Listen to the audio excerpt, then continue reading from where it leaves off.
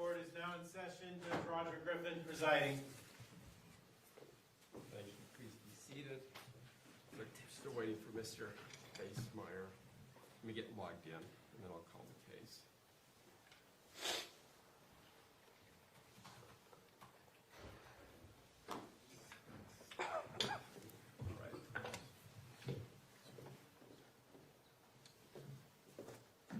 All right, it's formally called the matter of State of Utah versus Tracey Grist, case number 241101170. Counsel and court have been in chambers going over some issues pertaining to the jury, and we also had a motion that we've already dispensed of. I think we're ready to proceed forward. Is that correct, Mr. President? Yes. Mr. Well, Basemeyer, do you want are to ready? just? Yeah. I am. Judge, for the benefit of the record, it took us 2 seconds once we had Westlaw, but we found a citation that I think disposes of that issue dispositively. Okay. It is 2025 Utah 60, State versus Blackwing. The relevant paragraphs are 53 to 56, specifically 56. May I read a short passage into the record? In Blackwing, the issue was trial court allowing certain evidence of a prior crime in or not, as well as whether it would allow the conviction in or not. And then the appellate court, analyzing those decisions, stated as follows. But the fact that Blackwing was charged with and convicted of those acts carries no independent probative value. It shows only that another fact finder credited the evidence. The jury that will be impaneled in this case can weigh the evidence and assess credibility for itself. Evidence of a conviction would encourage the jury to abdicate its fact-finding responsibility and would be overly prejudicial. See Robinson v. Taylor, 2015, Utah 69, paragraph 32-33, discussing the risk that the jury may use the conviction against the defendant for improper purposes. The state would argue the flip side of that coin is equally true. The evidence of an acquittal would encourage the jury to abdicate its fact-finding responsibility and would be overly prejudicial, in this case, to the state as opposed to the defendant. Thank you. Thank you. All right, and that would just confirm the court's prior ruling in chambers. However, as I mentioned then, if the state opens the door, it's a whole new ball of wax. All right, anything else? Mr. Faceburn, would you wish to put anything else on the record? I don't wish to put anything on the record, Your Honor. I haven't, I haven't reviewed that case, and so the court has ruled. I've ruled. And since you have ruled, I'm ready to continue with the trial. All right. All right, with that in mind, then let's bring the jury in.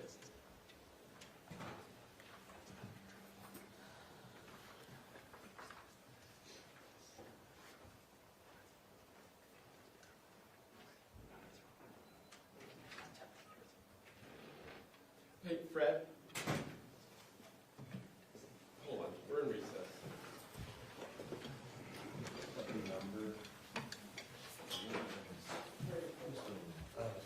What's up? I'm not doing a number exhibit then.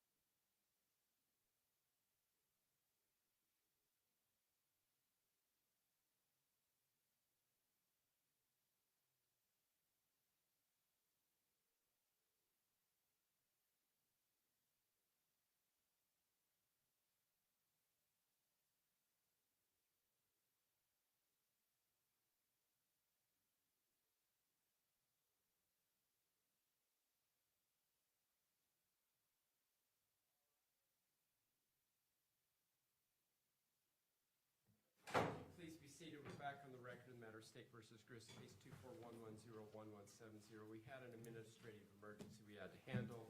Process of doing that, we got your TV back, Mr. Facebar, so we delayed, and we're going to bring that in right now and get that set up, and then we'll bring the jury in. I know that those behind me. See, I know that the family appreciates having that, so it's not just Mr. Facemeyer. Which I remember you all telling us that it seemed we might as well take a little longer break and have that set up before we brought everybody in. We appreciate it.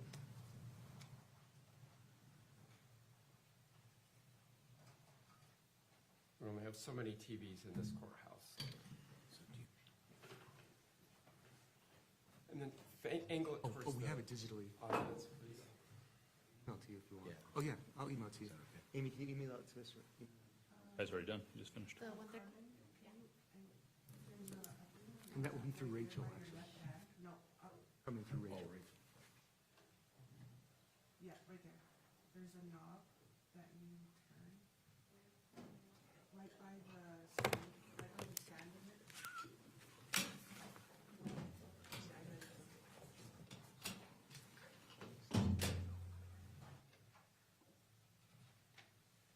Okay, perfect. Let's hook it up and then can you do a test signal once we get it? Is it plugged in? Is it turned on? No, we want it facing the audience, do we? I know, but you want to test Yeah. it, so I'm good. Okay. Can you make sure it's on HDMI 1?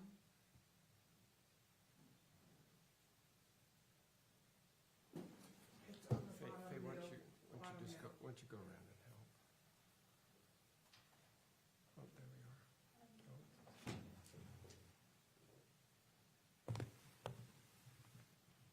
Mr. Pomeroy, maybe one of your teenagers is, you were mentioning.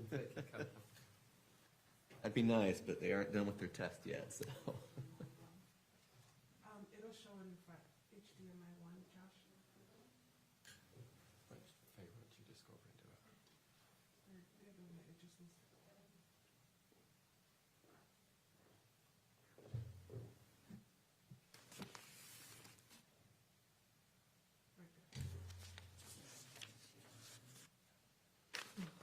No.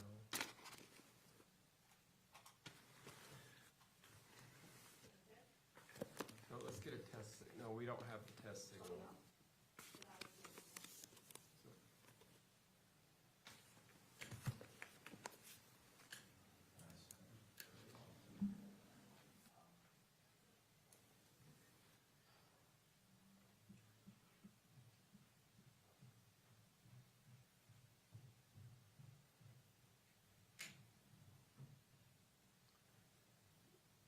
You're gonna have to go work.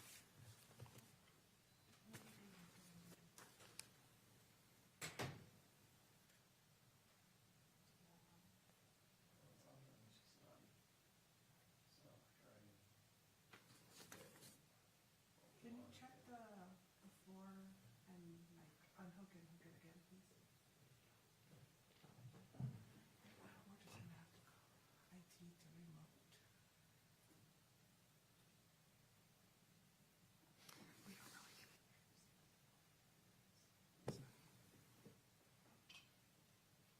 See things. Did you want to see the guy?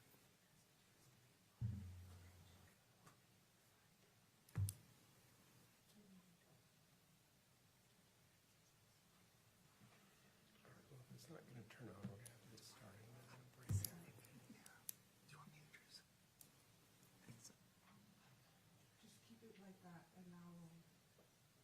Let's see if we can get IT to remotely log in and look at it, but just flip it back towards the audience and let's call the jury and get going.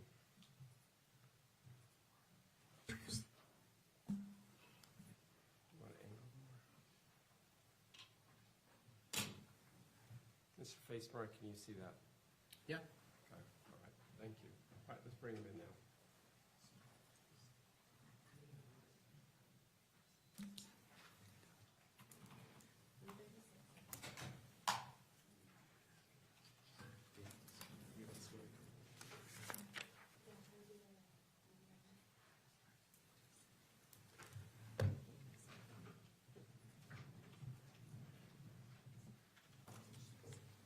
for the jury.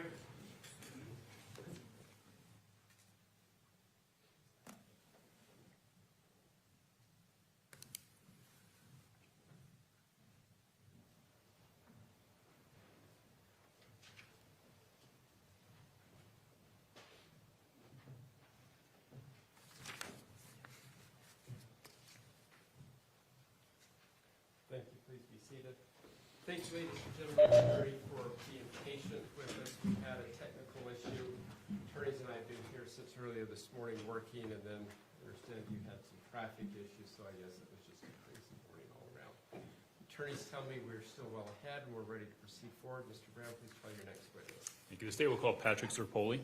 Mr. Zerpoli, if you come forward, I'll swear you in.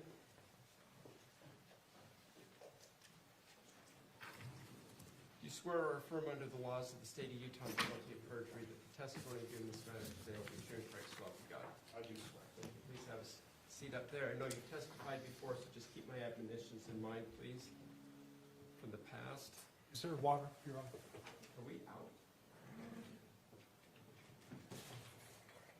Thank you very much.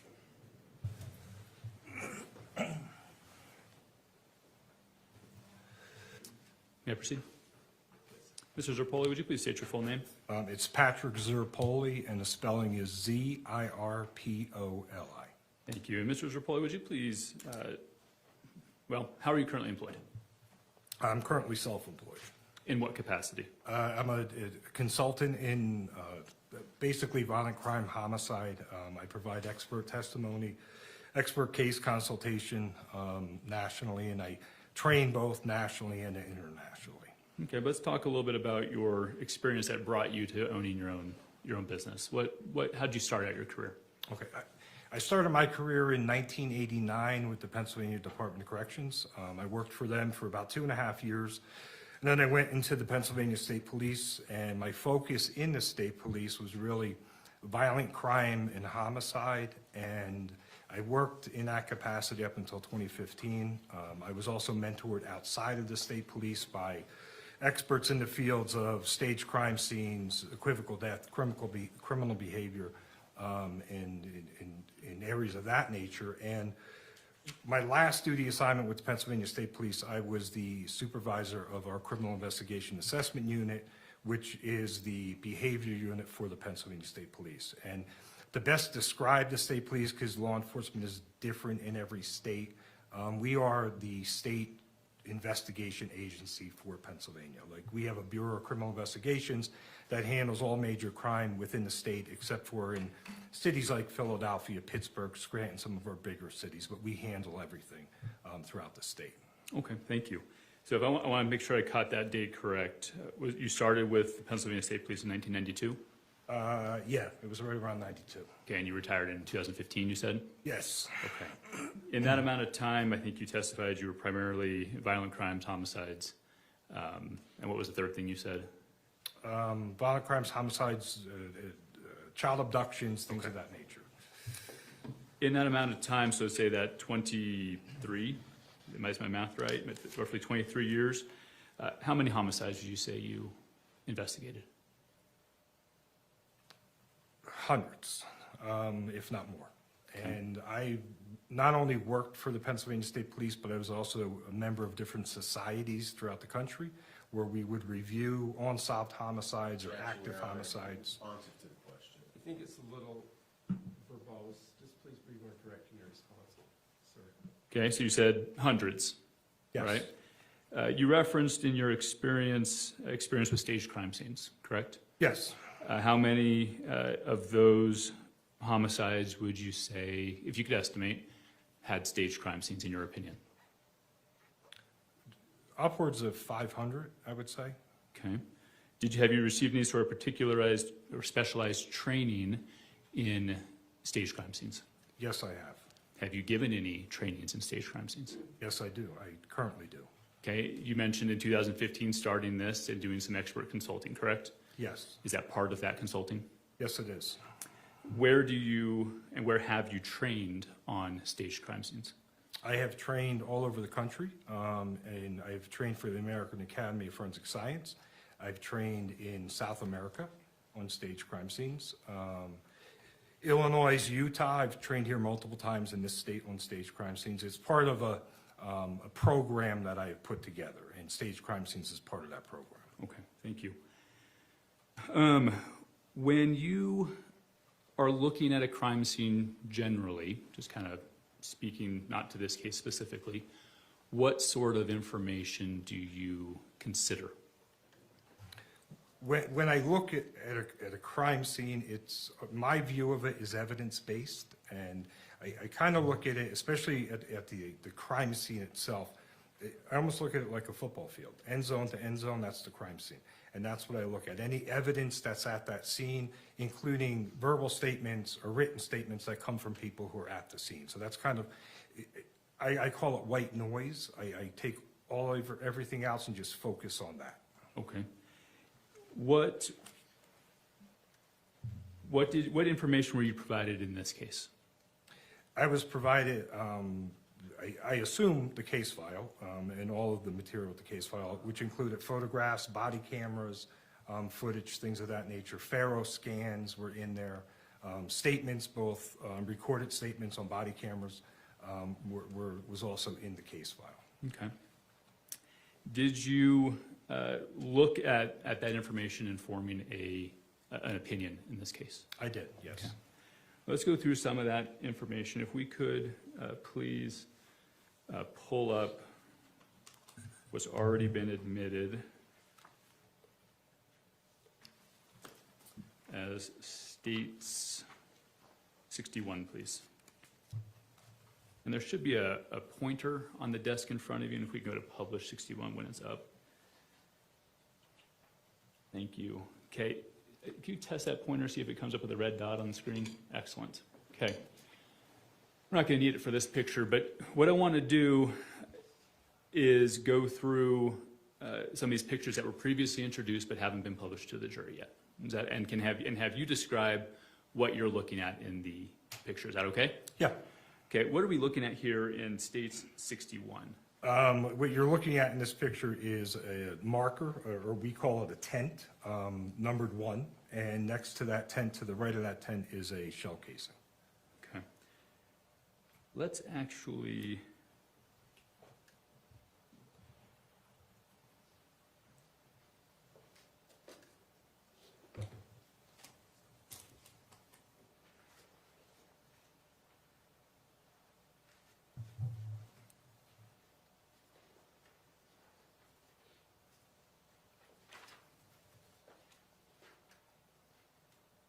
Let's actually do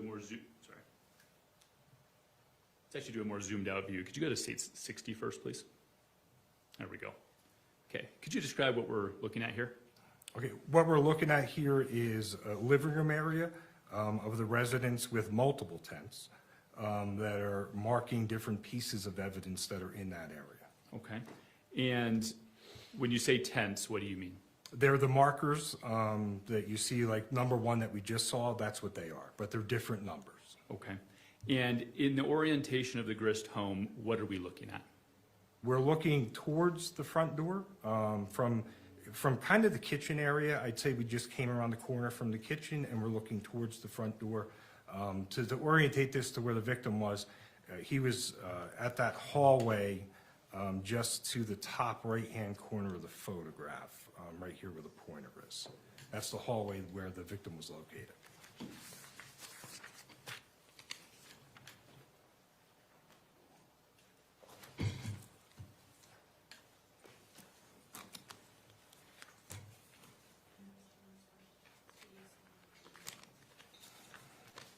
This may help us as well. Can we publish States 87?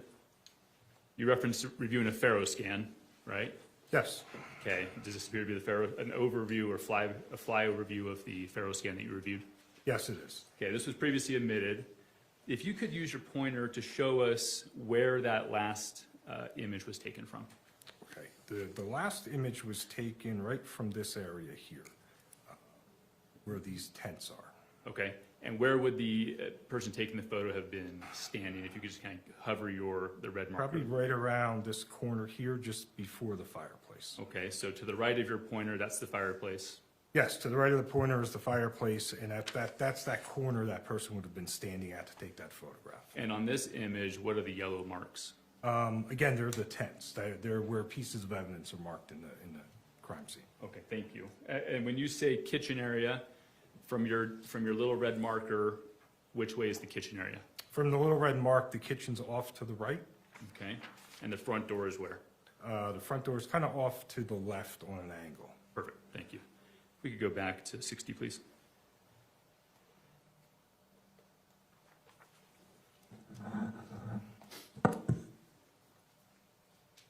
Great. So now this is that zoomed in view that we were just talking about, correct? Yes. All right, so now let's go through those tents. We already did 61, but if we can go back to that, please. Yes, please. Okay, what is this first marker? The first marker is a marker number 1, and again, it's a shell casing to the right side of the marker. Okay, and then if we can go to 62, please. What are we looking at here? 62 is tent 2 and 3, again with shell casings at both tents. Okay, 63. Is number 4, tent number 4 with a shell casing to the left of the tent. And then 65, please. It's tent number 6, again with a shell casing to the left of the tent. Okay, and then 66. It's tent number 7, again with the shell casing to the left of the tent.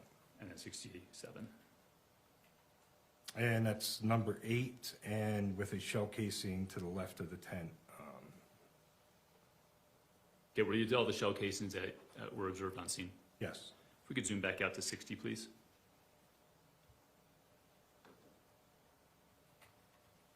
Okay, the marker in the bottom right corner, which marker is that? That's number 8. Okay, and that's the one we saw last before we came back to this, correct? Yes, yes. Other than 8, do those markers that we're looking at, do those all indicate the shell casing placement? Yes, they do. Let's go please to states 68. Okay, what is state 68 showing? This photograph shows 2 objects. It shows tent number 1 with the shell casing in it in the top left-hand corner, and tent number 2 with a sandal, kind of in the center of the picture. Okay, and then state 69, please. 69 is tent number 11, again with the matching sandal in the center of the picture. If we could please go to 70. What are we looking at here? 70 is the firearm that was used in this incident. The photograph was taken on the kitchen counter, and it's marked by tent number 12. And then states 22. This is the knife that was at the scene, again on the counter, and it's marked by tent number 13. Then let's go to 70. Well, let's pause there for a second. Well, let's do 72, please. 72 is tent number 14, showing a bullet hole in the corner of the wall just to the left of the fireplace. Okay, let's do all these bullet holes, and then we're going to pull that Faro scan back up, and I'm going to have you show me on the broader picture, okay? Then let's do 73, please. 73 is tent number 15, again with a bullet hole in a door. Okay, 80, please. 80 is marker number 16, again with a bullet hole in the door. 82. 82 is tent number 17, depicting blood running down the wall. 83.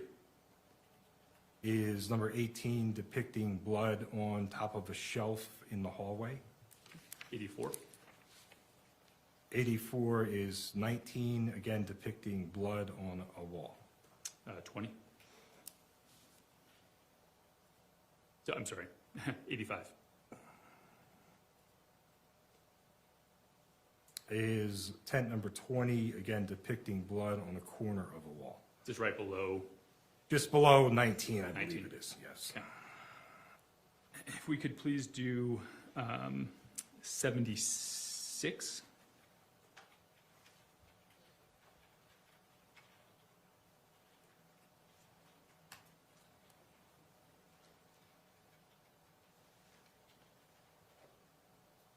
.76 is marked with number 2, and it is actually a bullet slug that's underneath these plugs. Okay, could you just point to that with the pointers a little bit so it's clear? The slug is right there. And you've referenced slugs and casings. Could you please describe what's the difference? If we put them back together, it's a bullet. So when you fire a bullet, the slug comes out of the bullet, and the casing is what actually holds it in place, and that's ejected from the firearm. If we could go to 77, please. Again, 77 is marked with number 3, and it's another slug that came from what's depicted on the floor with blood around it. Okay. 74, please.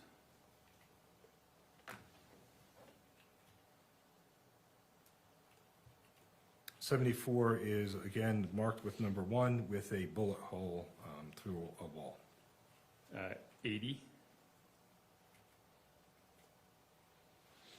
80 is marked with number 16 with a bullet hole through a door. And 81, please. That is not marked with anything. There's some photographs on the wall, but there's a bullet hole in the center, right above the pointer, right next to the pointer. Okay, do you know the relation of 80, 81, and 74? I believe that's the same bullet that passed through, that goes into the next door neighbor's garage. And do you remember where that was found? It was found in a bag in their garage area. In the neighbor's garage. Yes, in the neighbor's garage, yes. Thank you. If we could then go back to that Faro scan, and we're going to go through just briefly those bullet hole locations. I think it was 86. No, actually no, this one, 87 is fine, but can we zoom in on the 88 then? Excellent. Okay, slightly different orientation, but with this, could you please show us which of the markers are denoting bullet holes? Okay, so in this scan here, Just using that red marker, and we can zoom in if you'd like. this here in the bottom of that door, just below that red mark, is a bullet hole. There's a bullet hole right here on the corner of that wall, just underneath the red marker. And sorry, if you go back to that first bullet hole, do you remember where that slug was found? That's the slug that was found underneath those cords in that office area. Excellent, thank you.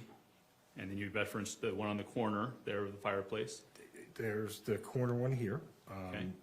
And that's that bullet hole into the wall. Okay, And then we have the bullet holes on the door, again, that correspond just above the red mark, that correspond with going through the wall, going into the neighbor's garage. great, thank you.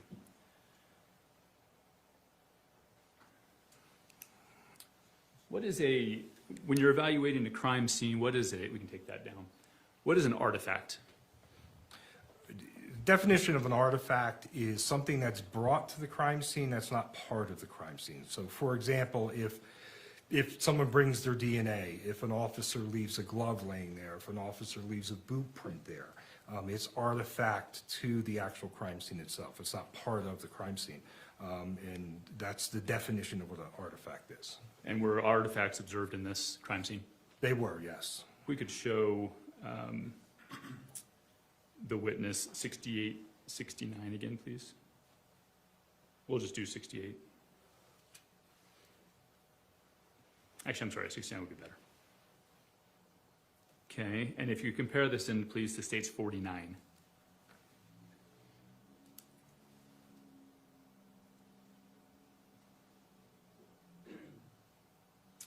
You've seen this body cam footage, correct? I have, yes. And could you describe the location of the sandals?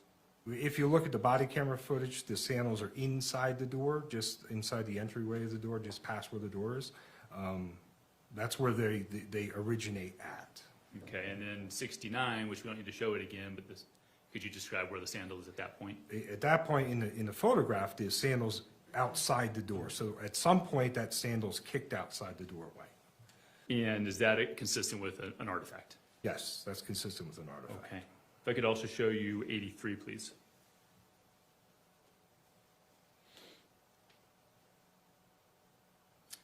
Did you also learn whether this was an artifact or not? Yes. And how was that an artifact? This blood originally was thought to be from the victim himself as he was falling down the hallway, but it comes to find out that an EMT had actually touched the wall after they were performing rescue saving measures on the victim. So the EMT gets up and actually touches that area of the wall and transfers blood onto there, and it becomes an artifact of the actual case. So that artifact 83, was that learned after your original report? Yes, it was. Does it change the conclusion that you reach in your original report? No. Can we go back to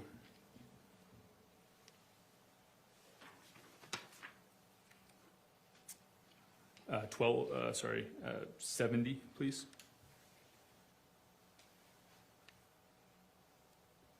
What kind of gun is this?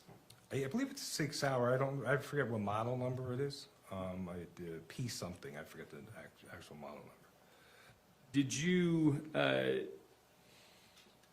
do analysis about how this particular gun ejects shell casings? Yes. Why is that a valuable tool for you in your analysis of the crime scene? If you look at a firearm and you know the ejection pattern of the firearm, then you're able to then orientate the shooter to where the casings are located. So we can almost put the shooter back in the area where he was at, just by the ejection pattern of that firearm. What is the ejection pattern of the 6 hour? The ejection pattern of this is to the rear and between 3 and 4 o'clock, meaning this. If I held a gun in my hand, this is the barrel, this is the back of the slide. If I put a clock on top of there and 12 o'clock was forward, then 3 o'clock would be immediately to the right, and then 4 o'clock would be just a little bit behind that. So that's how the shell casings eject from the firearm. Okay.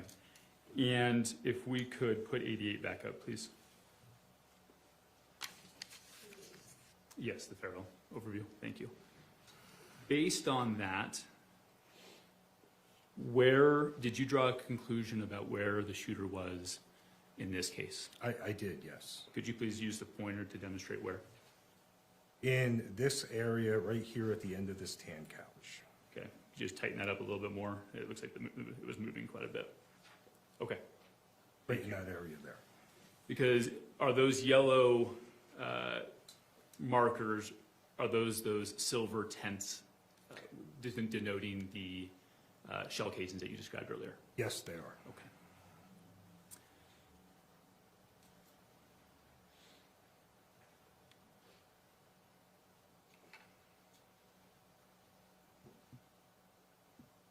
Did you evaluate, along with the body cams, the statements, the Faro scans that you talked about earlier, did you also evaluate the medical examiner's report?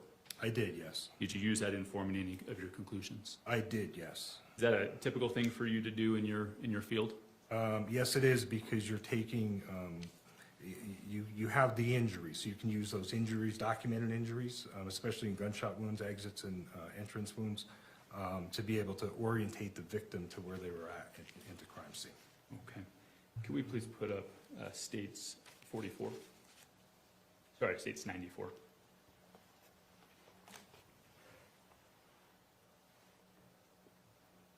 Was this the body diagram that you reviewed? Yes, it was. Okay, and medical examiners already talked about these, but would you please denote which of these injuries were entrances and which ones were exits? The entrances are marked on her, they're dots, but they're marked with different letters. If you see here, like A, B, C, E, I, G, H are all entrance wounds, and there's only 2 gunshot exit wounds that are marked with an X. They're on the front hip area here, and then there's one here in the wrist. What about the one above the F? And then one right here above the abdomen is also an X. Okay, so 3. Right, yes. Okay.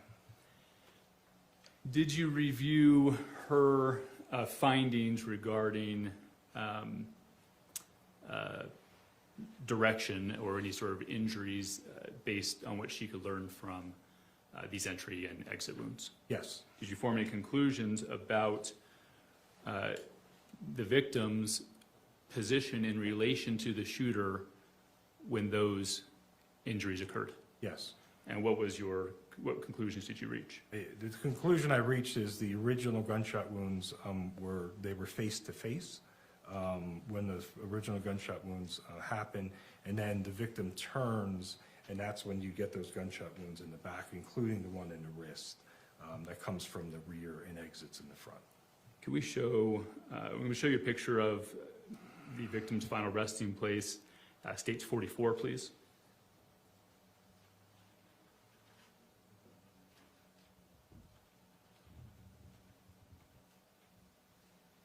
When you look at this photo, what does his positioning in relation to the room around him tell you? He falls directly down into this position here. That's why he begins forward and then he turns into the hallway, and this is where he falls immediately down. Let's go back to 88, please.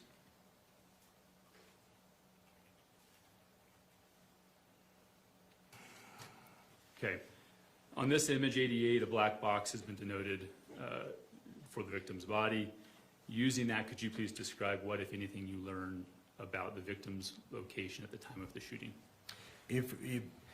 At the time of the shooting, the victim himself had to have been started in this area here, where that red dot is, because the injury to his forearm corresponds with this bullet hole that is in the wall here, because that's an entrance and an exit wound, and there's a bullet recovered from there. So he's in this, it starts in this area here and turns to go down the hallway, and that's when he's shot from the rear and falls down. Okay, thank you. If I could show you States 44 again, please.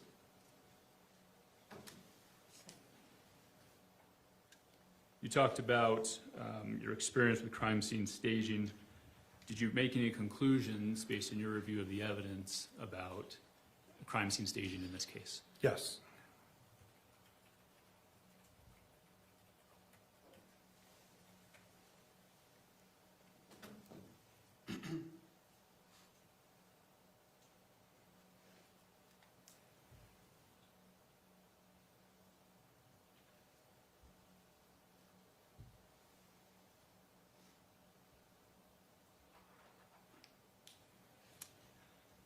So Stage 44 is back in front of you. When you look at this in regards to the topic of crime scene staging, what do you observe? From the topic of crime scene staging itself, when you look at the body, this is his final rest. Once he is shot from the rear, he falls into this position. You see no other movement of him. But what jumps out as far as the staging of him being moved post-mortem is you see blood stains here where his arm is moved multiple times. Is your pointer not working anymore? No, it stopped working. Okay, we'll do it the old-fashioned way. If you could just describe on the picture what you're referring to when you say blood stains. Okay, so if we look at the victim in this picture here, just above his right shoulder, you'll see it's more concentrated than the other stains that you're going to see. You'll see a blood stain there. That's final rest. That's where he falls down. That's where his wrist is bleeding and leaves that blood stain there. And then as you move out further, just above that, you see a lighter stain of blood. So when we look at blood stains need a source. So something has to be bleeding to leave that blood there. And the only source that we can have in this crime scene above his chest area is his forearm. So those stains have to come from his forearm. So his forearm is being manipulated, being lifted and put back down again. If he was dragging his forearm, those stains would look completely different. You'd see kind of drag marks across the carpet in blood versus it just being a stain where it's put straight down in blood. Okay, may I approach the screen over there just so I can point it to you?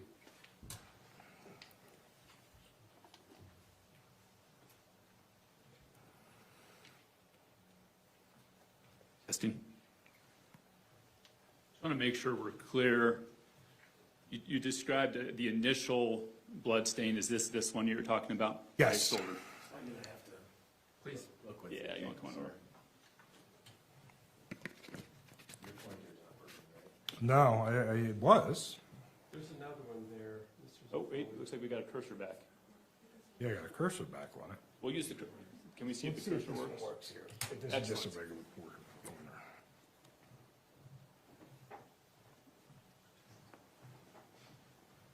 So I have the, oh, there, now it's back again.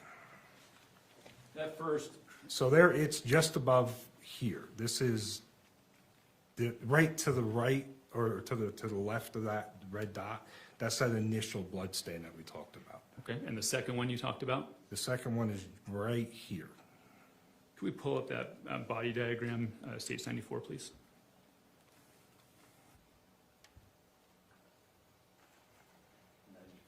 Please.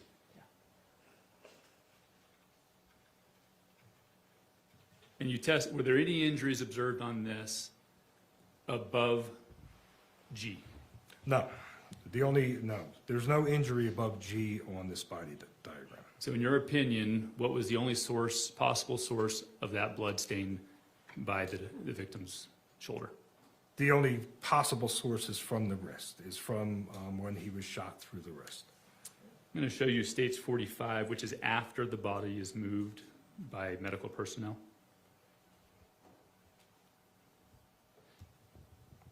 Okay. Why is this picture relevant? The picture is relevant for multiple reasons. Again, this is, this stain that we see here is that blood stain we're seeing outside of, from the top by his shoulder.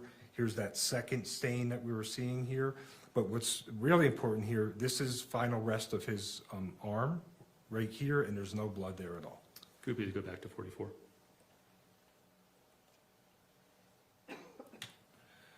So when you say final rest, could you circle where final rest is on this image? Final rest is, where his arm is put at final rest is right here. And based on 45, was there any blood on the carpet under that location? No. What does that indicate to you? It indicates that overall, his arm was left here for a period of time, the highest saturation of blood. It's moved once, it's left there for a short period of time, and then it's moved to final rest, and there's indication of no blood there whatsoever. Are there any other concerns that you have, just solely on the forensic evidence in front of you, about the placement of the knife? Yes, the orientation of the knife concerns me, and it concerns me more if we put his arm back into where he initially fell down. The knife is turned blade in. He should have stabbed himself. He's holding the knife with the blade towards himself versus the blade out, which is opposite in his hand. And if he fell where we see his arm come to rest, when he first falls down, that blade would have stabbed him at some point, or should have stabbed him here. But again, just the how it's held in his hand is concerning, and it does, and it tells me that it's put there post-mortem, after he's deceased and after he stops bleeding. That is placed in his hand. Is there any other indicators that it was placed in his hand? Well, let me ask it this way. You're familiar with the injury to the wrist, correct? Yes. Does that cause you any concern regarding the placement of the knife? It does, because I've seen crime scenes before, and they're not just staged crime scenes. I've seen crime scenes where people have been shot before and holding something, and they immediately drop that object. They're shot in similar locations there. So being able to hold that through this whole thing happening and being shot 7 times, that concerns me that he's still holding the knife.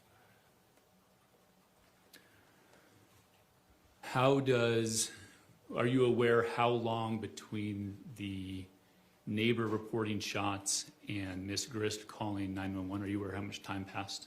I know it's documented in my report. I think it's somewhere between 8 and 9 minutes. I think that was the time frame, and I think that comes from timing on different video surveillance and things of that nature. But I think that was the kind of the range of the time. Does that passage of time between the report of shots and Tracey calling 911, does that factor into your opinion at all about the staging of the crime scene? It does, yes. How so? Because that's the time to stage the crime scene. That's the time to figure out how you're going to make this look like something it wasn't. Okay. 1 second.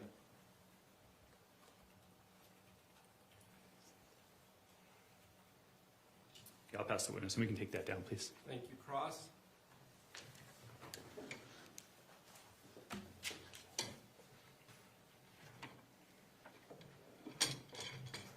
Good morning, sir.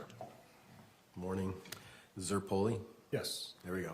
Yeah, excellent, perfect. It's the hardest part, right? That was the hardest part. All right, so, one moment. I don't know what number the picture is.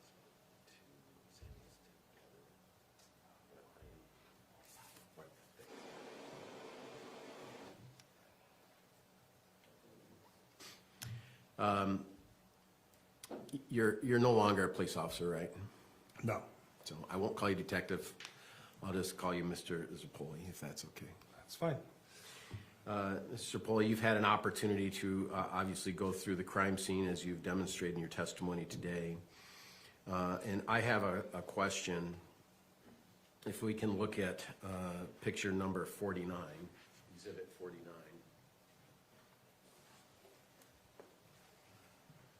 In exhibit 49, do you know where this picture comes from? It comes from a body cam. I'm looking at it up in the top right corner, where Axon body cam 3. Right, and so this wasn't taken as a still shot, it's just taken as a screenshot from a body cam, right? I believe so, yes. Yeah, and this, and you've reviewed the body cam, right? Yes, And this is really a demonstration of the first moments of officers walking into the home. Is that accurate? that is accurate, yes. And when you look at this picture, you can see a left and a right sandal, correct? Yes, And you can see an entryway, correct? yes, And then you can see tile. yes, You see the tile? And then you can see the carpet. yes, And so because this is body cam, this is really pretty instantaneous on when law enforcement gets there, right? yes, But as you stated, a few minutes after 911 was called. yes, Or I'm sorry, I phrased that wrong. I'm sorry, I apologize. A few minutes after the shooting took place. this body cam, yes. Yeah. These are for initial arriving officers, I believe. Right. So we had the time of shooting, which is not an exact known, but it's pretty close, right? A time of shooting. Yes, Then you have a time of 911 calls. yes, And then we have a time of law enforcement arrival. yes, Right. And this shot is time of law enforcement arrival. yes, And so, in this shot, this is, according to all that you've reviewed, a first view into the home. Is that right? that is, yes. So if this was not a crime scene, and if this was just, hey, I'm buying a home, this would be your first view into the home when you open the front door. Yes, Yeah. And the first thing you see is you see a fireplace, you see a nice rug, and you see a wall in front of you, right? yes, And so the natural part of this house is to invite you into this fireplace room. I'll call it a living room. Is that okay?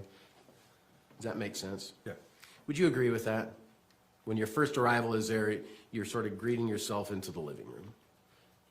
yes, Now, to the left of that fireplace, the wall takes a cut to the left. Is that accurate to your recollection? it is, yes. And then there's a hallway leading to the stairs where Matt's body was lying.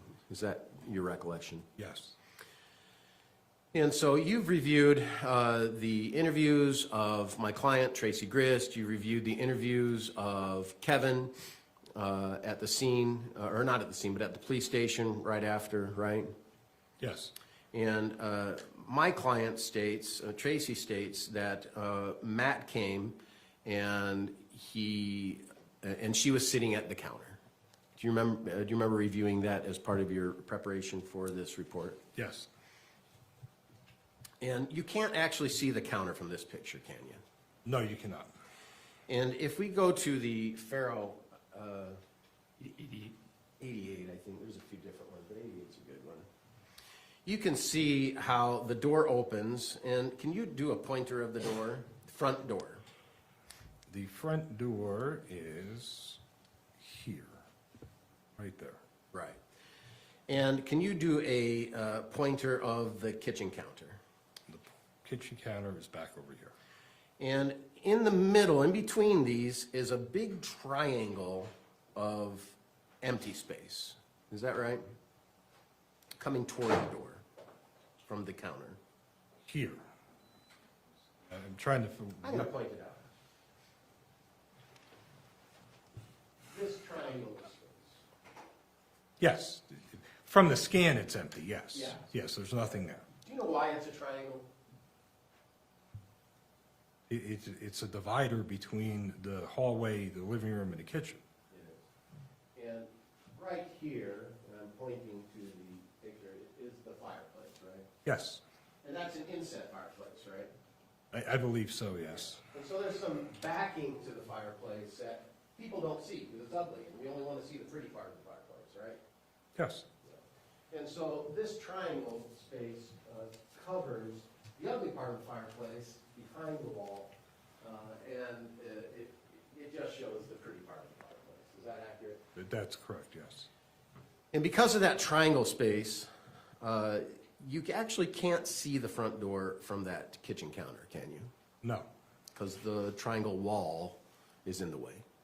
yes. If we can bring exhibit number 47.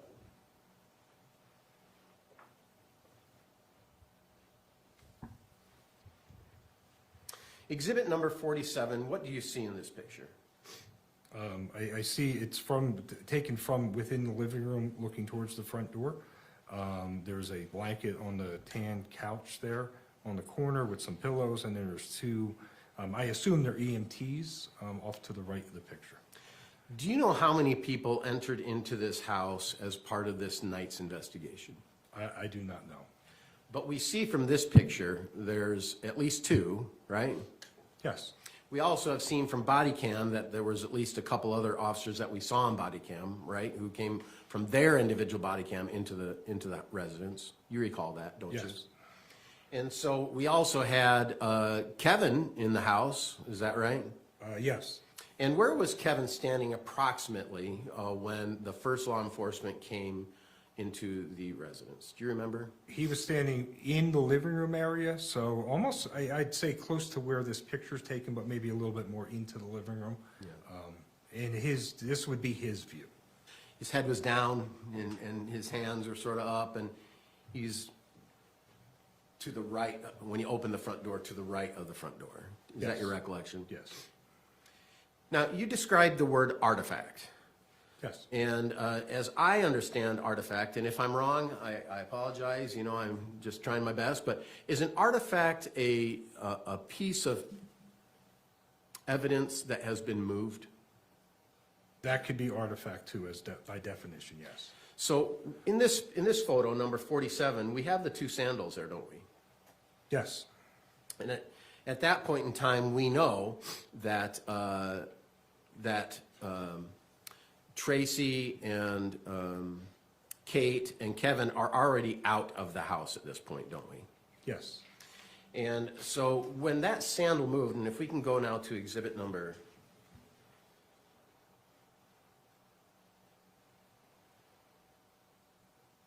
68.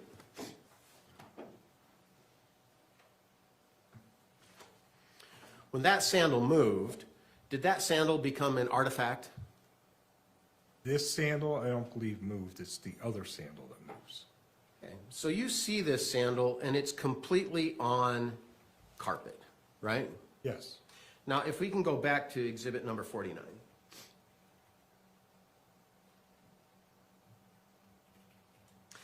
Do you see how both sandals are on the tile right there? they are. So both sandals were moved from their original location, yes. Yeah, both sandals were moved. And they're moved maybe not intentionally, but they're just moved as part of the, and Mr. Chipola, let's be honest, part of the craziness that's going on in the house with a dead man there. Isn't that true? There's a lot of people trying to help the situation. This sandal wasn't moved intentionally, do you think? No. No. But there was a lot of things going on to try to assist his life and to try to help the deceased. Yes. I guess the same could be said about, and if we could go to the ferrule.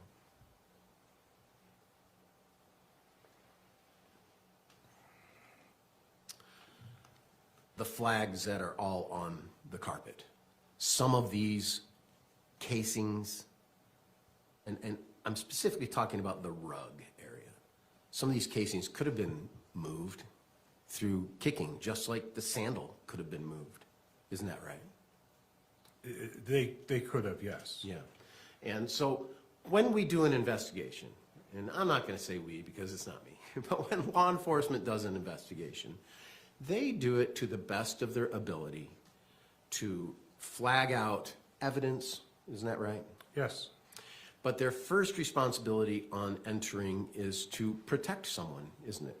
It is, yes. And so their first duty is to provide assistance and protection, and their second duty is to then investigate. Would that be a fair assumption of law enforcement's responsibility? Yes. And so with these flags that have casings and things of that nature, they aren't exactly perfect of where the shell falling out could have been. Indeed, we really don't know unless we had a video showing where the shooter was standing. Isn't that accurate? No. Okay, and explain to me how you can come up with that and that none of these casings had been moved like the sandal had been moved. I didn't say none of the casings, but you have to take everything into consideration, trajectory of bullets, where the bullet holes are corresponding to the injuries in the body. So once we start putting all of that together, you can then kind of put the victim back in his position. And if you can put the victim back in his position, you can then put the shooter back in his position, which corresponds to these casings. Okay. And so I think one of your statements today is that the flag, I'm just going to refer to them flags, okay? The flag on the corner wall, just southwest of the fireplace on that wall, do you see what I'm referring to? Yes. In your opinion, that's an indicator of where the deceased was approximately based on that bullet hole in that wall. Is that right? Yes. And can you explain the blood that was above the vent, you know, the line of blood? Can you explain how that got there? No.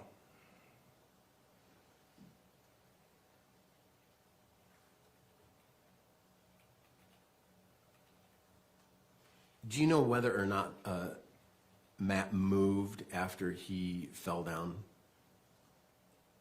From his body position, my answer would be no, he did not move. And is that because of the blood markings by his head and a bit above his head? And the other blood markings under his body, yes.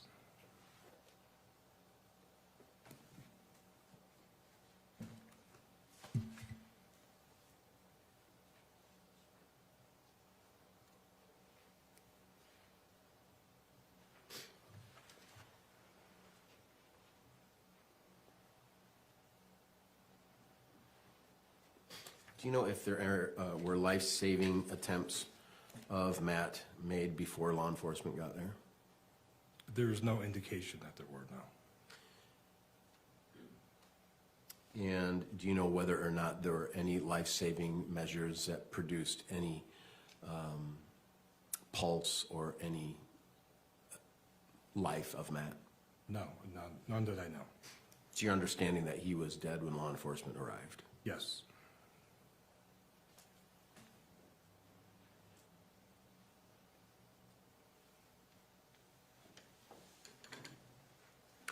And with these casings, and some could have been moved and some could have not been moved, I guess we agree on that, is that right? Yes, yeah. You can come to an approximate area of where the shooter is, but it's not an exact location, but approximate, correct? That's correct, yes. And what's the bubble of approximation, do you think? I think the bubble of approximation is right in this area at the end of the couch. I think the bubble is, Can you do that with? if this thing works again, I think the bubble is in this immediate area right here, right by this end of this couch here, which corresponds with the bullet holes in the doors, the bullet holes in the walls, and it moves around the corner as this is occurring. As he's going down the hallway, the shooter's also moving at the same time. Moving toward the couch? Moving away from the couch, moving towards the door. Because when you start looking at trajectories of bullets, these are forward into this wall, into this door here. So it goes straight through the door, straight through the wall, straight into the neighbor's garage. So you have him then making a turn, the victim making a turn down the hallway. And that's when you get this corner shot here into this, into the corner of that wall. It's not straight into the wall, it's almost into the corner of the wall. Yeah. You were a police officer for how long? 23 years with the state police. Okay. And so as a police officer, you were trained in many different ways, is that right? Yes, I was. And in your training, you were trained in firearms, is that a fair assumption? Yes.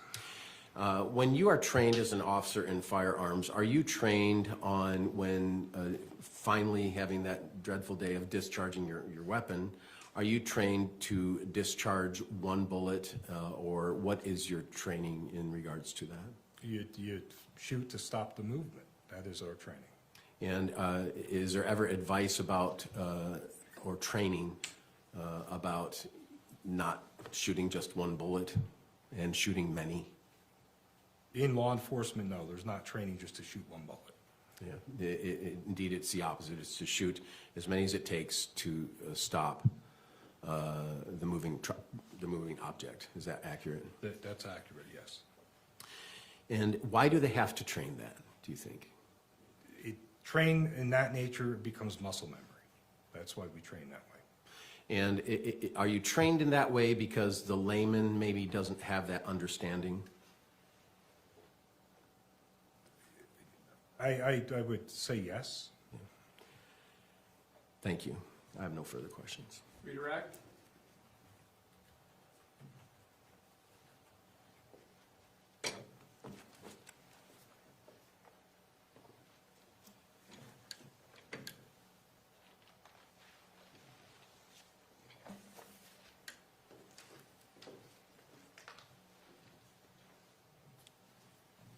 Just one line follow-ups. You were asked about the possibility of the shell casings being disturbed on scene after EMS arrives, correct? Yes, And you acknowledge that that is a possibility. it is a possibility, yes. Were the shell casings the only piece of evidence that you used to determine the likely position of Mr. Ellis when he was shooting? No. What were the others? The entrance and exit wounds on the body itself from the autopsy, plus the entrance wounds and exit wounds into walls and where bullets were recovered. Once you can kind of put all that together, and more importantly, the trajectory of bullets, like how the bullets are passing through the body, you can then use all that information to put them, or put the shooter where he is at the time. Is it fair to say it's like a math problem where you add all the pieces together? It is, yes. You cannot look at just one thing. You look at all of it, the totality of the circumstances, then tells you where people are at that time. And finally, does anything about the possibility of a shell casing being disturbed, the possibility of that, does any of that change your opinion on the placement of the knife post-mortem? No. Okay, thank you. Recross? No, Your Honor. This witness be released? Only you may step down, sir. Thank you. Thank you, Your Honor. Next, Mr. Bobby. All right, we'll take a quick break. All right, we'll take a brief recess then, thank you. All rise for the jury. Yeah. Thanks for understanding.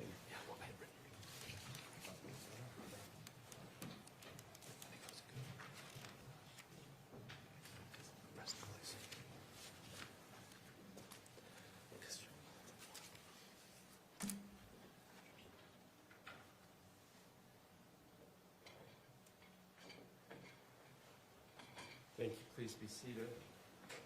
Anything we need to put on the record before we take a recess? We're going to work on the TV while we're on the break. Yeah. Which they will not.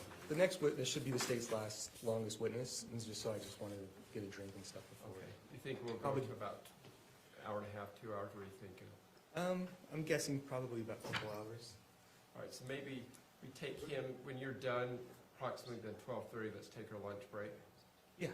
Also, I'll tell the jury when they come back, and we think the next witness will take for direct approximately 2 hours, and then we'll take our lunch break. Okay. It could be shorter. It could be an hour to 2 hours, somewhere in Okay, there. so, Mr. Facebar, you fine with that? Yeah. I mean, if it's only an hour, that'll put us at 11:30, so we could take an early lunch. All right, we're in recess, thank you. All rise.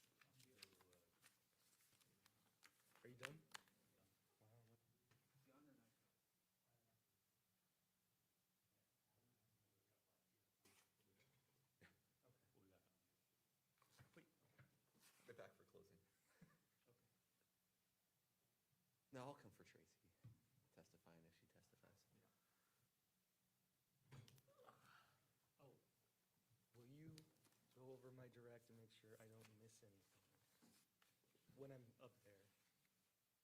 That make sense? Yeah, do you have a copy of it with you? I only have that copy. I only brought one extra. Or you have your own copy still, right? Yeah, I have my own copy. So cricket. No, not with this witness. There might be one.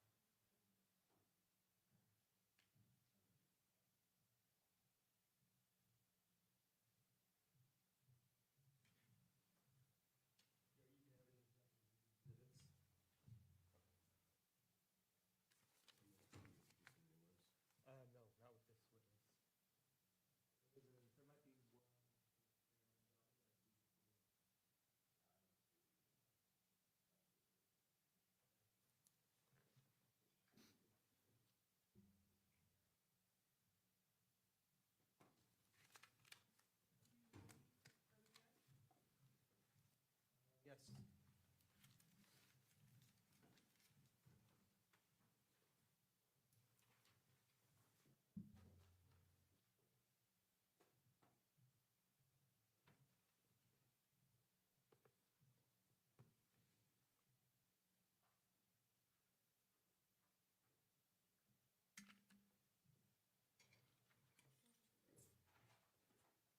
All rise.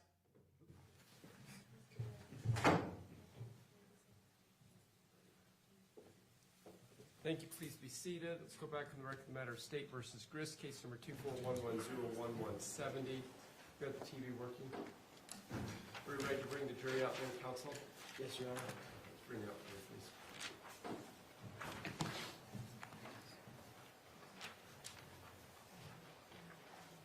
Pardon?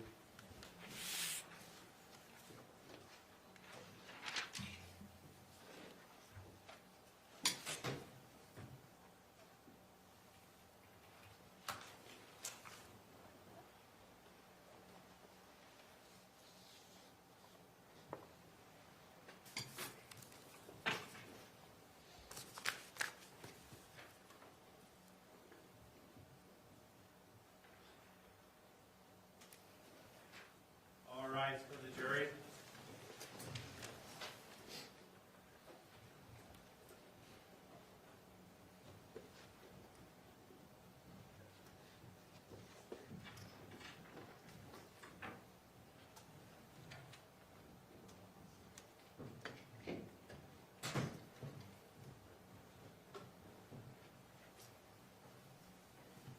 Thank you. Please be seated. I think we've got technology problems figured out, which is why we took a little bit longer. So, that in mind, Mr. Mutabi. The state calls Detective Nordine. Detective Nordine, if you come forward, I'll swear you in. Do you swear or affirm under the laws of the state of Utah, penalty of perjury, that the testimony given in this matter today will be true, correct, so help you God? Yes. Thank you. Have a seat up there. If you run out of water, let me know. I've got extra water. Thank you.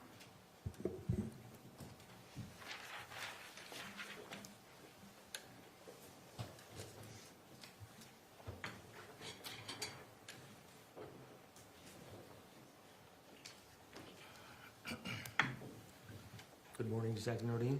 Good morning. Will you state your name and spell your last name for the record?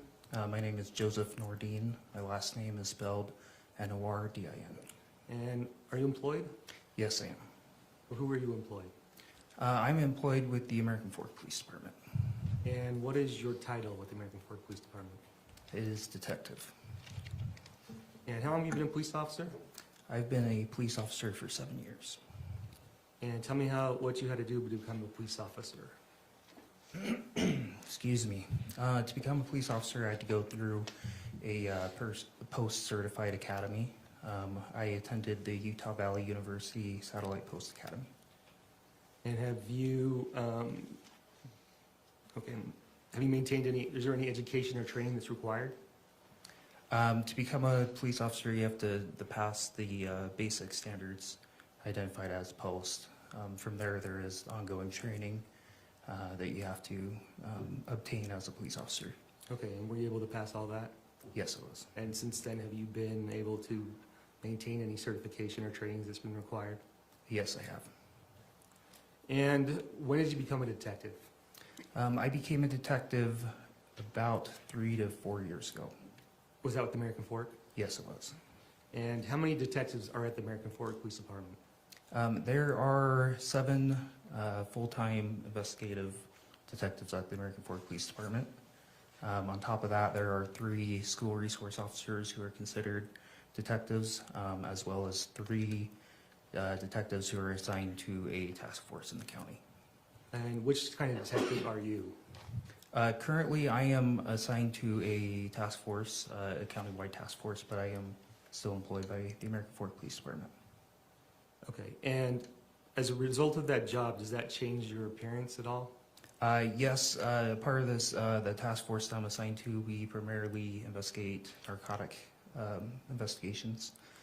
So my day-to-day currently involves a lot of surveillance and blending in, not trying to be noticed as a police officer. Okay, so what have you done to help blend in? I've grown my hair out, grown my beard out. It doesn't look like a standard patrol officer. What kind of crimes do you investigate as a detective? In 2024, I was assigned as a general investigator. I would investigate crimes against persons, property crimes, sexual assault cases, everything from burglaries to up and including homicide. And how many homicides have you been a detective on previously? Before this case, I helped investigate 2 prior homicides. Okay, are you familiar with this case? Yes, I am. And what is your relationship to this case? What is your role in this case? In this case, I was assigned to be the case manager, the lead detective in this investigation. Okay, and is this the first homicide you've been the lead detective on? Yes, it is. Tell me about when you first became involved in the case. Do you recall what day that was? Yes, I do. And when was that? So that was July 12th, 2024. I was called by my direct supervisor, Sergeant Lunt, who informed me that there was a shooting, and he asked me to respond to the scene to help with the investigation of the shooting. Okay, were you the lead detective at that point? No, I was not. Do you recall about when you responded to the scene? Yes, I arrived at the scene approximately between 10:30 and 11 p.m. that evening. Okay, and tell me a little bit about the neighborhood. What kind of neighborhood is it? So this neighborhood is a gated community made of condos and townhomes. It is known as the Haymaker. I'd like to show you, is it gated all the way around the community? Yes, it is. Okay, how many entrances to the community are there? To my knowledge, there's 2 gated entrances to the community. And about how many residences are within the community? There's approximately, I would say, 50 to 100 separate residences inside the community. Okay. I'd like to show you this marks as States Exhibit 100. Do you recognize what that is? Yes, I do. And what is it? So this is a picture of the entrance and exit to that Haymaker community from the 900 East roadway. Okay, and which way did you go that night to get to the residence? This would have been the way I entered the residence. And when you got there, was the gate locked? Yes, it was. And how did you get into the gate? As police, we have codes for to access these gated communities. There's general public safety codes that are given to access these communities. Does it fairly and accurately represent what that community looks like Yes, it does. from that gate? That gated entrance, yes, that does look like what it looks State like. would move to admit and publish State's Exhibit 100. Any objection? So ordered, thank you. And I'd like to show you what's marked as state would move to publish. I'd like to show you next is marked as State Exhibit 101. Recognize what that is? Yes, so this will be the second entrance to that gated community. It is accessed off of Bamberger Drive. Does it fairly and accurately represent what the gate looks like on the other side? Yes, it does. State would move to admit State's Exhibit 101 and move to publish. Any objection? So ordered.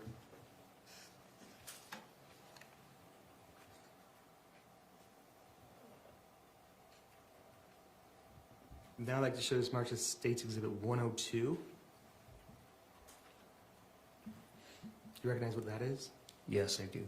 And can you tell me what it is? So this is a map overview of the gated community. And in this picture, there is a red line dictating where that gate runs around the community. Does it fairly and accurately represent what a map of the community looks like? Yes, it does. State would move to admit State's Exhibit and publish 102. Any objection? No, Your Honor. So ordered, thank you.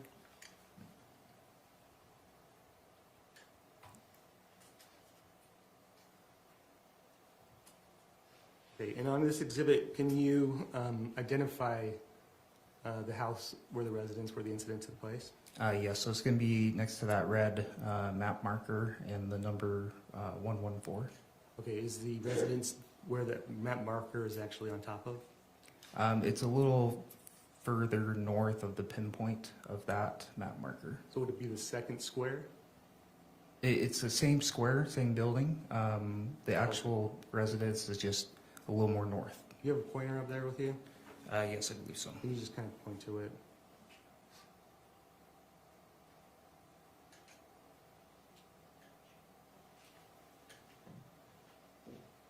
Of course.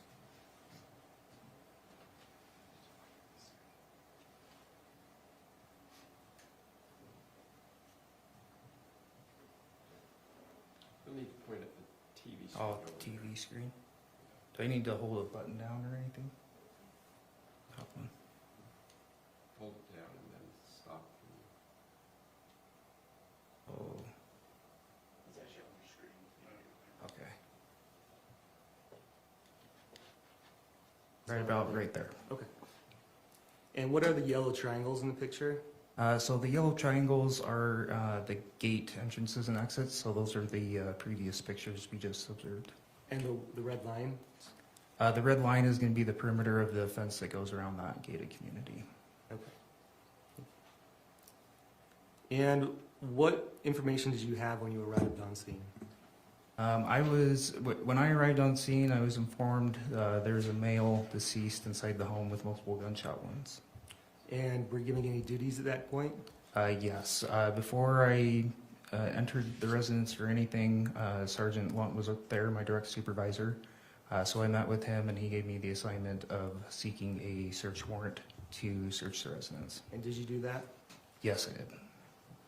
And did you have any other duties at that point? At that point in time, for the first hour and a half I was on scene, I was typing that affidavit for a search warrant. And was that approved? Yes, it was.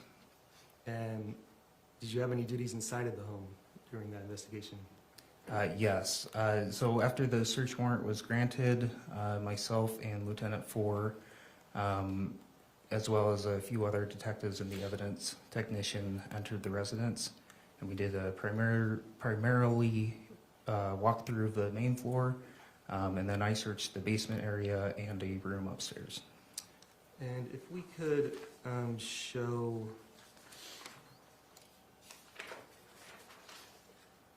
State's Exhibit 46.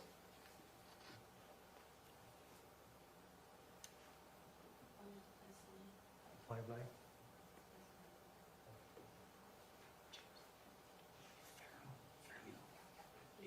86, sorry, 86, I'm sorry. If we go ahead and play that.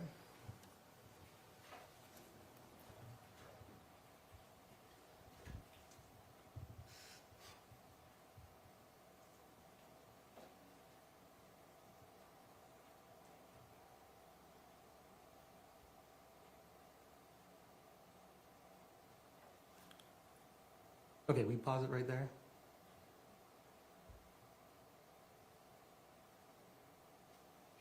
Can we go back to that?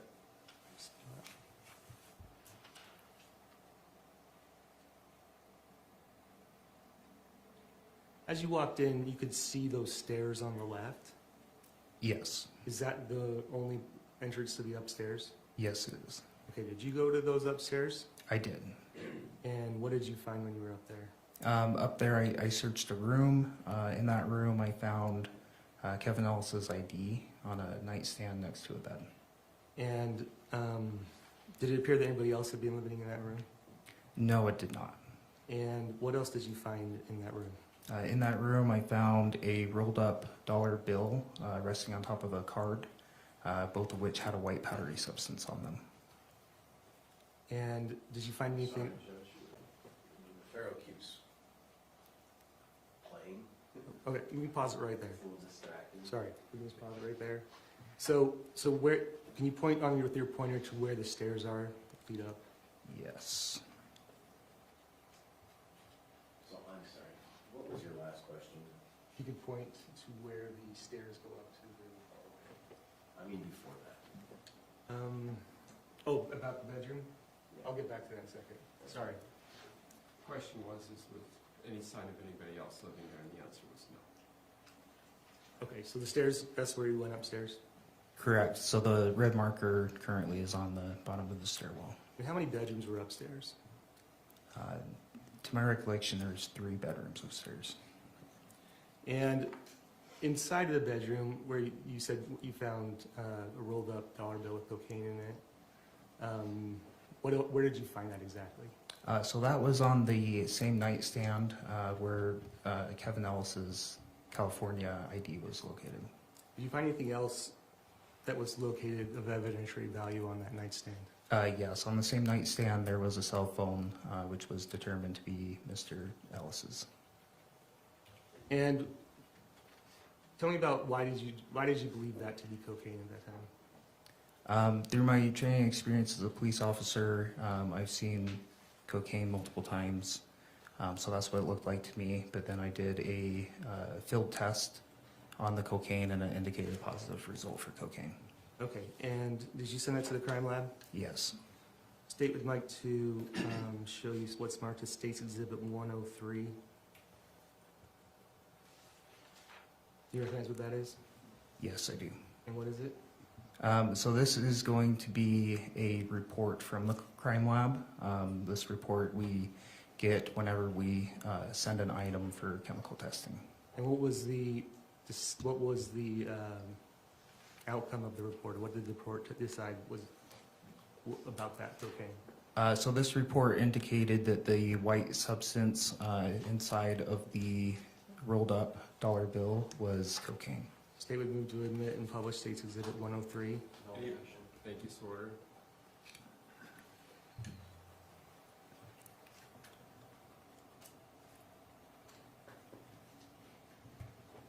And this report comes from the Utah State Crime Lab? Yes, that's correct. When you were on scene, did you become aware of any evidence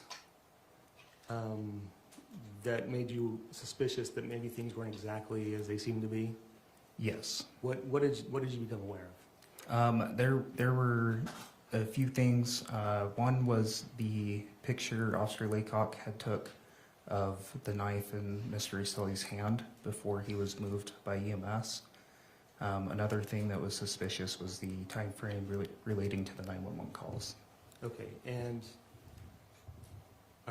what were the time frames of the 911 calls, if you remember? So Miss Laney called 911 at 10:09, and Miss Grist didn't call 911 until 10:15. Okay. Have you heard the 911 call before? Yes, I have. State would like to admit and publish State's Exhibit 104. The objection? No, Your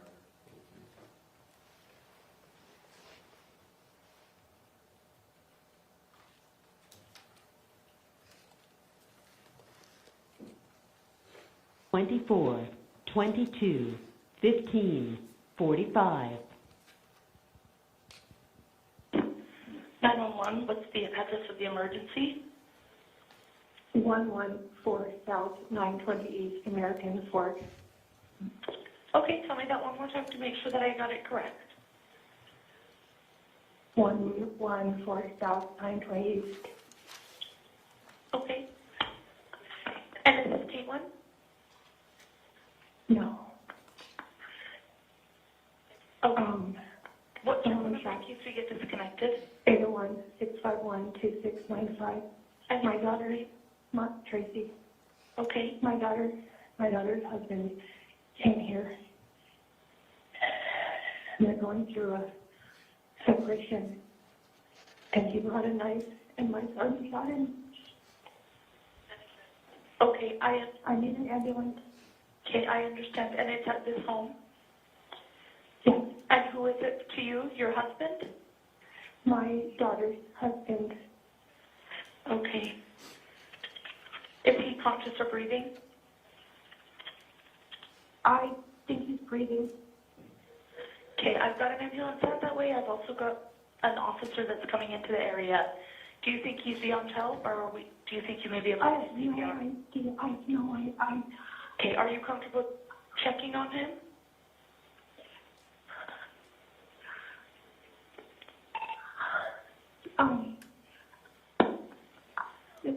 Where is the gun at?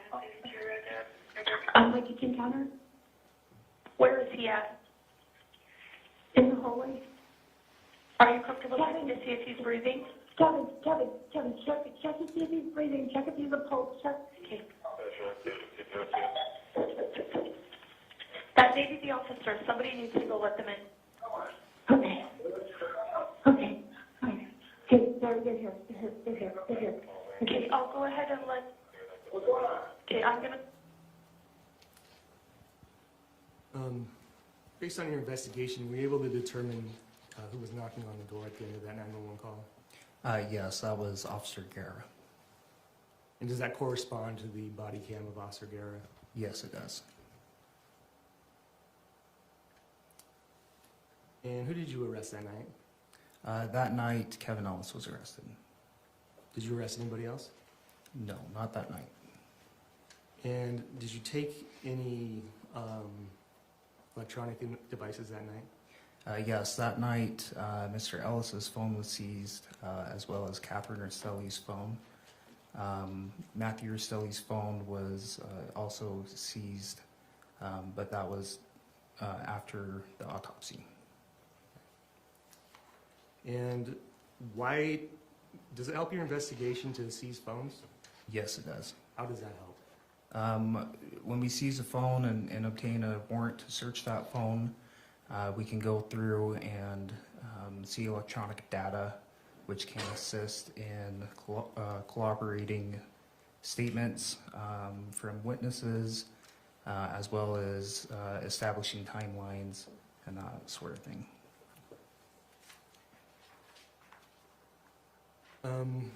When did you first go into one of the phones? So I searched Kathryn's phone several days after the incident date. It was on July 16th. And why did you wait several days to go through the phone?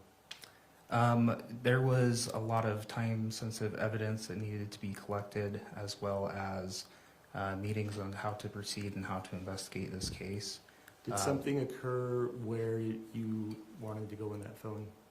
Yes. So from the time, from July 12th to July 16th, we had received a tip from one of Kathryn's friends who told us that she believed It goes to an investigation of why he did what he did. Let's clarify that this is just why he acted that way. Is this the reason you went into the phone? Yes. So I think it's hearsay, Your Honor. He can say why he's investigating, but not what. I thought that's what we changed it to. So I agree with your objection, but we corrected it, I believe, at this point. Okay. So based on that information, did you go into Kathryn's phone? Yes, based off that information, a search warrant was obtained to search Kathryn's phone. And what information were you looking for on the phone? So I was looking for cell phone communication through calls, text messages, social media messages, as well as device locations, any sort of... Let me rephrase. What specific information were you looking for on Kathryn's phone based on the tip that you received? I was looking for information pertaining to an AirTag that may have been in Matthew's truck. Okay, and did you find information about that? Yes, I did. What did you find? I found several text message communications between Kathryn and her family about an AirTag that was labeled truck. Okay, and based on that, what did you do next? The next day, on the 17th, a search warrant was granted to search the truck for the AirTag, as well as the residence for further evidence. What other evidence? So at that time, we seized any Apple device that could be capable of using the Find My app to operate or to look at a AirTag, as well as Miss Grist's cell phone and Rachel Jorgensen's cell phone. Okay, and do you remember what day that was? Yes, that was July 17th. And did you search the truck? I personally did not search the truck. I had other investigators search the truck. You know if an AirTag was found? Yes, an AirTag was found. And I'd like to show you what's Exhibit 105. Do you have the AirTag with you? I believe it's over by the bailiff. Can I approach the witness, Your Honor? Yes, we have ongoing permission.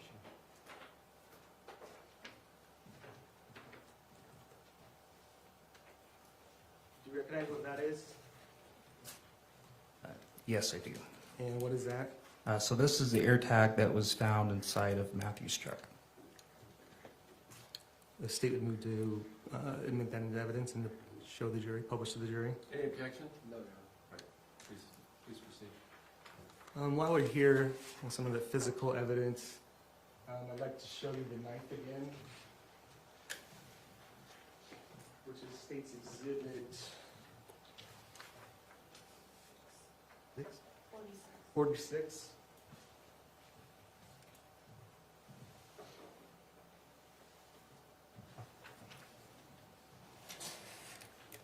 And what do you see on the knife? So on the knife, there is some pink marker writing on it.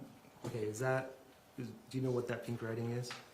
Yes, I've asked our evidence technician, and the evidence technician told me that is documentation from the state crime lab. And I'd like to show you what's marked State 136. What is the number of that? 136. What number is this one again? 136.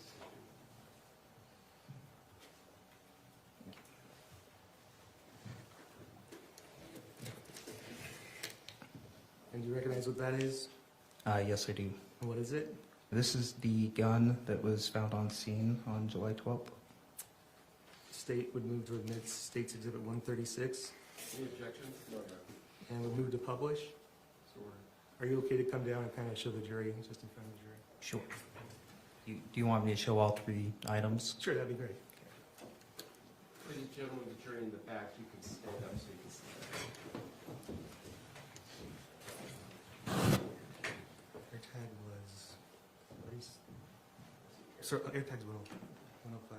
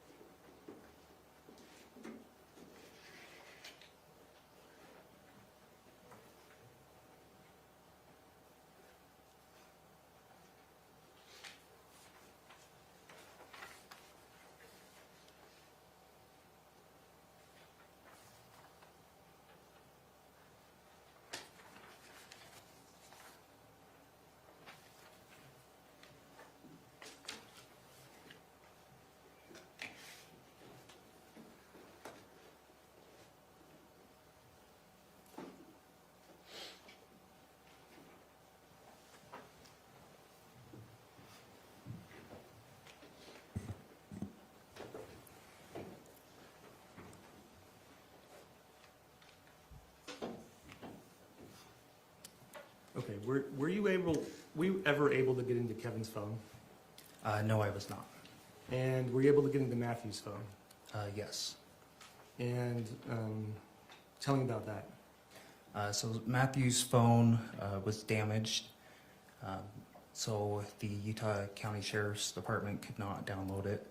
It was sent down to Utah Tech University in St. George, where they did a specific chip-off download of Matthew's cell phone. And were you able to get into Kate's iPad? Yes. And what did you find on Kate's iPad? On Kate's iPad was the voice recordings between herself and Matthew. Are those the same ones that you heard played in trial earlier? Yes. And were you able to get into Tracey's phone Yes. and Rachel's phone? Yes. Now let's talk a little bit about the knife that was found in Matt's hand. What information did you find out about the knife? So I began inspecting the knife. I saw that it was the brand EvaTac. And what kind of knife was it? It was a pocket knife, folding pocket knife that had a seatbelt cutter on it as well as a glass breaker. And were you able to determine if that's a knife you could buy locally? I was able to determine you cannot buy it locally. I went around to several sporting goods stores, Walmart, that type of stores, as well as gas stations, looking for the knife and asking employees if they sold that brand of knife. Okay. And so, based on that, did you try to do anything else to learn more about the knife? Yes, I did. And what did you do? So I did a Google search of the brand name and found that a company in Australia with an Australian website used to sell that knife, but they no longer did at the time I searched it. Okay. Did you find out any more information about that? Yes, I did. I emailed that Australian company for information regarding the knife and their products associated with it, as well as if I could send them legal correspondence. And did you get a response? Yes. They told me, the Australian company told me through email that they had sold that portion of their company off to a US-based company named Ape Survival.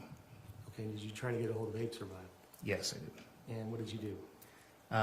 I found the Ape Survival website, and I called the number listed on their website. And did you get a response? I did not, no. What did you do next?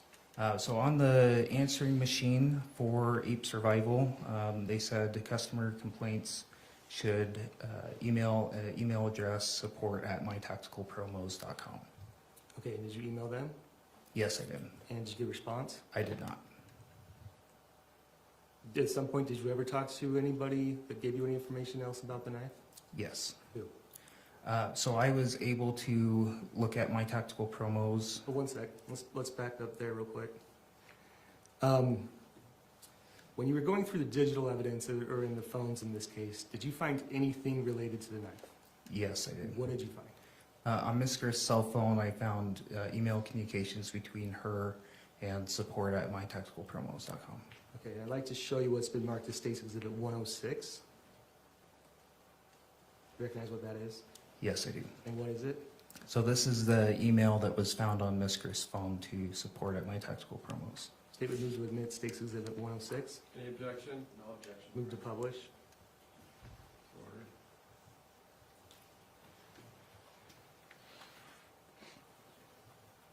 And what is the defendant asking for in this email? So in this email, Ms. Grist emails support@mytacticalpromos requesting to stop the shipment of mystery box gifts to Peter, also known as Pierre Beauregard, as well as Amy McQuillan in Ramona, California. Okay. And were you able to determine what date this email was sent? Yes, it was. And what date was it sent? So this was sent on April 10th, 2024. And were you able to determine if Tracey was in Ramona, California at that time? Yes. How did you determine that? There is text message conversations between herself and Amy McQuillan that suggested she was present at Amy's house, as well as metadata on pictures taken from Ms. Grist's phone that showed the coordinates of Ramona, California.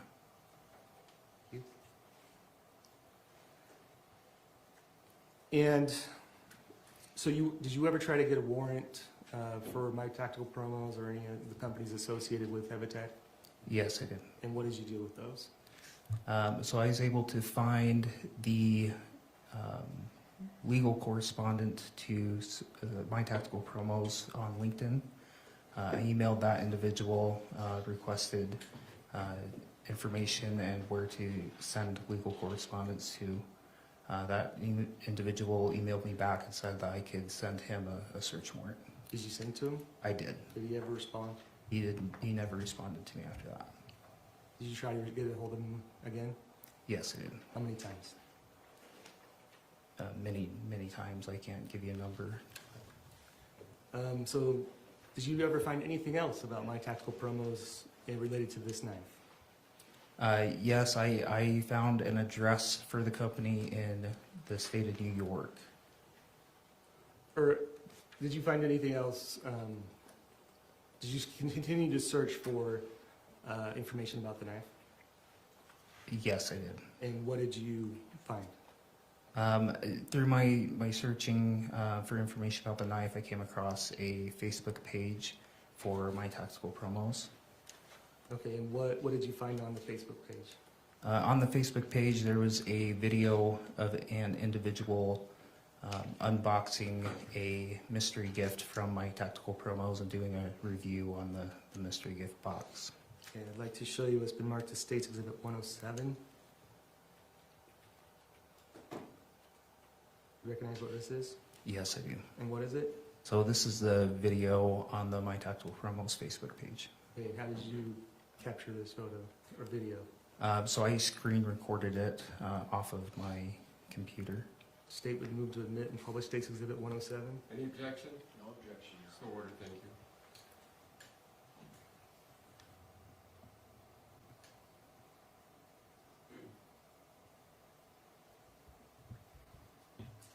This out. Mystery boxes. These normally cost 60 bucks. During the winter, people pay full price for them all day long, but it's summer, and they want to encourage Americans to connect with the outdoors, so they are going to be putting these on ultra clearance and give them away for free. All you have to pay for is shipping and handling on this. A chainsaw, that's cool. So here's one of these boxes. Here's what's been sent out. Last bit in here. So I got a chainsaw, I got some night vision binoculars, I got a water drinking straw, just a thrill of the unknown. Cool tactical flashlights, all stuff that I'm actually going to be using in my outdoor adventures. A little saw here. I mean, this is just packed full of stuff. Like I said, you can get this all for the cost of shipping, just sending it right to your home, but you got to act quick.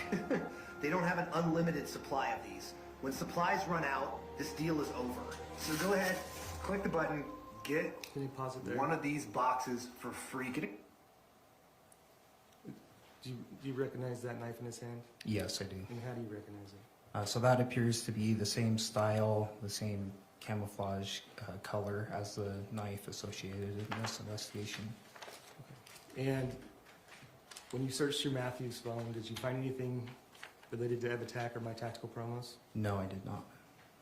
In any of the phones you searched, or iPads, did you find any other information related to My Tactical Promos or Evitech? No, I did not.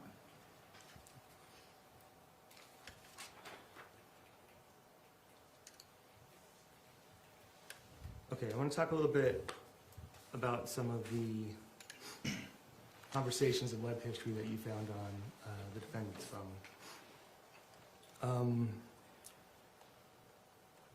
You know if Kate and Tracey ever had conversations that you found? Yes, they did.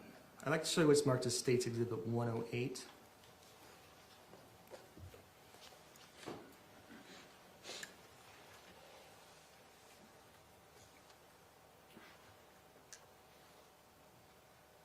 Okay. Do you recognize what this is? Yes, I do. And what is it? So this is communication between Kathryn Restelli and Tracey Grist. This appears to be taken off of Kathryn Restelli's phone. Okay, and do you know what date it is from? It appears to be from May 22nd, 2024. Okay, state would move to admit and publish State's Exhibit 108. No objection. Thank you, no objection noted.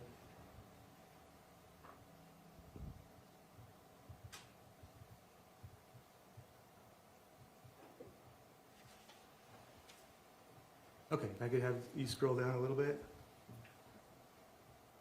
Okay, what is the first text that she says?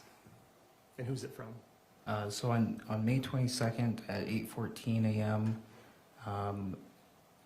Kathryn sends Tracey a text saying awesome seats. We can scroll down, next one. So this, sorry, If you could just keep reading some of those texts. okay. So this text was sent on May 22nd, a little later in the day at about 2:37 p.m. Again from from Kathryn to Tracey, and Kathryn says, "I hate my life, Mom." Okay. And then if I could have you, read the next text. Kathryn shortly after also texts, "I hate that I have kids with Matt." If we could screen down, or the next page on page 3, could you read the text at 3:58 p.m.? Page 3. So at 3:58 p.m., Kathryn texts Tracey, "This is so bad right now. I hate him so much." And if you could turn to page 5. You start at the top and read the time and the date. So this will be May 23rd, 2024, at 6:11 a.m. Tracey texts Kathryn, "All ready to board. I am early and all set." And can you read the next 2 text messages? Kathryn responds, same date, at 7:43 a.m. Yay. The next one. The next text was also sent the same day, a couple hours later, from Kathryn to Tracey saying, "Matt redacted all he said about you not being able to stay here. You're more than welcome here." And then the next text at the bottom of the page. Tracey responds, "Okay." And on the next page, on page 6, if you can read those last 2 texts. Tracey also texts, "I'm glad. I wanted to be able to see your babies and hang out and see you." If I could show you what's been marked as State's Exhibit 109.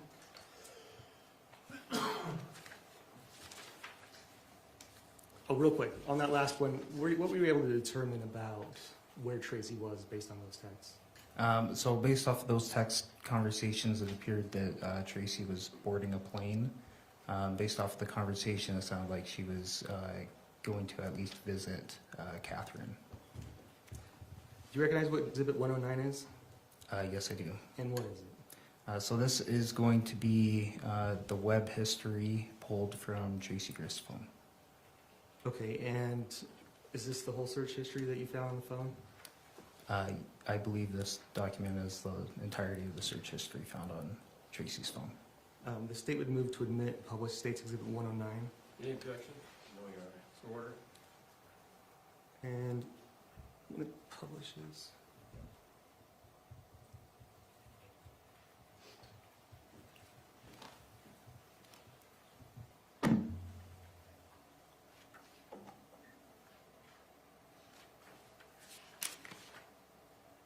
If you could take me to page 43.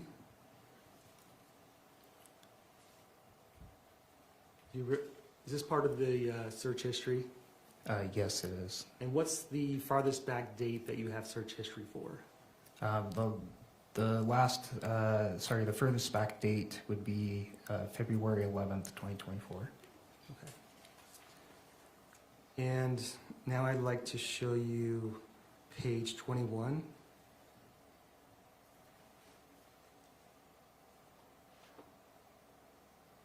And so after the previous texts, which were on, when were the last texts? If we could go back to page, or to Exhibit 108. I believe they were, sorry. Do you recall what the last text message in time was? Yeah, so the last text messages was sent on May 23rd, 2024 at 9:46 a.m. Okay, if we go back to the search history on page 43, what, if anything, did you notice that the defendant searched at 12:10 p.m.? At 12:10 p.m. on May 23rd, Sorry. Excuse me, Judge. What's the page? You drop down to the page number. On the actual exhibit, Yeah, there's a page number right. 21. So, can you? Thank you. Could you read numbers 28 and 20, 287, 288 and 287? Yeah, so the entry listed as 288 was searched on May 23rd, 2024 at 12:10 p.m. It was a Google search asking what scent, I believe that's supposed to be scent, SCEBT, attracts mountain lions. And what was the next search you did? So the next search was the same date, 1 minute later. It is what scent attracts mountain lions to humans. And I'd like to show you what's marked as Exhibit 110. Do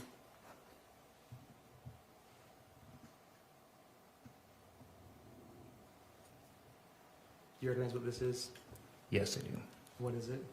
So this is cell phone communication between Tracey Grist and Kathryn Restelli, and it was pulled from Miss Grist's cell phone. And what was the date on it? So this is from May 30th, 2024. State would move to admit State's Exhibit 110. Any objection? No. Move to publish. So ordered, thank you. And if I could have you read these text conversations. Yeah, so the first text is sent on May 30th, 2024 at 7:08 a.m. This is from Tracey to Kathryn. She says, "At airport now, boarding in an hour." And what does Kathryn say? Kathryn responds a few minutes later, "I feel like it was a good trip, all things considered." And what does Tracey say on the next page? Tracey responds, "Me too." Does this confirm that Tracey had been to California and spent time there? It does appear that way, yes. I'd like to show you what's marked as State's Exhibit 111.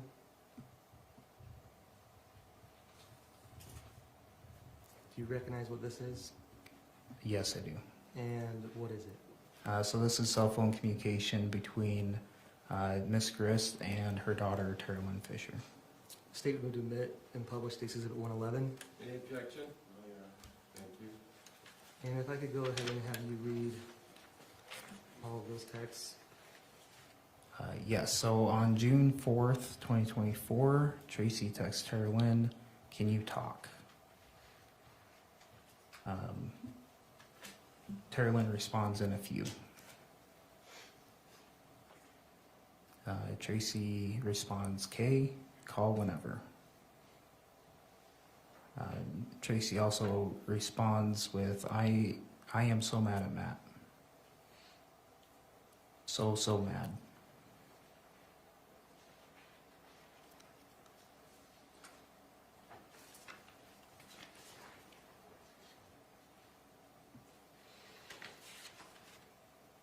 Okay, and if I could show you what's been marked as State's Exhibit 112.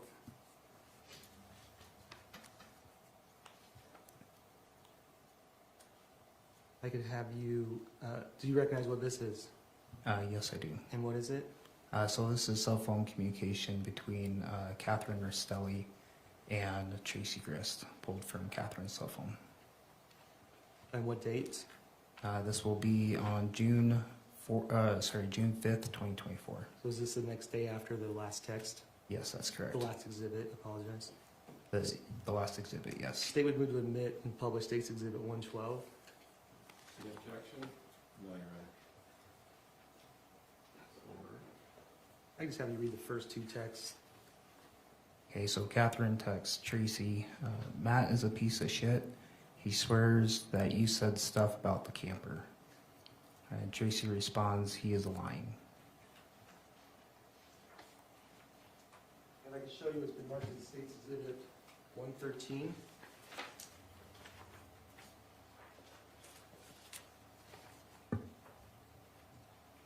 Recognize what that is? Yes, I do. And what is it? So this is cell phone communication between Rachel, whose current last name is Jorgensen. On the document, it's listed as Trujillo, but it's between her and Tracey Grist. And what date? This will be on June 6th, 2024. And is it fairly and accurately represent, or does this evidence come from the cell phones? Yes, this comes from Rachel Jorgensen's cell phone. State would move to admit and publish State's Exhibit 113. Any objection? No, Your Honor. So ordered. I could just have you read the second message on page 1.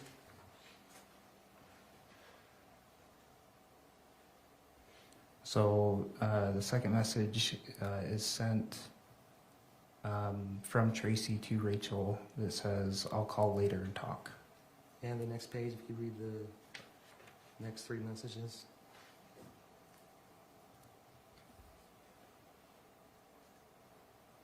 So Rachel responds, "That's okay, sounds good." Tracey then says, "Plus, that made it so I want to kill him. When Katie asked about whatever I had said about her being in the camper too much, which I never said anything, he straight up lied. I'm gonna kill him." And then what does Rachel say? Rachel responds with, "I remember you telling me about that." Okay. And now I'd like to turn your attention back to Tracey's web history. If we could go to page 20 of Exhibit 109. And starting on June 2nd, if we could start with, if you could start with 272, what is the defendant's search? So on June 2nd, around 4:40 p.m., Ms. Grist searches Wendy Adelson photos. And do you know who Wendy Adelson is? I do now, yes. At the time, did you know who Wendy Adelson was? No, I did not. And who is Wendy Adelson? Wendy Adelson was the wife of Dan Markell. And who's Dan Markell? Dan Markell is a individual who was murdered in his driveway in Florida. Okay, if I could, do you know when Tracey or the defendant first searched anything to do with the Adelsons? Off the top of my head, I don't recall the first search. If I could take you to page 42.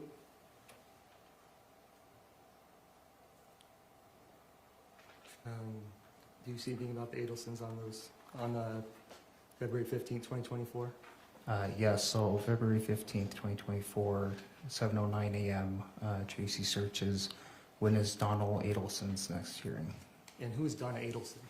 Donald Adelson is Wendy Adelson's mother, who would then be Dan Markell's mother-in-law. And what happened to Donna Adelson? Donald Adelson was arrested for involvement in Dan Markell's murder. Specifically, what was she accused of doing? She was accused of conspiring with her son Charlie to hire a hitman to murder Mr. Markell. This is still 109. It's just page 42.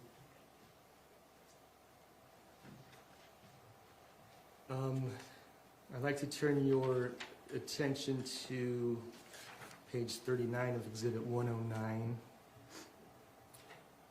Is this the next time that the defendant searches anything to do with the Adelsons? From that February 15th date, yes, it is. And what does she search? So on February 24th, she searched at 9:08 a.m. She searches Dan and Wendy Markell wedding. And then when is the next time that you were aware that she searches the Adelsons? I honestly don't recall. She searched the Adelsons numerous times. Okay, if we could go back to the June 2nd, page 20.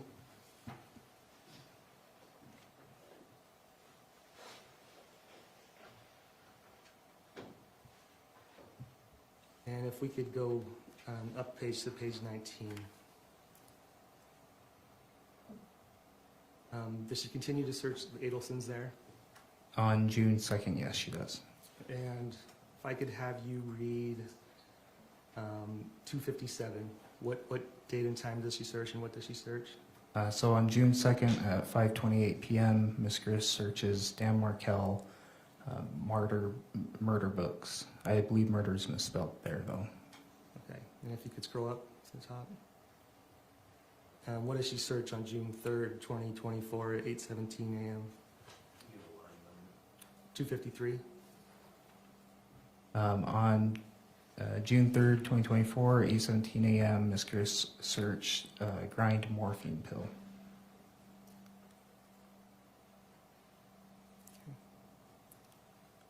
If you continue to go up.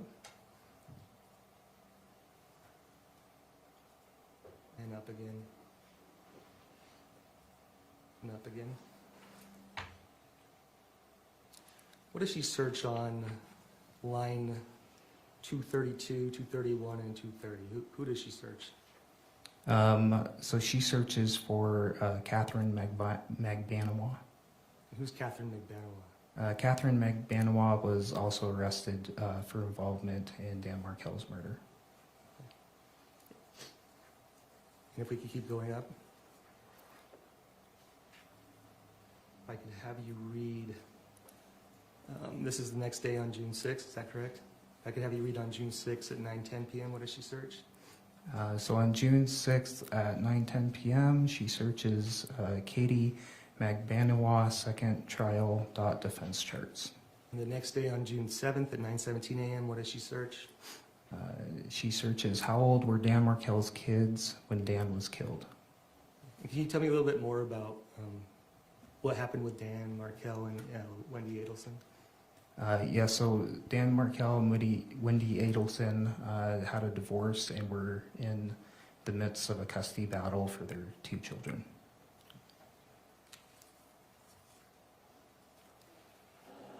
I'd like to turn your attention to State's Exhibit 25.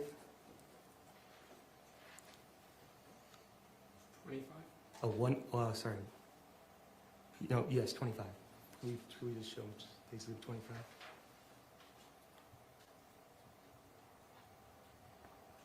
Okay, on June 25th, what does Kathryn text her mom? If we go down to the green.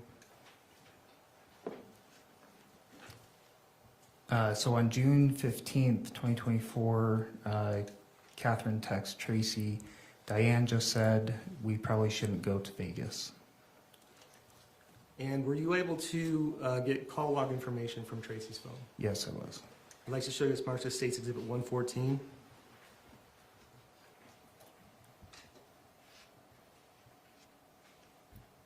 You recognize what that is? Yes, I do. And what is it? So this is going to be a call log history from Tracey Grist's cell phone. From what day? So this will be on June 16th. Is it the day after Diane canceled the Vegas trip? Yes. Or at least that Kathryn told Tracey that she canceled the Vegas trip? Correct. State would move to omit and publish State's Exhibit 114. Any objection? No objection. Thank you, so ordered.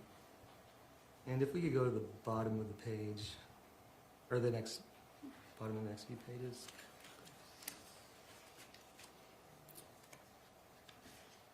Farther down, please.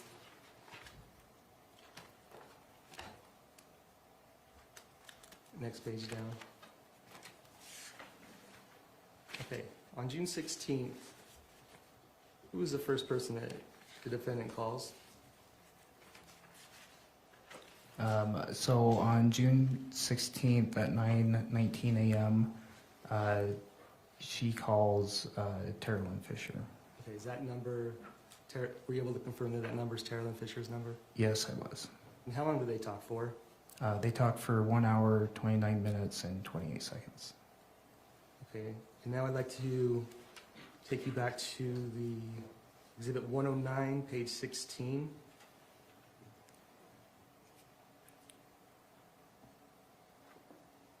What does the defendant search at 10:18 a.m. on June 16, 2024?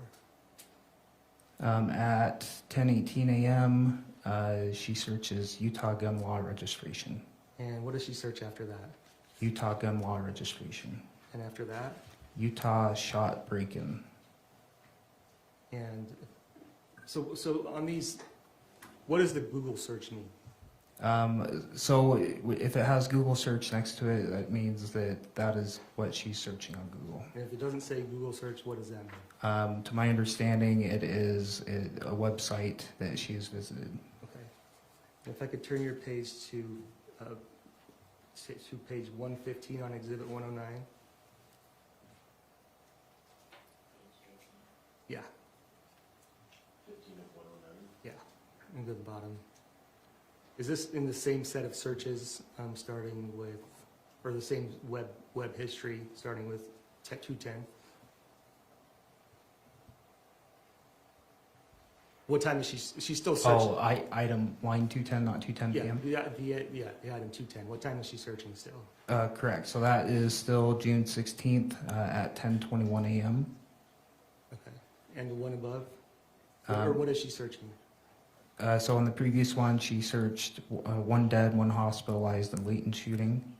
On the next search, it was the same date at 10:30 a.m. She searches Utah state gun laws and regulations explained. Okay. And then what does she search at 2:36 p.m.? At 2:36 p.m., she searches to file for divorce if wife is a Utah resident and husband is a CA resident or California resident. And above that? At 2:37 p.m. on the 16th, she searches to file for divorce if wife is a Utah resident and husband is a California resident. And 203, what does she search? Number 203. Line number 203, so that's at 2:38 p.m. She searches how TI, which I assume should be 2, establish Utah residency. Okay, if we could go back to the phone log on page 1, on Exhibit 114. So, how long was she on the phone with Tara Lynn for? She was on the phone with Tara Lynn for 1 hour, 29 minutes, and 28 seconds. Do you know what time that she would have gotten off the phone with Tara Lynn on that? So an hour and a half from 9:19 would be about 10:50 a.m. And if you could go up to the next page, page 3, in the bottom. Who's the next person that the defendant calls? So on the 16th, her next call is to the Costco credit card. Okay, how many times does she call Costco credit card? It appears twice. And now I'd like to show you what's marked as State's Exhibit 115.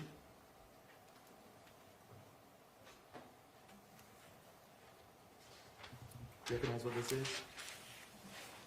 Yes, I do. And what is it? So this is text message communication between Rachel Jorgensen and Tracey Grist, and this was pulled from Rachel Jorgensen's cell phone. And what day? So this would be June 16th. State would... What? 115. State would move to admit and publish State's Exhibit 115. Any objection? No objection. Thank you.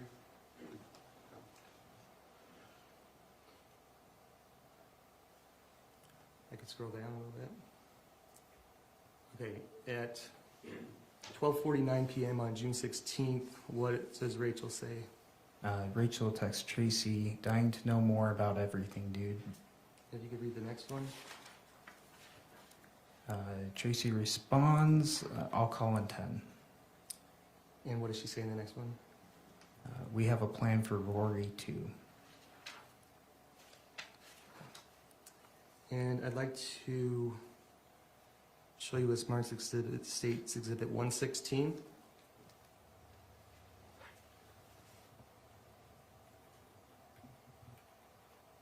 And you recognize what this is?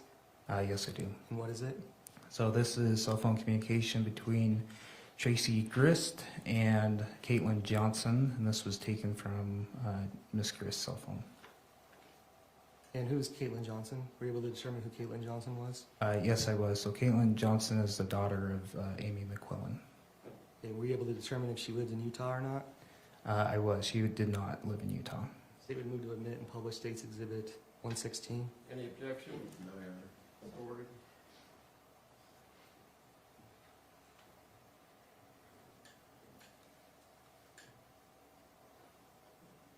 And can you read the top message? Yeah, so on June 16th at 1:56 p.m., Tracey texted Caitlin, hey, Rory was thinking of driving up to Seattle for a road trip, just her. Could she stop and say hi to you? It wouldn't be for a few weeks. She was just making a plan. Okay, and how soon in time was this to the previous text with Rachel about making the plan for Rory too? That was on the same day.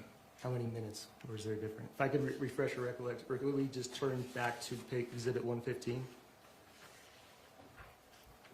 What time was that text sent? So this text was sent at 1:58 p.m. And if I could turn back to 116, what time was that text message sent? At 1:56 p.m. Now I'd like to turn your attention to, I'd like to show you what's marked as State's Exhibit 117.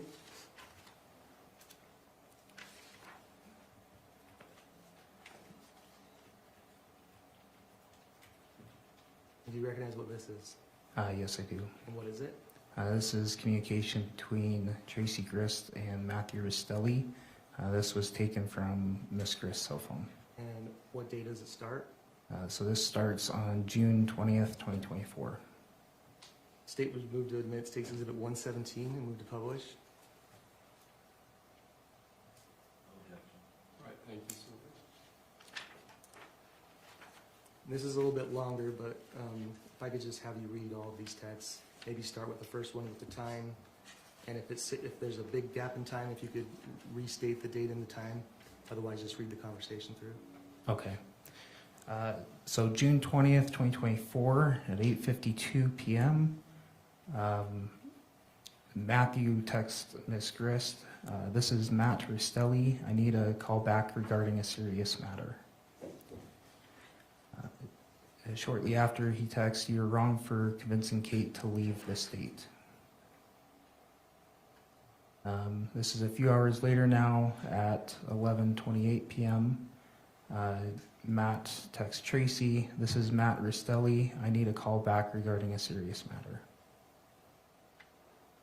A couple minutes later, Matt texts Tracey, is this Tracey?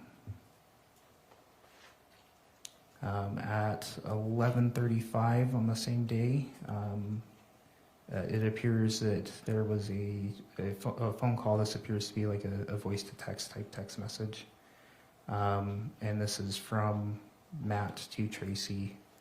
And the text reads, hey Tracey, this is Matt Restelli. Can you call me back regarding all of this stuff? Anyways, 951-852-3089, thanks.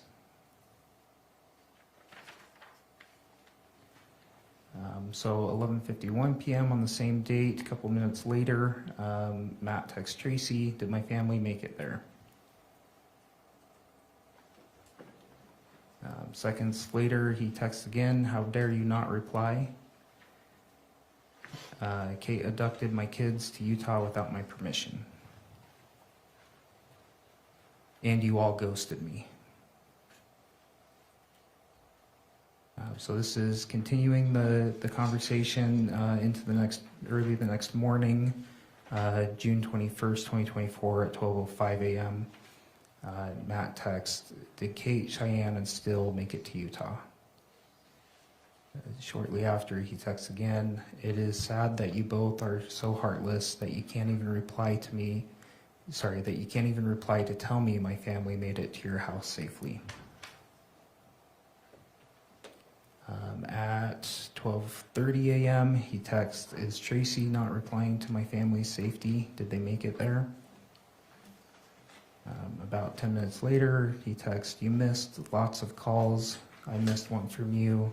Are my kids safe? Shortly after, Matt texts Tracey, how dare you play this game? Did my kids make it to your house? A couple minutes later, yes or no. It's a simple question. If I stop you there, are these messages, will they show if they've been read or not? Yes, they will. And is that what the other time and date stamp is? That is correct. Okay, continue, I apologize. So Matt texts Tracy. So this is still June 21st. This is now 12:50 a.m.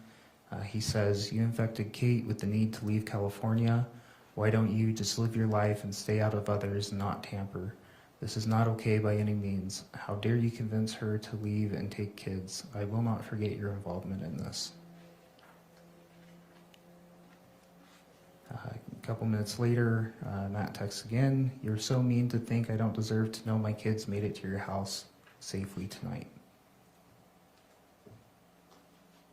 So June 21st at 1:01 a.m., Tracy responds to Matt. Katie and the kiddos are here safe and sound. Matt replies to that with, enjoy your short time with them. You will not be welcome in our house again. Tracy responds, I knew she was driving and I fell asleep, so I was sleeping. They just pulled in. So this is the same date, a couple hours later at 3:07 a.m. Matt texts Tracy, again, you will not be welcome in this empty house. I told you to back off. How dare you lure her to take the kids and split out of state? What crap, tampering with my kids and their future. Yes, please.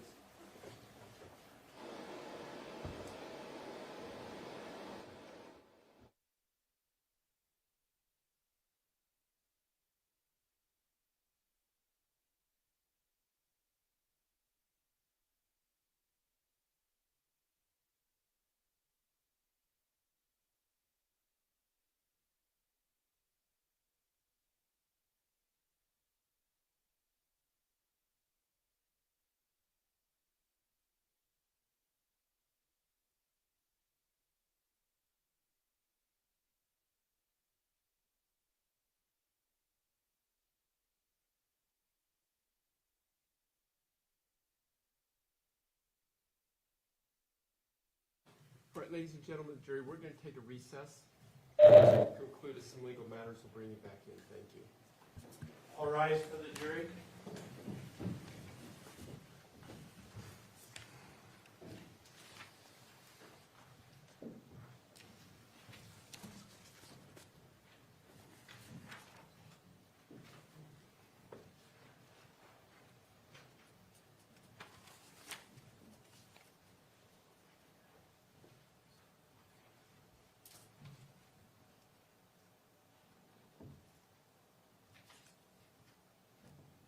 Right, thank you. Please be seated. Counsel will see you in chambers. Thank you.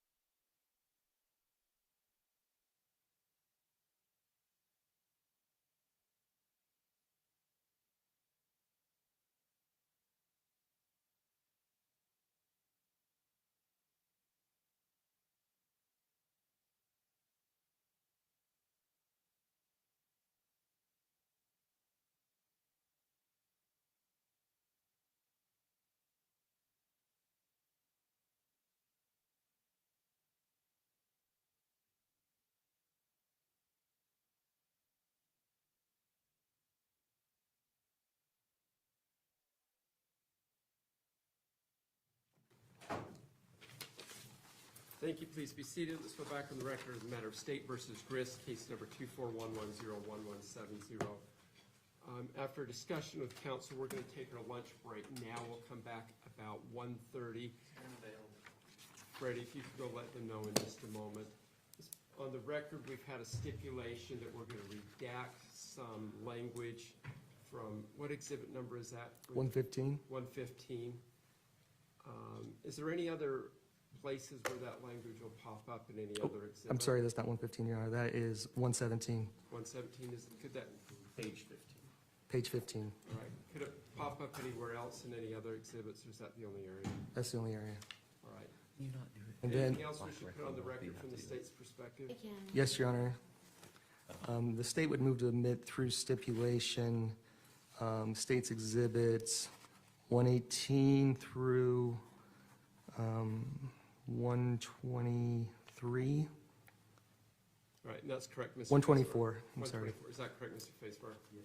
All right, so state's exhibits 118 through I mean, 124 are admitted I'll through tell you, Your stipulation. Honor, we've stipulated to 131.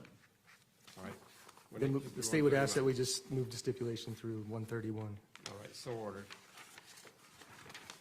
Anything else, Mr. Watabe? Not this time, Your Honor. Mr. Facebar, anything from the defense? No, Your Honor.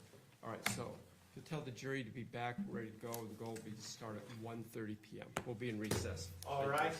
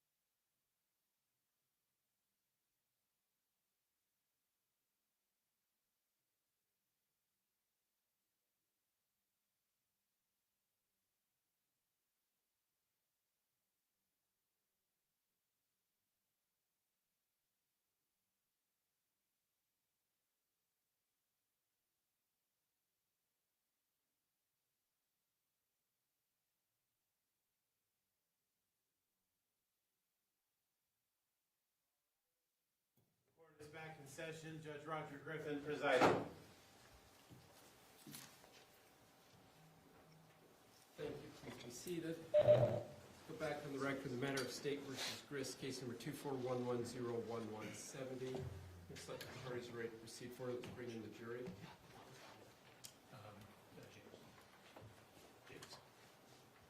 Oh, if we could wait, Your Honor, is Owens not here yet? Who's not here? Oh. Yeah, give her another water, okay? Don't believe so.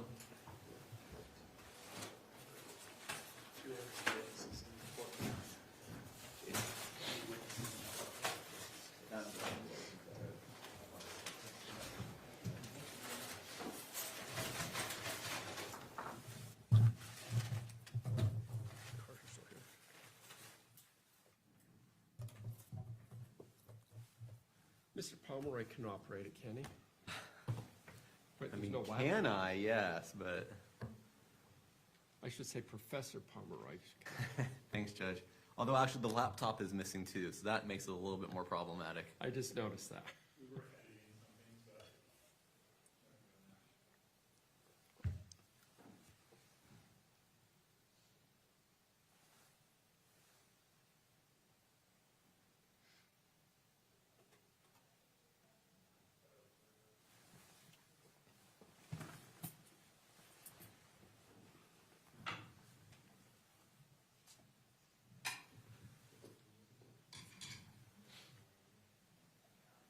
Now we're missing Mr. Wakabe. Oh, there it is.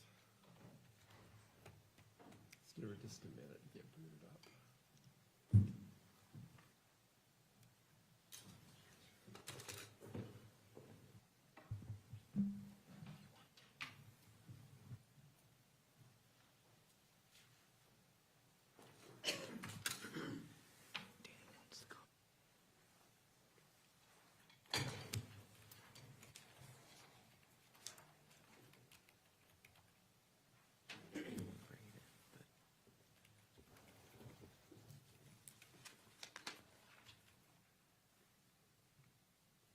Where we're at on the text messages, is that what it's at?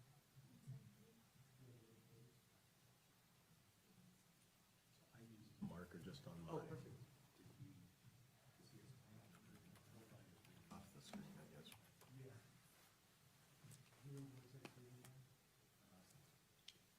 Oh, no.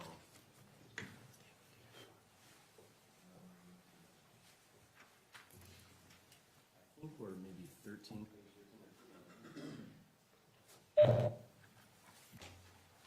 Did we talk about?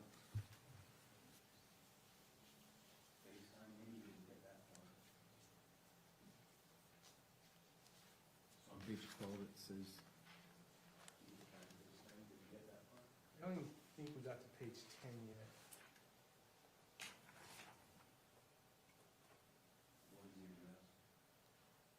I'm good with starting there. I mean, it's. Okay.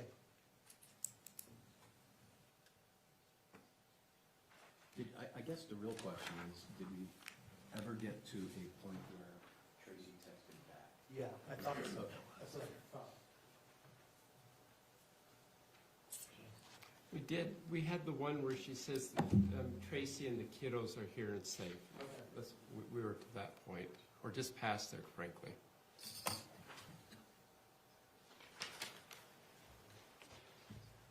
That's on page 7.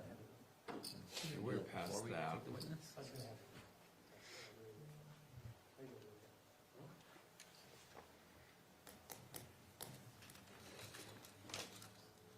Are we ready to bring the jury then? Yes. All right. I'm just gonna start on 7.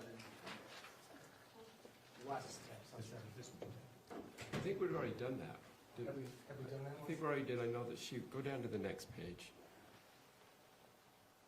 If you text me with the address of my family is? No, that's, Yes, you got to that. yeah, that's what I was gonna say, right to there. I don't, but not past there. You stopped at that one. Oh, okay, yeah, that is actually like where I marked. All rise for the jury.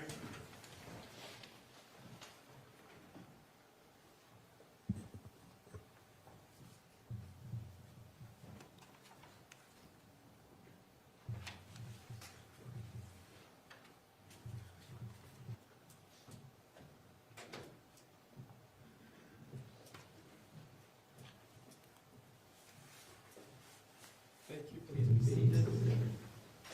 Welcome back, ladies and gentlemen. I hope you had a good lunch. Attorneys, tell me they're ready to proceed forward. Wait. No, we're not. Got that fixed. Now we're ready. Mr. Todd. Thank you, Your Honor. And Detective Nordine, before we broke for lunch, we were talking about text messages between Kathryn Restelli and the defendant, Tracey Grist. Is that correct?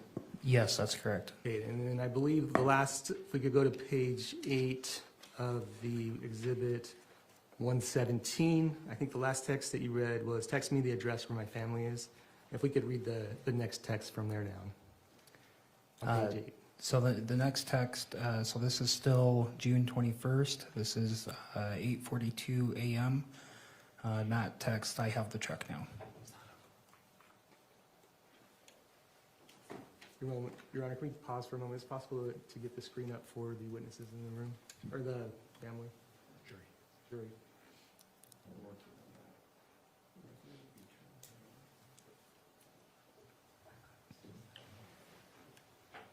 Okay. Okay, if you could start again on,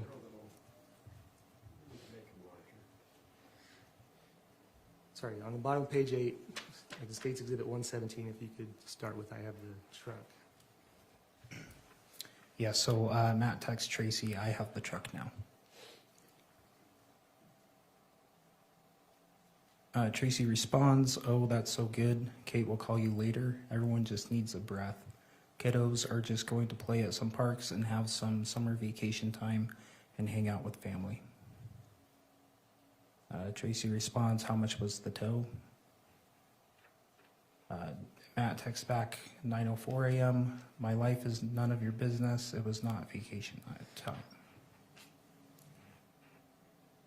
9:05 a.m. What is the address where my family is?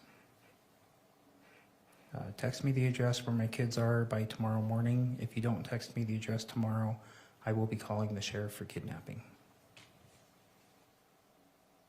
Tracey responds a few minutes later, 9:27, and she says, your kids are completely enjoying some summertime at the pool and parks with their sweet mom and Grammy, along with their uncles, cousins, and aunts.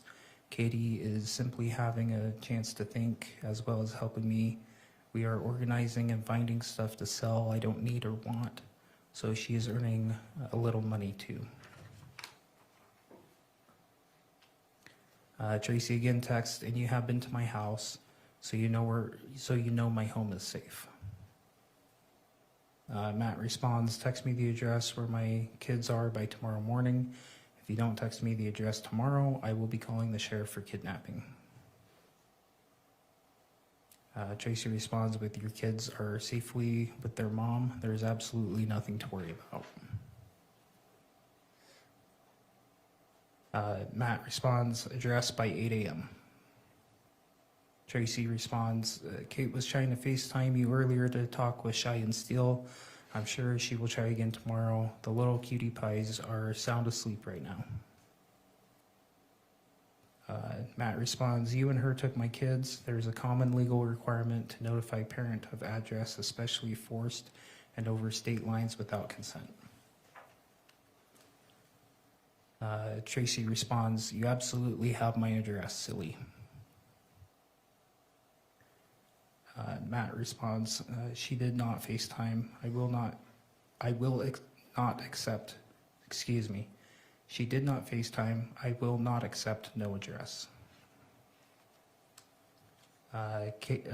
Matt also responds, these texts are kidnapping. Tracey responds, she tried earlier, she called you. This one's from Matt. Tomorrow 8 a.m. I will be calling the sheriff. Can dig through mail from you to give them an address. Also from Matt, I don't FaceTime. My kids live in Temecula with me every day. I will make a report at 8 a.m. tomorrow. Also from Matt, my kids don't know how to swim. You failed to protect Kate. How dare you think you know how to protect? Again, at 10:02 p.m., it looks like it was a duplicated message. where Matt says, "My kids don't know how to swim. You failed to protect Kate. How dare you think you know how to protect?" And then at 10:02, Matt texts, "You or Kate must text me the address by 8 a.m. Tracey responds, it looks like the next day at 10:28 a.m. That would be June 22nd, 2024. Tracey responds, "Gosh, just saw these texts. Easy there, Matt. Kate said she made sure you had my address. I would have thought it was in your phone." Tracey then sends a text saying she said she tried to call and FaceTime you with the kids and her. And then a follow-up text.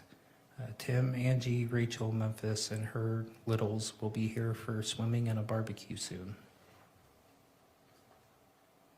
Followed by another text from Tracey, "So let her know when you can talk." Matt, excuse me, Matt responds, "I will read your text, but I will not reply to you anymore." Tracey responds, "I was only responding to your text anyway. Katie said she sent you my house address this morning. They have been here only a day, and I can't imagine that you don't know exactly where they have been. Thought you knew my address." Tracey again sends a message, "Hey, are you okay? Kate has been trying to reach you by phone." Does that last message show red? No, it does not. And did you find any other evidence in the digital evidence that there was any other communication between the defendant and Matt Restelli again after this? I did not know. Okay. And I can turn your page, can I bring up Exhibit 109 again? The search, 109, Tracey Grist search history. And if we could go to page 12.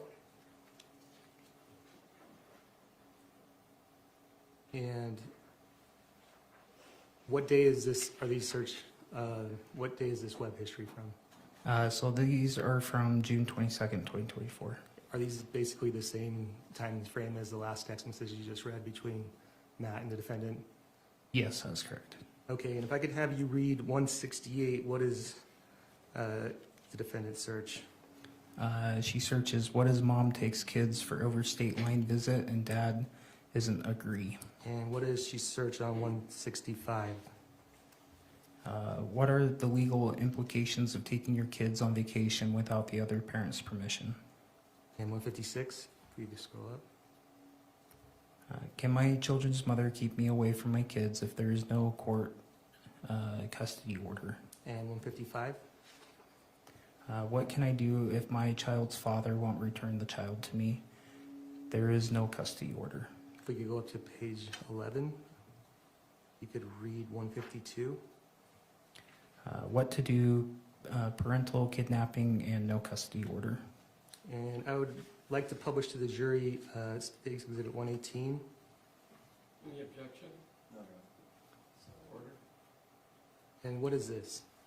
This is text messages between Tracey Grist and Kevin Ellis. Okay, if you could read those, tell me the date and time of those text messages, and if you could read the next two text messages. So on June 20th, 2024 at 6:24 p.m., Tracey texts Kevin and she says, "Call me." On June 21st at 9:21 p.m., Tracey texts Kevin and says, "Text me the address where my kids are by tomorrow morning. If you don't text me the address tomorrow, I will be calling the sheriff for kidnapping." If I could draw your attention to page 3 of that exhibit. Does Kevin respond to defendant? Yes, he does. What does he say? Kevin responds, "How about ... no."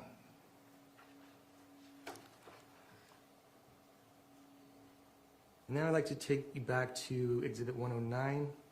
If we could go to page 8. On June 27th, so about 5 days after those last text messages, what does Tracey begin to search? If we could read 107 through 102. Yes, so on June 27th, Tracey searches American Fork Cemetery, Alpine Cemetery, Cemetery American Fork, cemetery near Alpine and Alpine Cemetery. And I'd like to publish for the jury State's Exhibit 119. And do you recognize what that is? Yes. And what is that? So this is a group text between Tracey Grist, Christopher Robinson, and Kelly Slocum. And based on your investigation in this case, you were able to figure out who Christopher Robinson was? Yes. And who is he? He's a brother to Tracey Grist. And what about Kelly Slocum? Sister to Tracey Grist. And do you know what date these text messages were sent? If I can move you to the next page. Down one more. Okay, go ahead. Yeah, so this text message was sent on June 29th, 2024 at 3:39 p.m. So is that 2 days after the searches for the cemeteries? That is correct. Okay, if I could have you read the next 3 pages. So Tracey texts the group, "It is chaos." Just a few seconds later, Christopher Robinson responds, "Oh no, LOL." Tracey responds, "It's okay. Expected." Christopher asked, "How is Matt taking it?" "Not that you care." Tracey responds, "I want him to show up, ... He still thinks it's only for another week." Kelly then texts, "Have you been getting hits from the air tag in the truck?" Now I'd like to bring up again Exhibit 109. If we could go to page 5. If I could have you go down to the bottom. What is Tracey searched? Is this the same day as she just sent those text messages to her siblings? Yes, June 29th. And what does she search on line 70? On line 70, she searches Adelson Donna.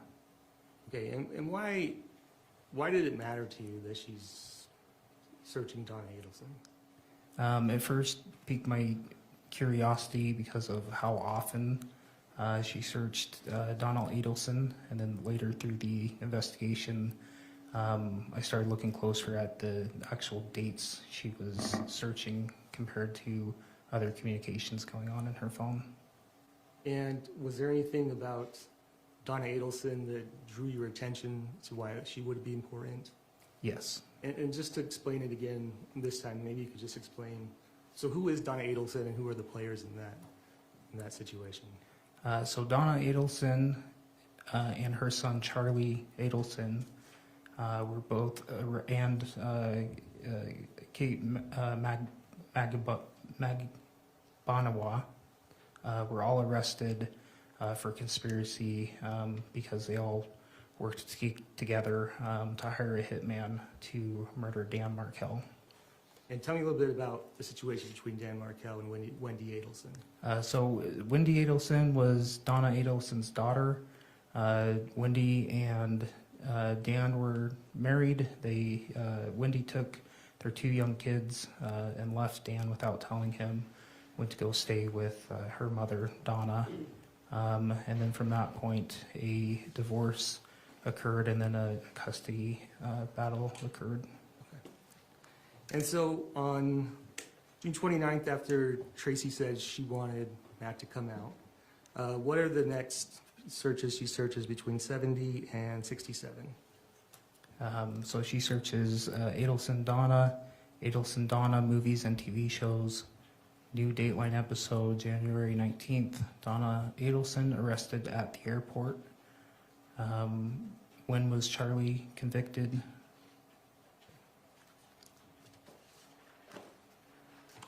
Okay, I would like to show you what's marked to the state. Oh no, yeah, if you could bring up and publish to the jury State's Exhibit 120.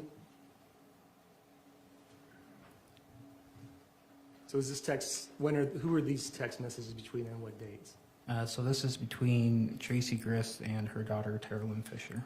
And this is just a few days after the 29th? If you could scroll down a little bit. Yes, so this would be July 1st, 2024. Okay, if I could just have you read the next 2 pages of text. So at 11:24 a.m., Tracey texts Terrelyn, "Tara, call Kate." Tracey then sends help her with what to say to a lawyer. She is happy about not going back. And she needs to take legal steps now. If we could skip to page 4. Oh, no, keep going. Yeah, if you could read that last one. Okay, Tracey also texts, school starts soonish.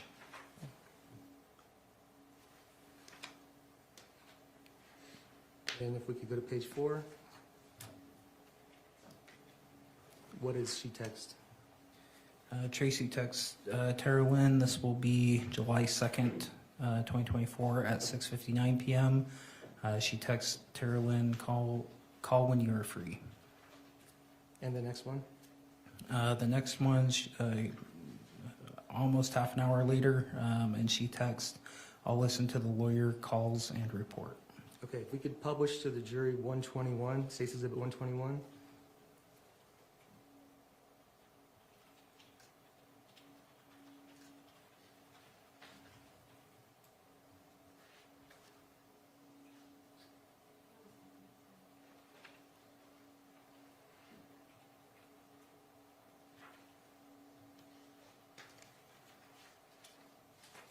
Council, just double check to make sure we don't have any witnesses in the courtroom.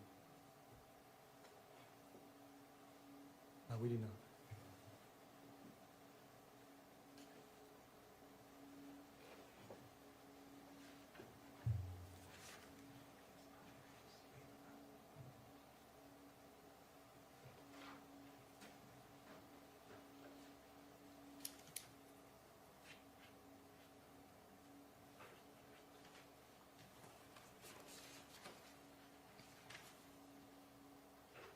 Okay, you recognize what this is? Yes, I do. And what is it? These are text messages between Rachel Jorgensen and Tracey Grist. And if I could draw your attention to the second page, the bottom picture, do you recognize that? Yes, I do. Okay, was that State's Exhibit, I believe 19, that would have been admitted earlier? It's definitely one of the exhibits that have been shown here. I'm not sure of the actual number. Okay, and was this, who sent this message to whom? So this is from Tracey to Rachel. So sent from sent from Tracey to Rachel. On what day? So this will be July 4th, 2024. If you could scroll down a little bit farther. So, sorry, it was read on July 4th. It was sent on July 3rd, 2024.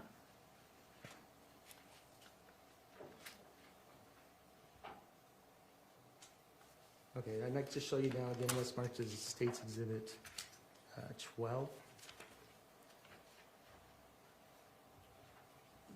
You said 12? Yeah, we could go to page 8. And this has been, do you remember whose call log this is?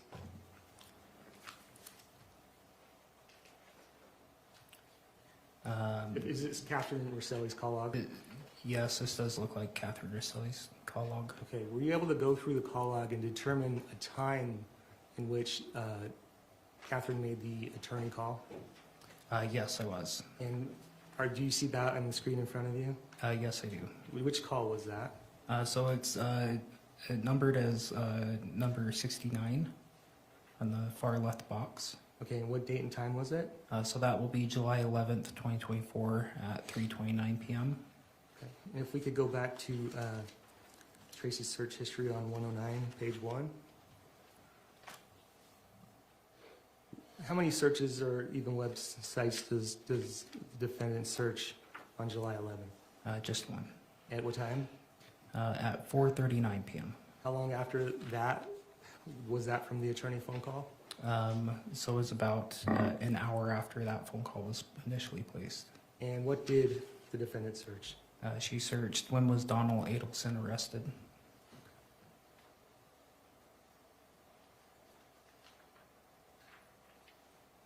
Okay, and we can just go through the day of July 12th.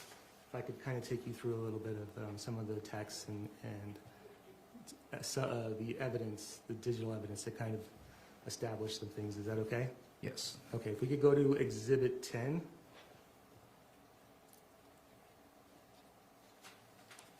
page 22. And if you could go down a little farther. Who are those texts between, and what does it say on the green side? So these are texts between Kathryn Restelli and Tracey Grist.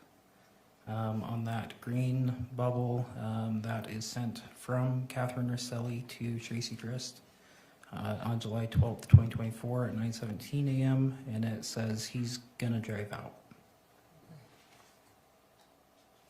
And so based on your understanding of this investigation, what did that mean? So this is the first piece of evidence that we have day of that shows communication between Ms. Restelli, Kathryn Restelli, and Tracey Grist, of Kathryn telling Tracey that Matt is coming that day. Okay, if I can take your, can I publish the State's Exhibit 124?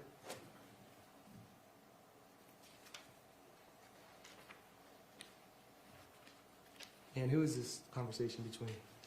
So this is between Tracey Grist and Tara Lynn Fisher. And on what day? If you could scroll down a little bit. This looks like it was sent July 12th, 2024 at 1:47 p.m. Okay. And if I could show you, or if I could show the jury State's Exhibit 123. Do you recognize what that is? Yes. What is it? So this is Tracey Grist's call log. If I could draw your attention to page 5.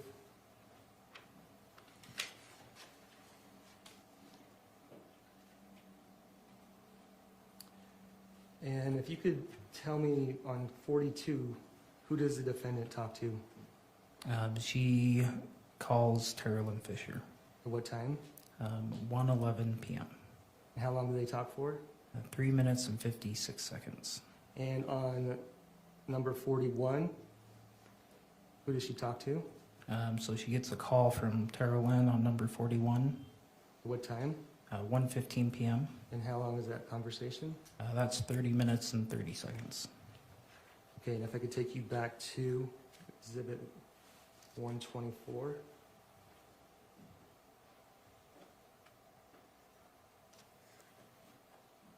What time is this text message? So this is sent at 1:47 p.m. So, right after those phone calls? That's what it appears to be, yes. You could go ahead and read. So this is Tracey texting Tara Lynn. She says, "Hey there, your phone is kind of annoying because I can't even have a normal conversation with you. I was calling to let you know that Matt is headed out this way to pick up Katie and the kiddos." The next one? She's going to really try to make it be a positive experience, and I told her I'm a little nervous about it, but I can always help her if she needs it. If you could skip to page 2, if you could start with the green ones. Tracey then texts, "I know he said he's trying, but I am nervous and trepidation for sure, but I also support her completely. I really need for you to support her because she is so on the fence and she needs our love and support, and so do the kiddos. And the next one? My only prayer today is that he's peaceful and continues to be peaceful." If we could skip all the way to page 6.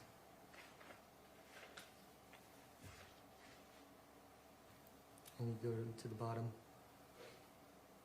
If you could read the green. So this is from Tracey to Tara Lynn, and she says, "I was thinking that I would just stay out of the way unless Matt wants to say hi. I think I'll just give them space." And the next page. Tracey says, "I feel like Matt is not happy with me that I let Katie stay with us. So If we could skip to page 9. Go ahead and read the top green one.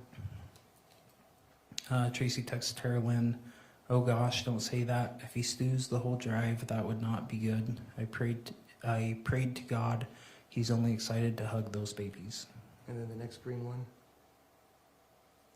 Hey there, I need to focus, so I love you and I'll talk to you later. And I do not like that. Your phone is so ridiculous right now, but I can't imagine how you might be feeling about that dang phone. You probably want to throw it across the room. If we could go to Exhibit 10.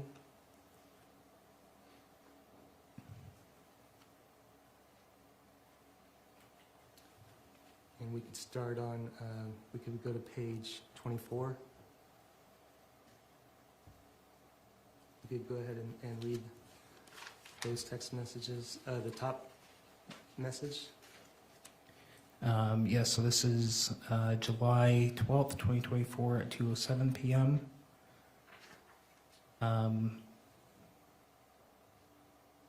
Just the top message. What did she say? Tracey texts, the water is off in my studio, so I'm just going to come home and tackle that laundry room. And who is she texting again? I believe this is Kathryn. Okay. And if we could go down to the start with Honey Bunch, what time is that at? That text message is sent at 2:08 p.m. Okay, if you could read that. Honey Bunch, I'm really happy that Matt's going to try. I'm a little nervous about it, but I hope that it works out because you have a sweet little family. And just read the rest. She also texts, I am super happy he stopped drinking. The next one. Kathryn responded, she looks like she liked that message that Tracey had sent earlier. And then Kathryn responds with a text at 2:10 p.m. She says, me too, I want us all to be happy together. Next one. And Tracey says, that is literally the only thing I care about. I just have always appreciated that your husband loves you and loves your kiddos. Next page. So 2:11 p.m. Tracey texts, you just have to do your best too. I'm coming home so we can talk about it later. You really need to be invested in doing the best you can. I know you have been. I just love you so much. Let's skip to the next blue one. So this is also from Tracey at 2:19 p.m. She says, hey there, please let Matt know that he's welcome to spend the night if he's too tired after driving all day. I promise I'll stay away and I'll be as sweet as candy. Kathryn responds at 2:19 p.m. With okay. Tracey then texts again, or else if you guys want, I can give you $100 or so towards a hotel so you can stop if you need to. Excuse me.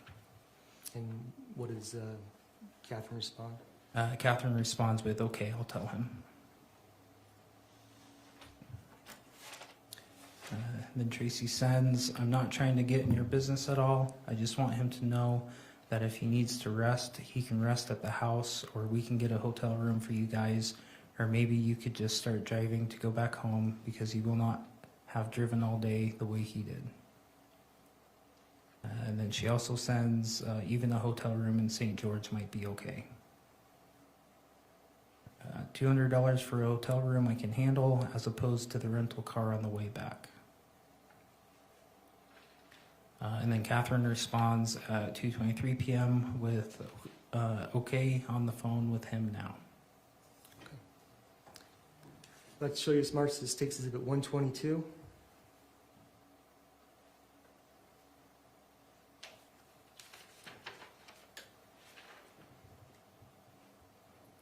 Who are these text messages between? So these are between Tracey Grist and Kevin Ellis. What time? So the first one is on July 12th, 2024 at 2:22 p.m. Go ahead and read these texts. So Tracey texts Kevin, I'm getting off the 500 exit in about a minute. Kevin responds with, I'll be there in a couple minutes. Kevin also says, firework and four of a kind sound good again. Tracey responds, sure. Okay, and if we could go back to Exhibit 109, page 1. What is Tracey searched that day? So on July 12th, 2024, the only thing she searches is "It's Happening" meme. And what time was that at? That was at 2:13 p.m.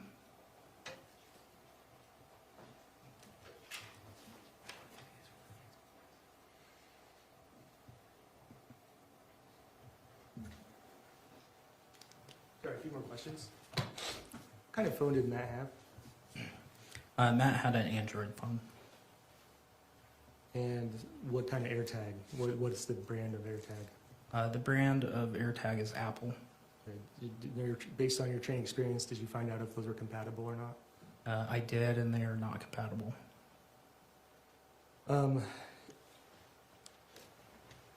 Did you find any, in some of those texts, if we could pull up the, again, like the text from 122, States Exhibit 122?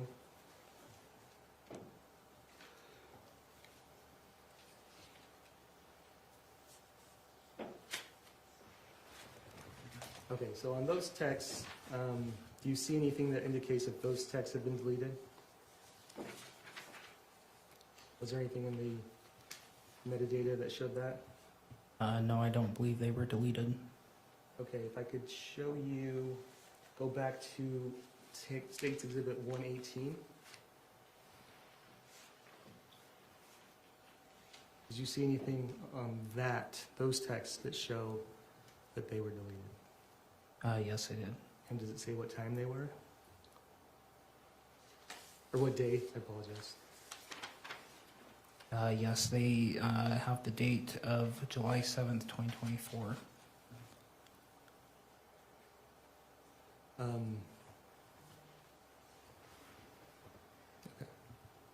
That's all. Thank you. Cross?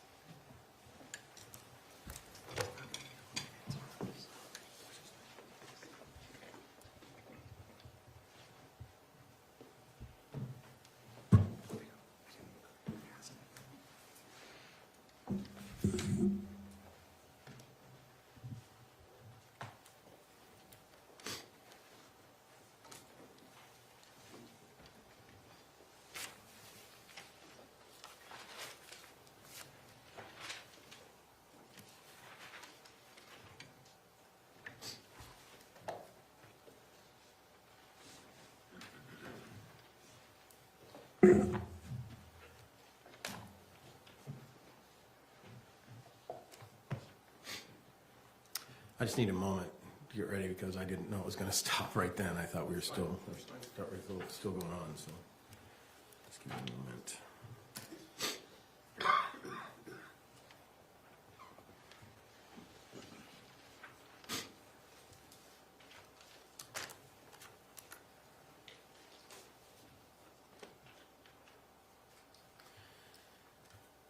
So, sorry.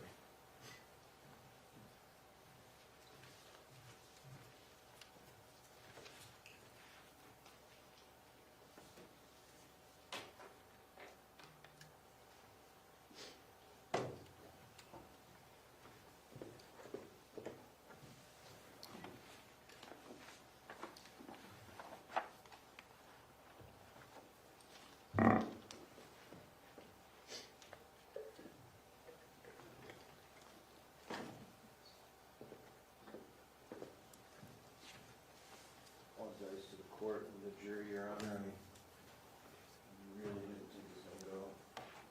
That's fine. Do you want to take a short recess? You got it? Okay. So, good afternoon.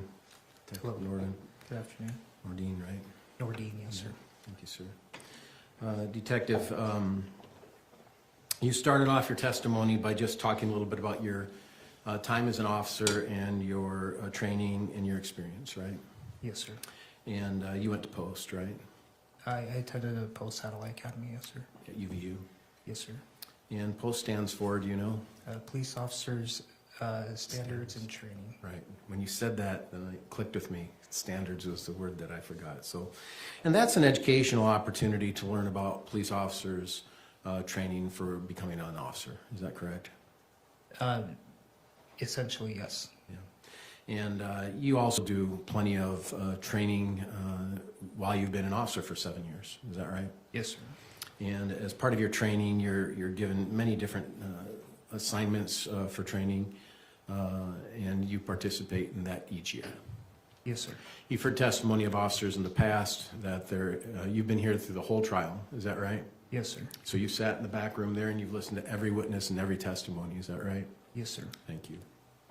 And you heard one officer say that you police officers, sorry, have to have about 40 hours of continuing education per year. Is that your recollection of your requirements? Yes, sir, that's correct. All right. And in relation to this case, you filed a police report related to all of this evidence that you went through today. Is that right? Yes, sir.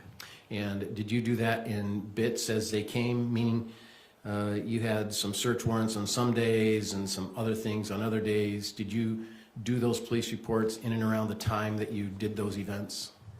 No, sir, not all of them. And how did you do them typically? So as an investigator, I keep notes in a complex investigation like this. I keep running notes and I go back and refer to those notes and body cam and that sort of thing. If I don't have the time to immediately type a report for things such as evidence that needs to be collected and that sort of thing.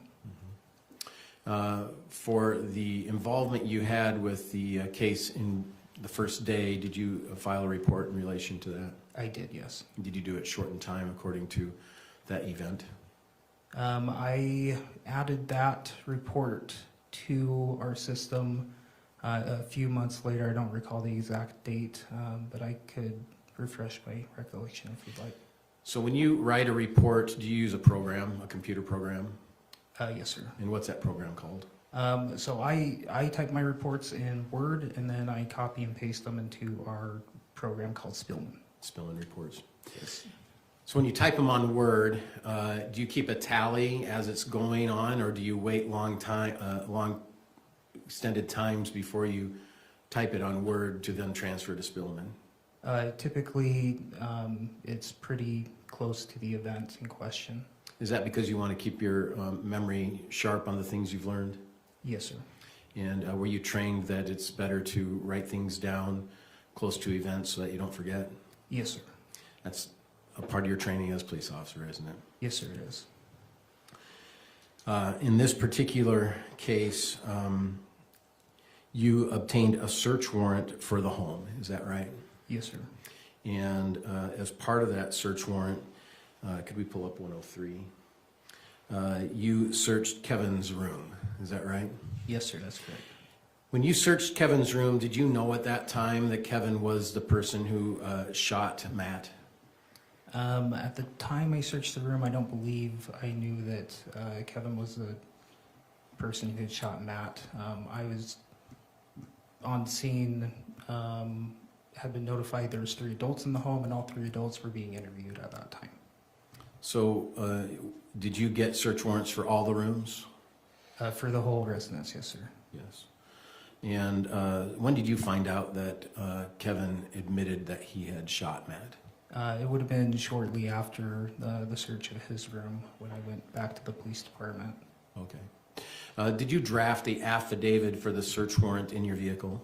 Yes, I did. Is that common? Yes, sir. It is. It's electronically done, isn't it? Yes, sir. Indeed, you get an electronic signature from a judge if he approves a search warrant, isn't that right? Yes, that's correct. So it's pretty quick in time because you're sometimes on cases on the scene and need quick results from search warrants. Is that accurate? Yes, sir. And are you aware that judges are assigned each night to be the judge on call to see if search warrants are needed? Yes, sir. And are you given who that judge is and given contact information in case you do need search warrants? Yes, sir. When we submit it, it will then identify to us who the on-call judge is. There's many different judges, but just typically one judge for that night. Is that correct? For the most part, yes, sir. Yeah. And so on the night in question, July 12th, you filled out a search warrant affidavit, which is basically your statement, right, to the judge on why you need a search warrant. Yes, sir. And you then got that return of the search warrant from the judge. Is that right? At that point, the judge did grant a search warrant to search the home, yes. Right. Do you have a question, Judge? Sorry. No, I'm just listening. Thank you. My bad. So, based on that, did you conduct the search warrant, or was another officer in charge of conducting the search warrant, or how did that search warrant execution happen? Yeah, so when the search warrant was granted, I informed Lieutenant 4, who was the on-scene supervisor at the time. The search warrant was granted for the home, and he kind of coordinated the next steps around that. Right. And you, in your search of Kevin's room, you located his California ID, is that right? Yes, sir. And a rolled up dollar bill, is that right? Yes, sir. When you saw that rolled up dollar bill, did you pretty much know what it was? When I saw it, it did look similar to other drug paraphernalia I have seen before, especially with the white powder inside of it. Yeah. So it's rolled up like a straw. Is that your understanding of these dollar bills and things that are used like this? Yes, rolled up in that manner, yes. Yeah. So it's tight and it's small and it's used to ingest drugs, isn't it? Yes, sir. So when you saw it, you knew it wasn't laying flat out like a dollar bill, right? Correct. And it was tight like a straw, right? Correct. And so I'm sure your suspicion rose right at that time. This could be drug paraphernalia, right? Yes, sir. Then you did a field test and it tested positive for cocaine. Correct.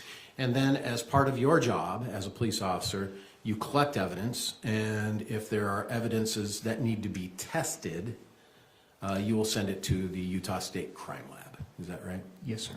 And this exhibit, Exhibit 103, is that report from the Utah State Crime Lab, isn't it? Could you scroll down to the items tested, because we had a few items sent there. Yes, this was for the cocaine, yes, sir. And so this page, page 2, is actually the result of the things that were sent to the crime lab. Yes, sir. And it says on item 12, a white residue on the plastic card was not analyzed. So was that a California ID? No, sir, that was it was like a hotel key card that the dollar bill was resting on top of on the nightstand.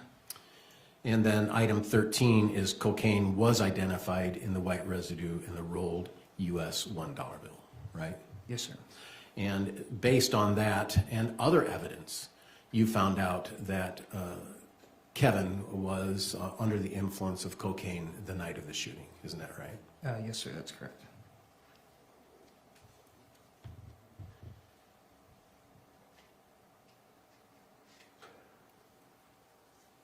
Did you have an opportunity to talk with Diane Restelli regarding this death of Matthew? Lieutenant 4 wanted to speak to Diane Restelli, so he assigned himself that assignment. So I have not spoken to her until court proceedings. Okay. Are you aware that during that interview with, is it Officer 4 or Detective 4? Lieutenant 4. Lieutenant 4. That he did speak with Diane out in California? Yes, he told me of their conversation. Did he ever ask Diane about Matthew's personality and his character traits? I believe he did, yes. Yeah, and did you ever ask, you're aware that Lieutenant 4 asked about whether Matt would carry a knife, aren't you? Yes, sir, I am. And is it your understanding that Diane said he did not? Objection, hearsay, Your Honor.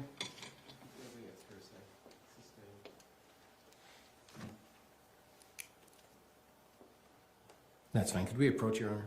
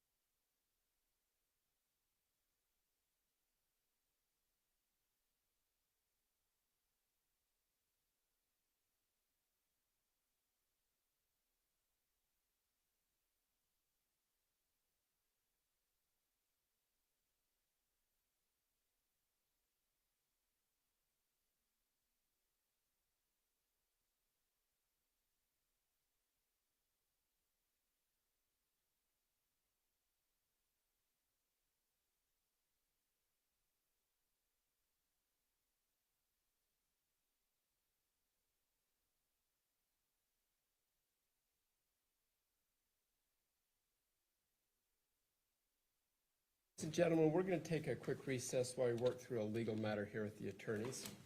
All rise for the jury.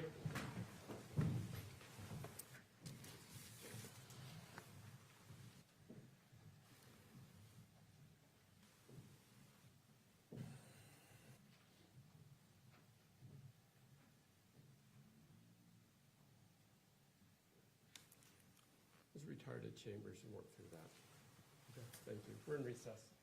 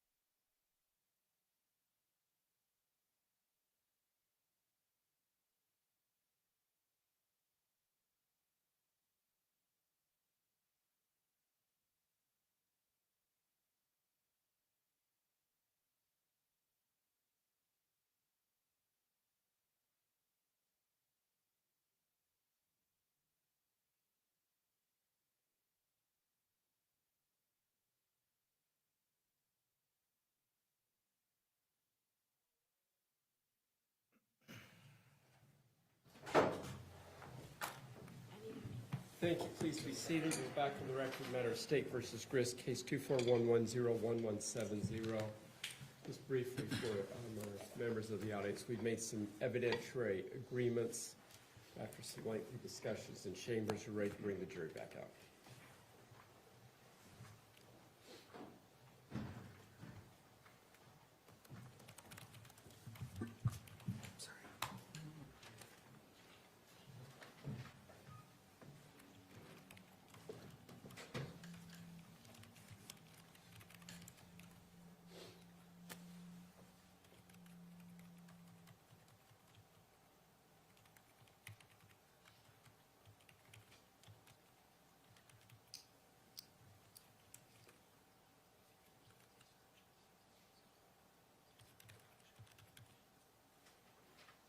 All rise for the jury.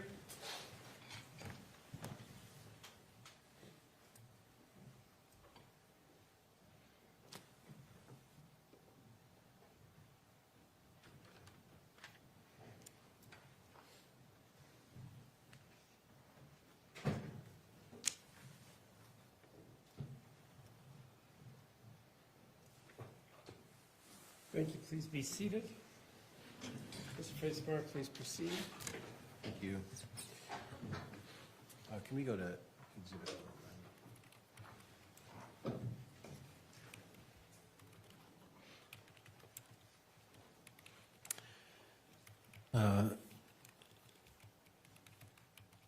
Exhibit 109, can you describe what this exhibit is, Detective Mordine? Yes, so this is web search history taken from Tracey Grist's phone. Right. And you've pointed out to numerous sites here on that during your testimony today, correct? Yes, sir. And some of those have to do with Donna Adelson, is that right? Donald Adelson, yes, sir. I'm sorry? Adelson, yes, sir. Adelson. I said Adelson, didn't I? Are you familiar with that case? I just from what I've done my own research on. Are you aware that that case had some popularity in the United States? Yes, sir, I am. And you're aware that there's podcasts about this case, right? Yes, sir, I am. And media coverage, right? Yes, sir. And I guess the whole genre of, they call it true crime. You've heard of that, haven't you? Yes, sir, I have. And that's quite a genre now, isn't it? Yes, sir, it is. Yeah, it's popular. They have TV shows devoted to all sorts of different cases. Is that right? Yes, sir.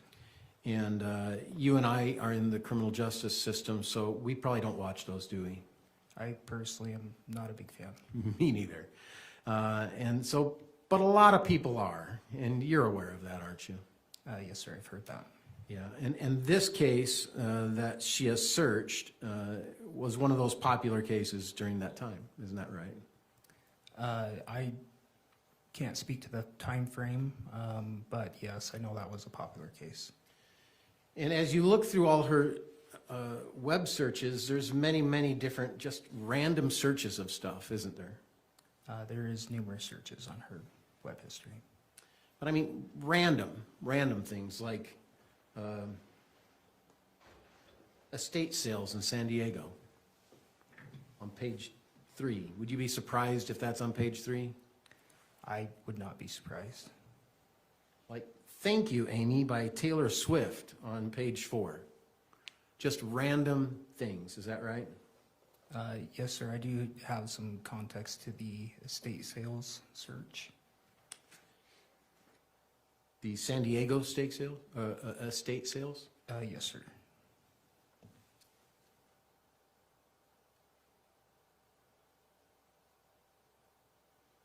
Okay. Freedom Festival events at Sarah Shell. So local, national, all sorts of different kinds of searches on here. Is that accurate? Yes, sir. Including, as you showed, registration for gun laws in Utah. You saw that, and you talked about that, right? Yes, sir. I did observe that on there. There was also a search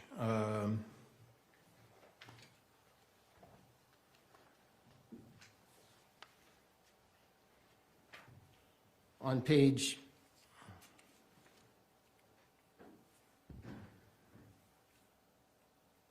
15, about one dead, one hospitalized in Layton shooting. Do you remember seeing that?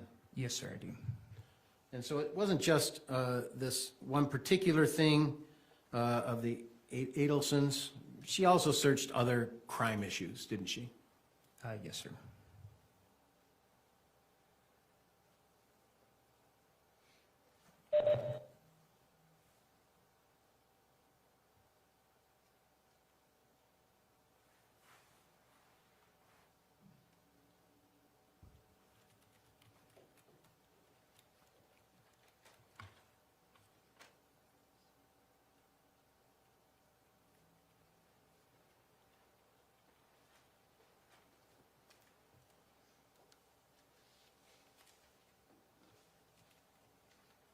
And on Exhibit 118,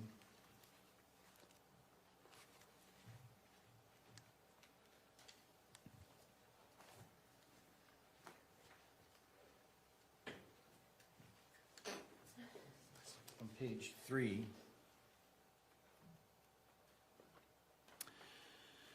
you see that in front of you? Yes, sir, I do. There seems to be a text from Tracey that says, text me the address where my kids are by tomorrow morning. If you don't text me the address tomorrow, I will be calling the sheriff for kidnapping. Do you think Tracey is the author of that text? No, I do not believe she's the author of that text. Who do you think is the author of that prose, as we would say in English? I believe that was from Matthew Restelli. It's the exact same spelling and spacing. It looks like it may have been. So it looks like she cut and pasted and sent it to who? To Kevin. To Kevin. And Kevin had a response, didn't he? He did. And what was his response? His response was, how about no? Like, how about no? You're not getting the address. Isn't that right? That could be one of the possibilities for sure, yes. So Kevin was certainly aware that Matt was wanting to know where the kids are, wanting to know the address, and also that I'll be calling the sheriff for kidnapping, right? Yes, it does appear that way.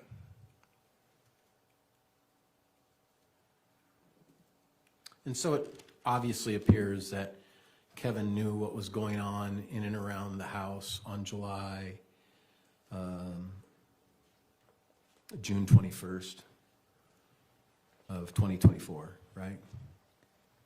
Sorry, can you repeat that question? Kevin was aware what was going around in the house on June 21st. That Kate was there with the kids, that Matt was concerned about it. He wanted the address of where it was. Kevin was aware of that. Yes, it appears that way, yes. Your understanding is Kevin lived at that home where Kate and the kids were, Cheyenne and Steele, right? That is my understanding, yes. And so it's not surprising that someone who lives there, when his sister and her two kids are there, that he's in the know. Is that right?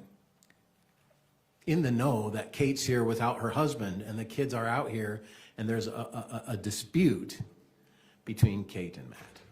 Yeah, based off of the text messages, it did appear that way.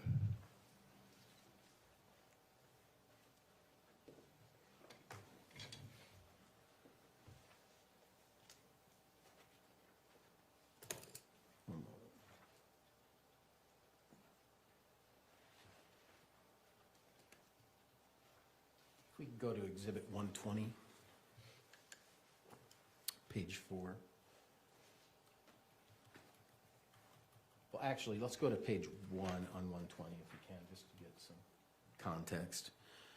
Exhibit 120 is texting between Tracey and Tara Lynn. Is that Yes, your understanding? that is my understanding. And there's a few pages we have here of those texts between Tracey and Tara Lynn, right? Yes, sir. And this was dated, the first text, June 1st, or, no, I'm sorry, looks like July 1st. Would you agree with that? Yes, sir. We can go to page 4. And page 3, I'm sorry, my bad. Page 3, can you read that first text there? Yes, so that first text is from Tracy to Tara Lynn. It is on July 1st, 2024 at 10:44 p.m. and it reads, Karen Reed mistrial. So it seems it's just randomly Tracy is sending her daughter Tara Lynn an information about another criminal case, right? It does appear that way, yes. Yeah. And then the very next one is happy birthday, sweetheart. Isn't that right? Yes, that's correct.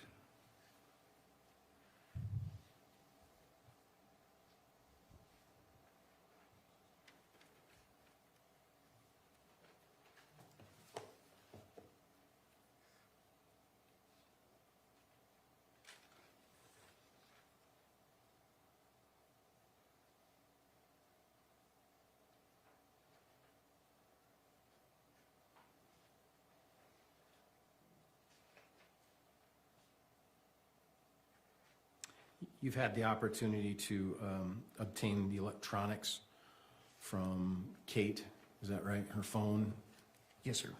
her iPad. Yes, sir. You've had the opportunity to listen to recordings, Yes, sir. and you've probably had the opportunity to listen to recordings between her and Matt, haven't you? Yes, sir. And were most of those recordings showing disputing times between Matt and Kate? That they were in arguments?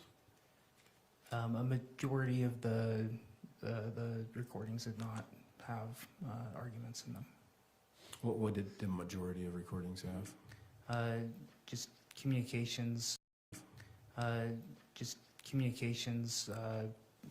talking about the separation and plans for coming back, and that sort of thing. Coming back to California? Coming back to California, yes, sir. Thank you. No further questions. Thank you. Redirect.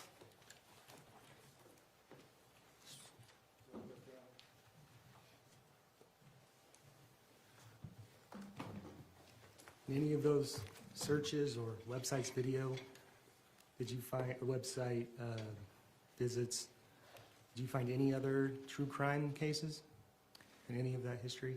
Not any true crime. There was just local news stories of local crime happenings. Anything searched more than once on those? Sorry? Did she search any of those stories more than once? Not to my recollection, no. How many times did she search the Adelsons? There are numerous times. I couldn't give you an exact number off the top of my head. Okay, thank you. Nothing further. This witness, step down. We'll have redirect. Yeah, sorry. So you brought in your possession Tracy's electronics, correct? Sorry? Her electronics, her phone, or her iPad, or either one?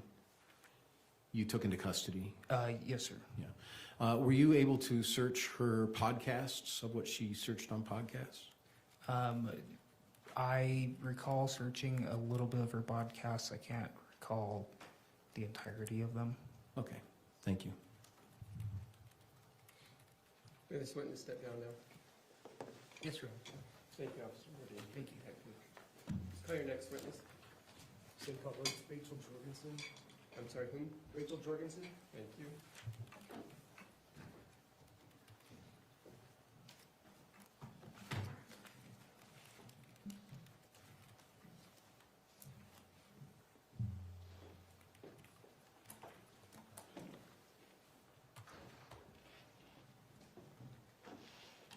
Good afternoon, Ms. Jorgensen. If you come up and stand in front of me, I'll swear you in. You swear or affirm under the laws of the state of Utah on penalty of perjury that the testimony in this matter today will be true and correct, so help you God. Thank you. Please have a seat up there. Coming up, just a quick reminder on testimony. Please give direct responses, non-narrative responses, or share in the community. It's okay. Thank you. Rachel, thank you for being here today. Thank you. How would you like me to refer to you today? Is it okay if I call you Rachel, or would you prefer something else? Rachel is fine. Will you state your name and spell your last name for the record? My name is Rachel Jorgensen, Jorgensen. Okay, and I'd like to show you, published for the jury, State's Exhibit 1.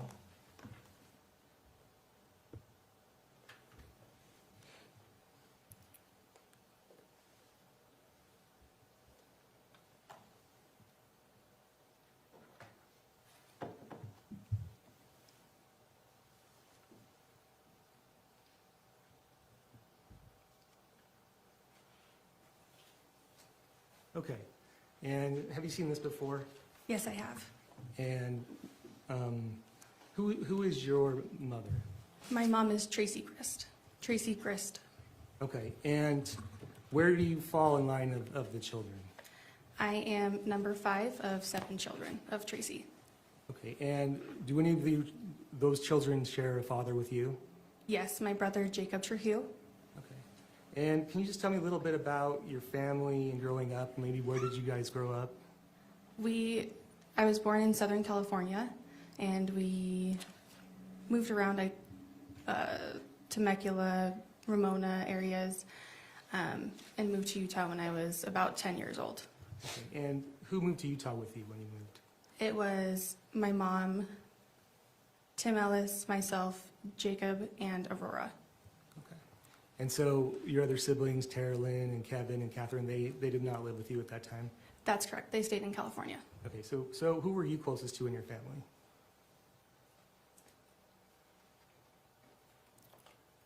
Overall, I would say closest to Tara Lynn. Did you have a close relationship with Kevin at all? Since we didn't live together, not very close, not until he came to Utah. And when was that? I want to say it was after COVID, so it had been 3 to 4 years. And who would you say which child was your mom closest to? I would say Tara Lynn. And how often would you talk or see your mom? See my mom? Yeah. I would go see her probably about once a week with my kids, and we would talk on the phone maybe once every few days. And would you go to her house in American Fork? Yes. And what would you do when you went down there? A lot of things were kid-oriented, so parks, picnics, playing at a splash pad, museums. Other times we'd just stay home and have barbecues and keep it casual. And did you have a close family? Even though maybe you didn't all live together, did you guys stay pretty close? I would say yes. And tell me about that. What kind of things would you do to stay in contact?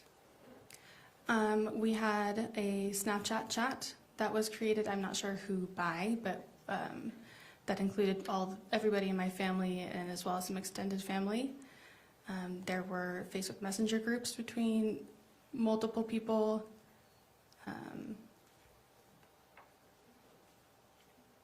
Would you guys do holidays together? Yes, we would. And where would you? Holidays? Where would you do those holidays usually? If we were in Utah, it would be at my mom's house in American Fork.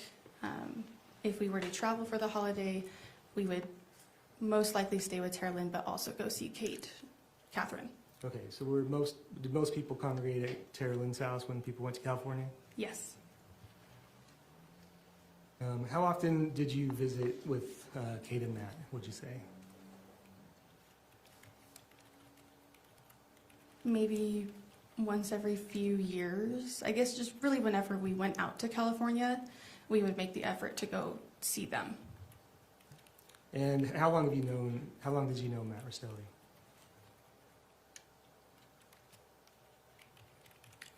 I feel like my earliest memory with him is when they got married. I don't recall when their wedding was, though. I think maybe closer to, I can't recall when they got married, but it was young. You were fairly young. Yes. And did you have any kind of relationship with him? We would have casual conversations when I see him, but outside of when we were visiting, he and I didn't talk. And did you guys have a nickname for him? I heard that there was a nickname created to discuss Matt, yes. Were you part of that? I wasn't part of the originating of the name, but I did hear it and use it around the kids, yes. And what was that nickname? Olaf. And what did that mean, or where did that originate from? I don't know who created the nickname. I was just under the assumption that it was made based on the children's interest in the movie Frozen, and that it most likely wouldn't get questioned. Do you remember about when that nickname started? I don't know. Would he come on vacations with you guys? Yes. And how often would you guys go on vacations? I want to say I really only remember him coming to Disneyland with us.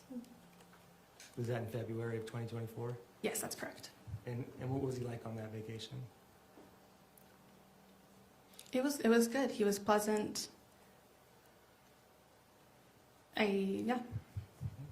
Nothing, didn't see any problems. He was very pleasant. Was he kind? Yes, I had heard about some conflict that he had had, but I don't know if I recall seeing any issues firsthand.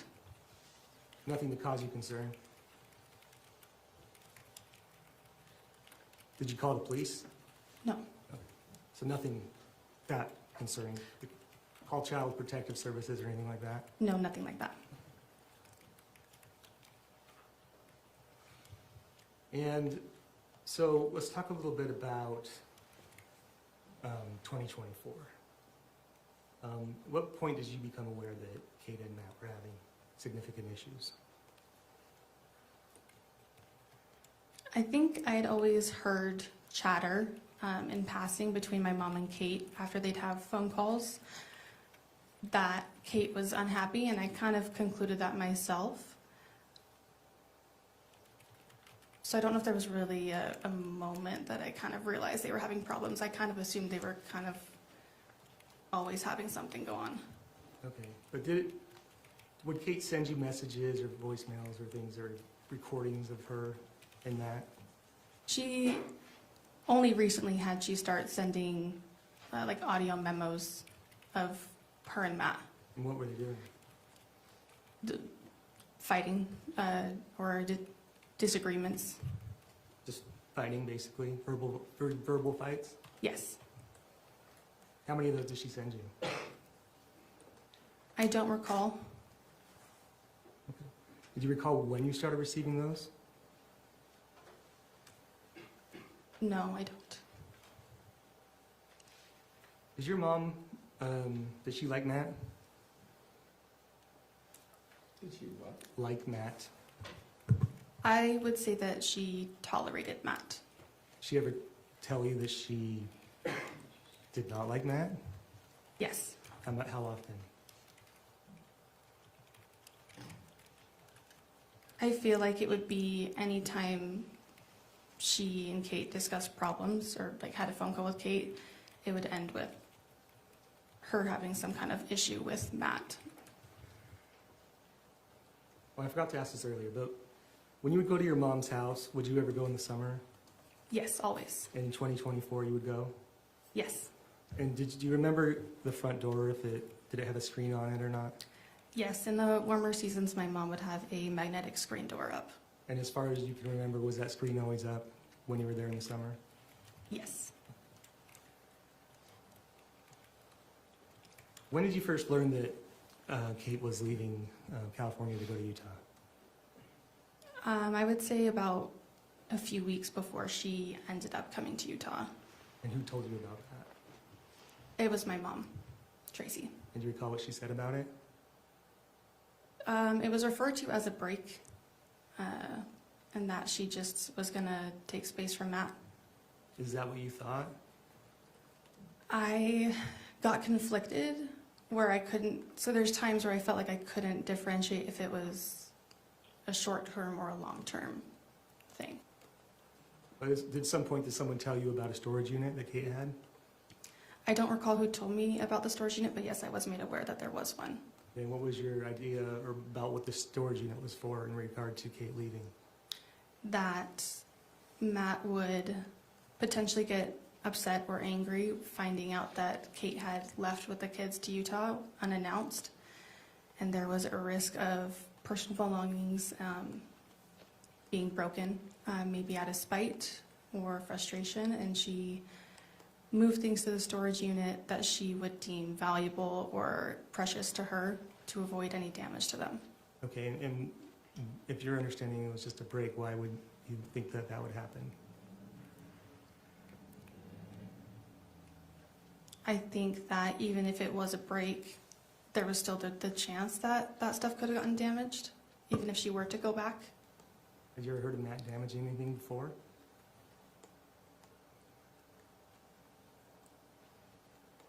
Not off the top of my head, no.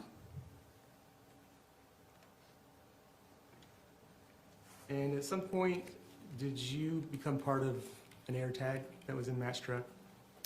Yes. Can you tell me about that? There was an air tag that was purchased for the Disneyland trip that we previously mentioned to monitor the children, which was then later put in Matt's truck. And when was that? When was what? When was the air tag put in Matt's truck? I believe it was put in there the day that Kate was leaving California to drive to Utah. Okay, and were you part of that conversation? No. At what point did you become part of that conversation? I believe Terlin asked me to look on my Find My app to see if the name and icon had changed on the AirTag. So it was before it went into the truck, is that correct? I would assume yes.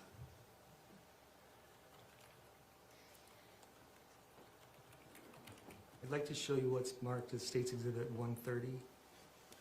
Oh, yeah, 130.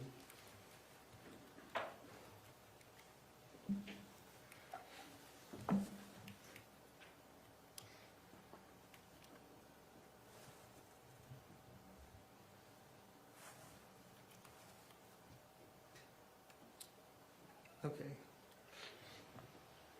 Do you recognize what that is? Yes. And what is it? These are text messages between myself and my sister Terlin. Okay, and from what date are these? July 12th, 2024. State would move to admit and publish this. Move to publish. Any objection? No, Your Honor. So we're, Okay, if you go ahead and you scroll down a little bit.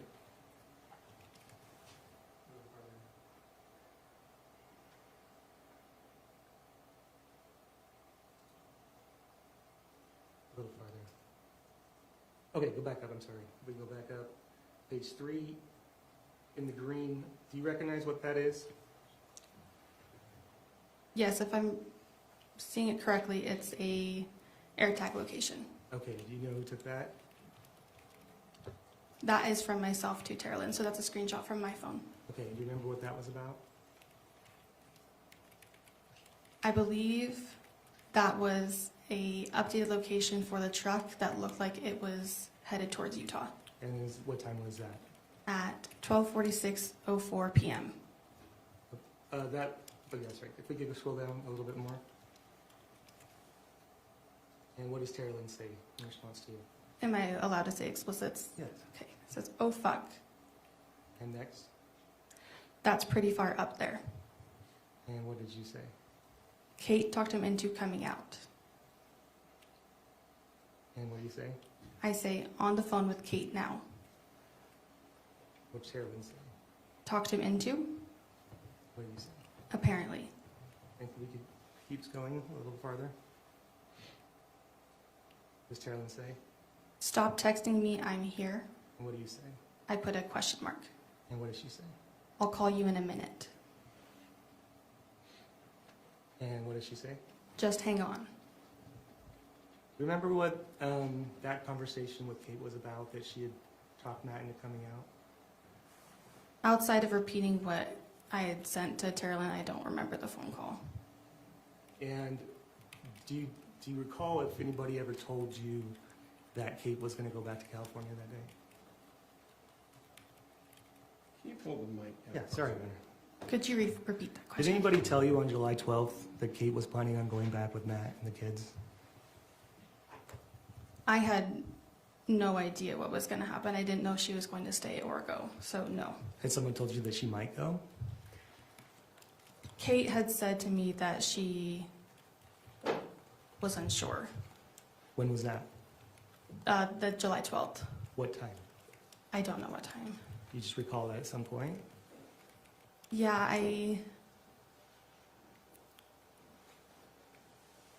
I was getting the impression that she wasn't sure if she was going to leave or stay. But you don't remember which conversation that was or what time? No, it was before Matt arrived. And some of the text messages up above, I could have you look at those again. Tara Lynn asks you, just tells you to stop talking, I'm here. Where was Tara Lynn at that point? I believe that she was arriving at her house And where? in Carlsbad, California. Okay, and where were you? I was home in Ogden, Utah. Okay, so did that text message make any sense? No, that was confusing to me. Did she explain it to you? Yes. What did she say? From what I understood, that was a like a typo where she meant to say, "Stop texting me, I'm home."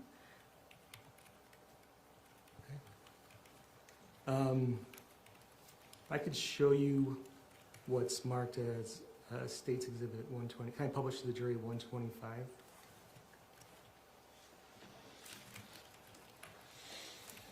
Do you recognize what that is?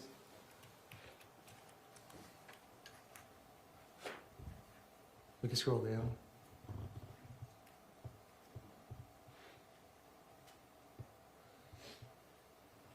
This is a call log. I'm assuming this is from me to the outgoing. Yes. Okay, yes. And if I could draw your attention to, if we could scroll down to the bottom, please. Farther.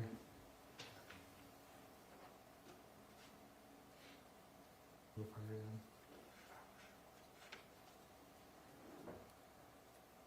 Right there, go back up, sorry. Okay, on line 39, who did you receive a phone call from? From Kate, or Kathryn. And do you recall how long you talked for? 19 minutes, 51 seconds. Okay, and do you remember if during that phone call, if anybody else joined on that phone call?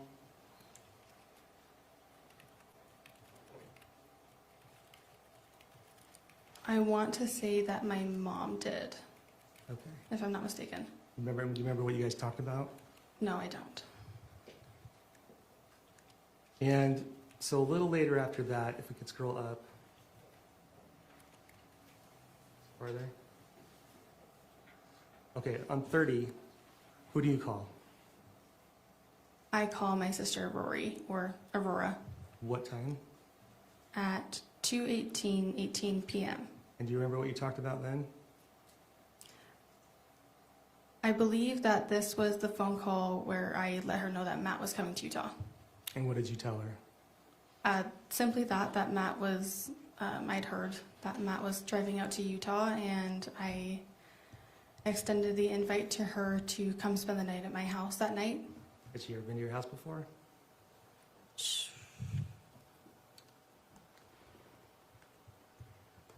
I don't think so, no. Okay, so why did you extend the invite for her to come? I gave her the invite because I wasn't sure how Matt would be when he would get to my mom's house. And Rory doesn't have any close friends, and she wouldn't have anywhere to go should she not want to be around Kate and Matt, possibly having them fight. So she would be in a place that she might have felt uncomfortable or unsafe, and I wanted to offer her some place that she could come and have some space. Okay, who did you contact directly after that? Jacob Trujillo. And who was he? He is my younger brother. Okay, and where did he live at that time? He lived at my mom's house as well in American Fork. Okay, and what did you say to him? I told him as well that Matt was coming out, but I don't believe I extended that same invitation to Jacob. Do you recall what you told him? Just that Matt was coming out to Utah and that he was driving, just to give them the heads up. Okay, and then who did you call next? Tim Ellis. Who's he? That is my older brother. And where does he live? He lives in Pleasant Grove. And how close did he live to your mom? 10 minutes at most. Okay, do you remember what that conversation was about? I feel like it's safe to say that it was the same conversation that we were letting him know, or I was letting him know, that Matt was coming to Utah. Do you remember telling him not to come over? No, I do not recall that.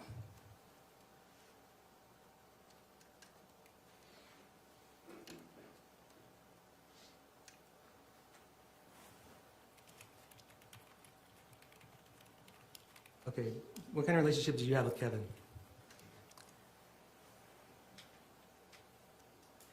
I would say that I really haven't had a relationship with Kevin before he came to stay at my mom's house in Utah.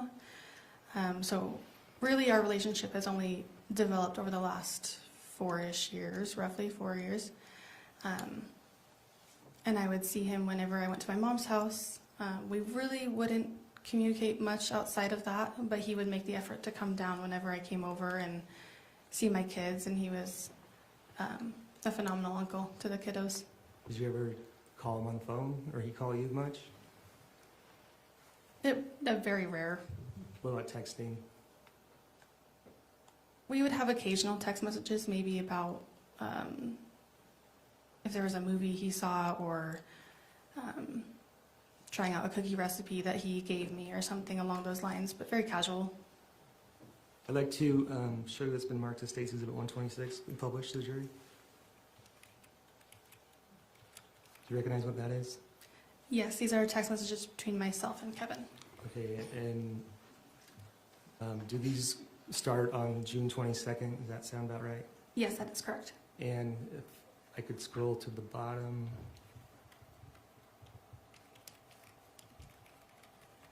Continue this, go up.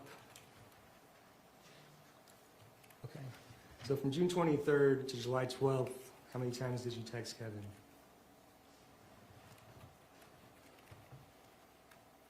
Looked like it might have been 3 times. I mean, did you text Kevin between June 23rd and the bottom text? If you could raise that up, please. Or is that accurate that those are the only 2 texts you sent during that period? Or is there, what I'm asking is, what do you recall if there was any text in between? I would say that those were the only 2 texts that I sent him. Okay, and what did you send him on that text on July 12th, and what time? It is timestamped at 10:01:34 p.m. and it says, Orem, keep an eye on Find My. What did you mean? The way the AirTag had worked on some of our devices, for example, I could open my phone and my Find My app, and the location labeled as truck would say last updated 3 hours ago. And I would mention that to maybe my mom or Terrelyn with the iPad, and hers would have a live update showing a different location. And we kind of figured that it did that. So at that point in time, I was just sending a live update from my Find My app to Kevin saying that Matt's current location was in Orem. Okay, and why did you need to tell Kevin? I did not know the state of mind that Matt would be in when he would arrive at my mom's house. So it was more of like a, hey, just be mentally prepared, Matt's gonna be there soon. Okay, and do you know what it means to see a red text or a text is on read? Yes, on an Apple iPhone, it'll notify the sender if the recipient has read or opened the text message that has been sent. Do you know if Kevin read that text message? Yes, it shows that it was read. At what time? At 10:01:40.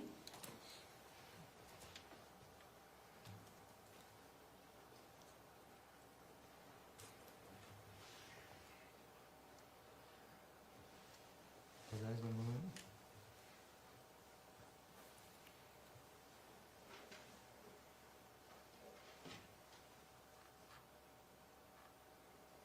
I can show you what's marked as State's Exhibit.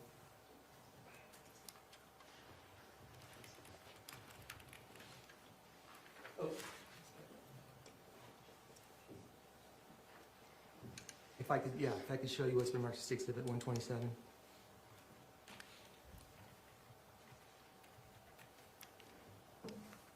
And do you recognize what this is? Yes, these are text messages between myself and my mom. Okay, and if you could go ahead and tell me the date and time of that first text. Date is 7/12/24, timestamp 10:45:03 a.m. And what did you text your mom?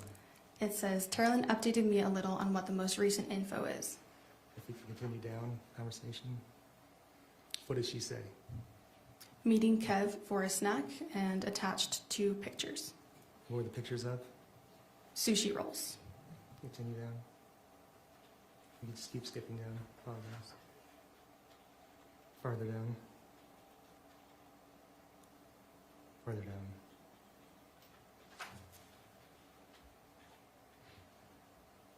Okay. If you could read the text message. Can you read text message on 712? Yes. At the top one. Yes. So it's from myself to my mom, and it says, she'll be leaving to come to my house she will be leaving soon to come to my house, just FYI. And who are you talking about? I'm referring to my sister Aurora, who would be coming to my house sometime that day. Okay, we continue down. Farther down. Farther down. And farther down. Farther down. Okay. Who's that text to? That is from myself to my mom, Tracy. What time? Timestamp is 10:15:04 p.m. And what did you text her? Orem. And what was your next text that you said? Keep an eye on Find My. Okay. And at that time, why did you send that again? For the same reason I sent it to Kevin. I think I sent them both immediately one after another, but for the same purpose of being mentally prepared for Matt to arrive and that he should be there soon if they weren't already keeping an eye on it. Okay. Did you send one to Kate? No, I did not. Was she on the AirTag? She had an Android device, so I believe she was using Kevin's phone, maybe my mom's device, so any other Apple devices that she had access to. Was your mom tracking the AirTag? Yes. And was Kevin tracking the AirTag? Yes. So why didn't you send a message to Kate, who wasn't tracking the AirTag? I guess I just assumed they'd be with each other and she would just relay the information to Kate. I'd like to show you what's marked as State's Exhibit 128. What one? If we go to 115 first.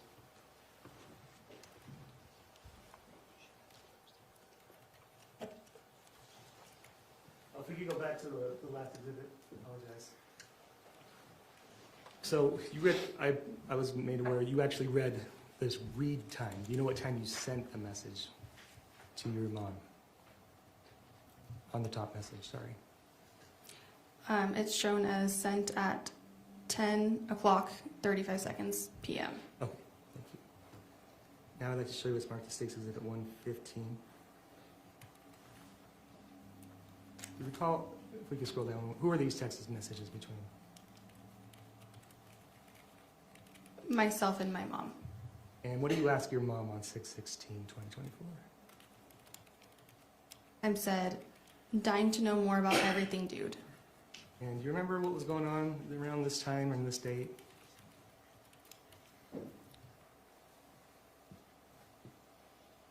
I don't recall it this time, no. I told you that Kate left for Utah on June 20th. Would that sound about right?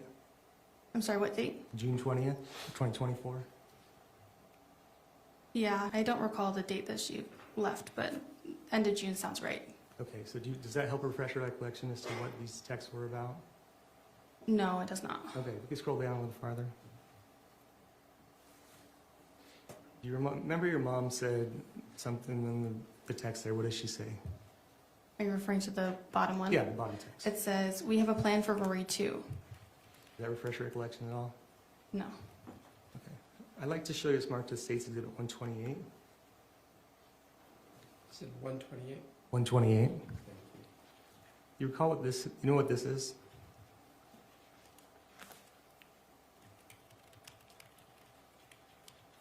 It looks like some sort of file attachment that was sent from me to Tara. Okay, it's a conversation between you and Tara Lynn on June 16th, 2024. Yes. Okay, can I have you scroll down? And what does Tara Lynn ask you at 4:41 p.m. on June 16th, 2024? Carolyn says he wanted to know if you'd shot your 380 yet. And what do you say? I say, no, unfortunately kids make it hard to get out and go shooting, haha. We need to coordinate with mom and take it out before any chance of Matt coming, lol. And why did you say that? Unfortunately, it was just a very poor joke that I made. But in what context? So like, why, you're saying it's a bad joke that you made based on what? What conversation had you had with who that you would make a joke like that?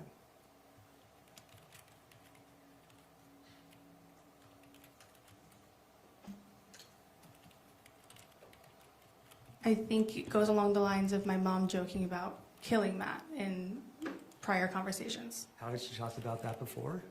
I'm sorry? Has she talked about killing Matt before? I'd never, yes. When? Just like after she'd had complete phone calls with Kate, I took it more in the, like she was frustrated and like a way of her expressing her frustration. How many times did she say that she wanted to shoot Matt? Objection. That's not what she said. I asked her a brand new question. I asked her how many times. I think it's a new question. Let's re-ask it just so it's clear for everybody. How many times do you recall her saying that she wanted to shoot Matt? I don't recall how many times about shooting, but there had been multiple times she joked about wanting to kill him. And then why do you say before he comes out? What did you mean by that? For any chance of Matt coming out? Under the assumption that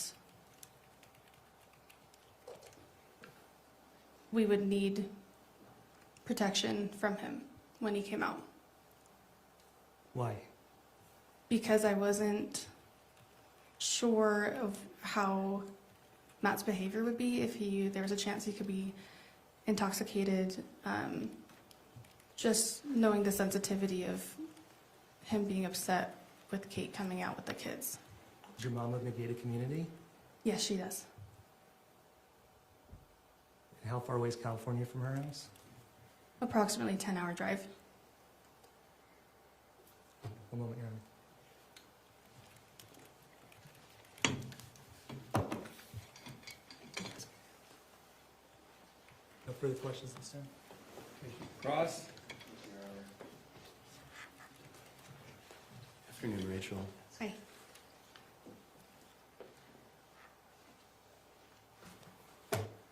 Rachel, how old are you?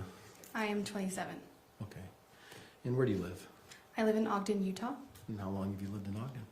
About 3 years. Okay. And you're married? Yes, I am.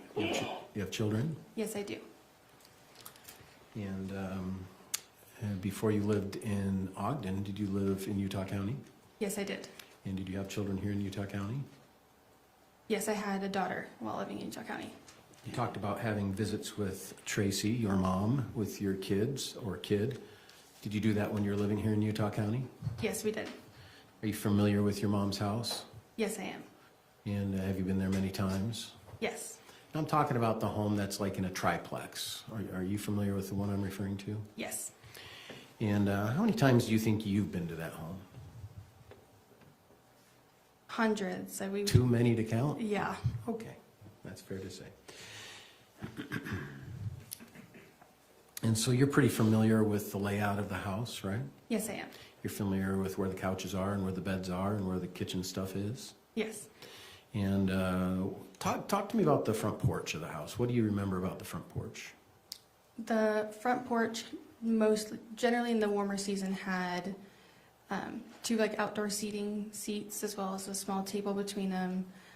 Depending on the season, she would have some outdoor decorations of a mat to wipe your shoes on, a wreath, and seasonally she would put up a magnetic screen door. Oh, when the weather was good, right? Yes. And did she ever have blankets or anything around outside? Throw blankets or things of that nature? Not very often, no. Okay. Did you ever know your mom to spray off the front porch at night? With water? I'm not sure, but maybe. Okay. Was your mom a clean homemaker? That's the way to say it. Yes, yes, she did like a tidy home. Thanks. So she would sweep things up, she would spray things off, she would dust and keep the home tidy. Is that Yes, she would. And were you aware that bringing Kate and the little kiddos into the house might cause a little bit of mess in the house? Yes. Okay, and that's not unheard of, right? Mm-hmm. Are your kids ever messy? Yes. Okay.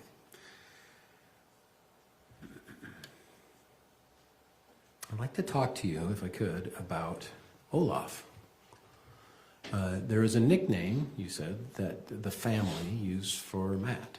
Is that right? Yes, that's correct. So my question is why did you use a nickname? From my understanding, the nickname was created for the sensitivity for the kids to allow Kate to discuss Matt openly without them catching wind that they were talking about their father. Is it fair to say that the name Olaf was used so that when unkind things were said, the kids wouldn't know who they're referring to? Yes, that's correct. So if there are kind things said about Matt, would it be common just to use Matt's name? Hey, Yes. Matt's coming over. Yes. Hey, Matt's driving a truck. Is Yes. that common? Yes. But if there's unkind things to say, did it revert to Olaf? Yes, that's fair to say. And that was to ensure that the young ones in the family were not hearing of negative things about an adult. Is that fair to say? Yes. Okay. But it came to a point where there were so many things said about Matt that were unkind. Was it necessary to then have a nickname? I'm not really aware if they ended up stop using it. What do you Like, mean? are you, can you rephrase your question? Sure. Were you ever around when unkind things were said about Matt? Yes. And did it ever happen more than once? Yes. And did it happen to such a number of times that it became necessary to come up with a nickname because it just was constantly talked about? Yes. And so the nickname came about because of the amount of volume of talkings about Matt's bad behavior. Is that fair to say? Yes. What is your understanding of where the bad behavior of Matt originated? Was it from Tracey? It would stem from Kate. And is it because Kate lives with Matt? I assumed more it was she was married to Matt, so naturally, yes. And she had those natural marital experiences, positive or negative, that she would report to the family. Is that fair to say? Yes, mainly my mom and Tara. Yeah. And she insulated you from some of those things, right? Occasionally, yes. And Tara would not as much insulate you, though, would she? She would tell you of the things Kate was saying. Yes, there were some things that she would relay to me that Kate had told her, yes. Negative about Matt. Yes. Yeah. And the same with Mom or Tracey. She would tell you some things that not necessarily Kate told you, but Tracey told you what Kate had told Mom. Is Yes. that accurate? Yes, things got told from one person to another and maybe not directly from the person who was saying it, yes. Right. And do you remember the trip to Disney? Yes, I do.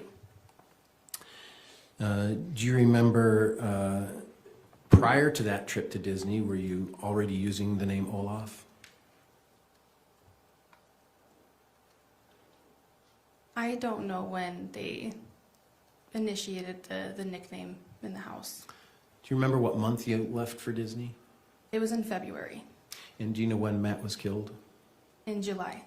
So February, March, April, May, July, about 5 months between the two. Is that sort of accurate? Yes. So do you think the name Olaf as a nickname was used more than 5 months before his death? I'm not sure.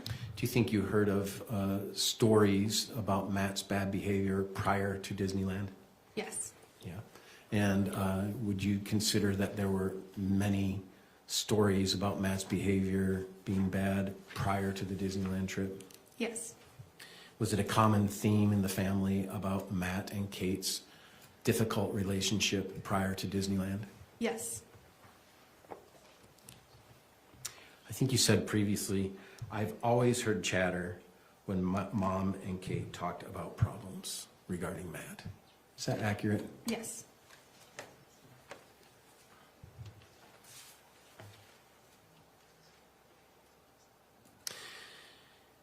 You did say, though, that there were occasions when Kate would send you audio memos regarding disputes or verbal arguments.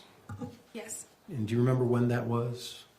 I don't recall. Was it before Disney or after Disney? I don't recall when exactly I got those, no. Was it before she came to Utah?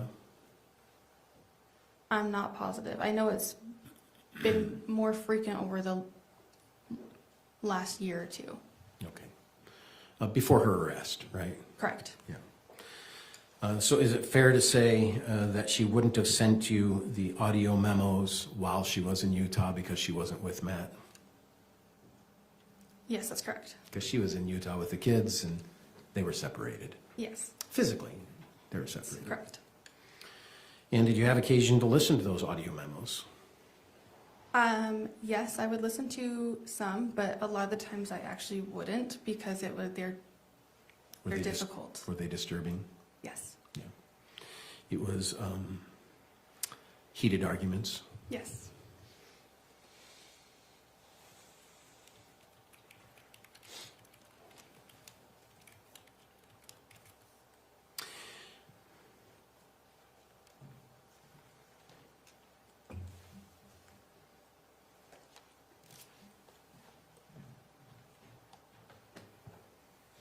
You were shown an exhibit.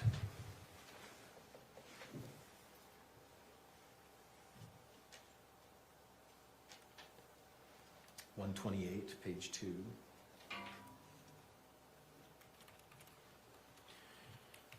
If we could, please, thank you.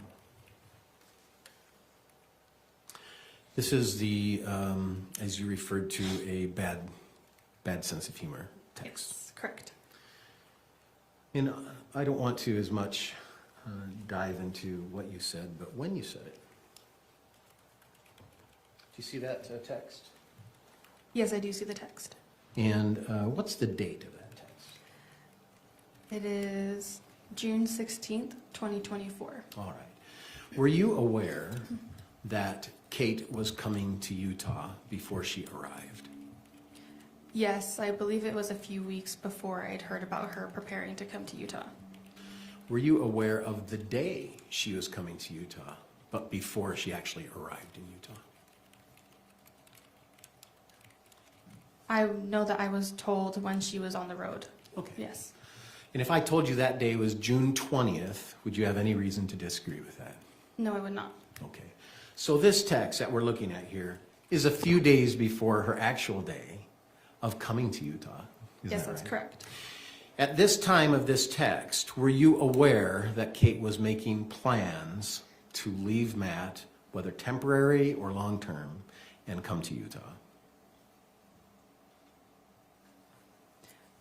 At the time of that, if I'd known a few weeks before her coming out, then yes, I would have known she was preparing to come to Utah. So this text was June 16th, right? Yes. And it says, unfortunately, kids make it hard to go out and go shooting. We need to coordinate with Mom and take it out before any chance of Matt coming. So 4 days before Kate left, you knew, according to this text, that Kate would be coming to Utah and Matt would probably at one point maybe be coming to Utah as well. Isn't that right? That's correct. Now, that doesn't say that they're going to come together, does it? Correct. But I think your text is sort of intimating that the fear was, or the thought was, that Matt would be coming to chase or to go get or to come out to Utah to, at its best, have a calm conversation with Kate, and at its worst, a hard conversation with Kate. Is that accurate? Yes, that is. Do you know, when you sent this text, it sounds like, just by reading it, you've known that for a little bit of time, that Kate was coming out and that Matt was not going to be a part of that visit out here. Correct. Did you have a fear of Matt? I had a fear of Matt if I were to be around him when he would be possibly intoxicated. So was that something you'd known for quite some time? From my understanding, I believe that Matt did have a drinking problem, yes. Did you know that before the Disneyland trip? Yes. Was that common knowledge amongst the family? Yes, it was. Was it common knowledge amongst the family that Kate was afraid of Matt? Yes. Was it common knowledge amongst the family when you talked to one another, even in person, about Kate's fear of Matt? Yes, she was visibly yes. Yeah. Even before Kate came to Utah, was it common knowledge that Kate was afraid of Matt and his problems with intoxication and anger? Yes. Even before Disney, were you aware of that? Yes. And in your understanding, did all of the family members, were they all aware of it? In one way or another, yes, I assumed most everyone had come to the same conclusion.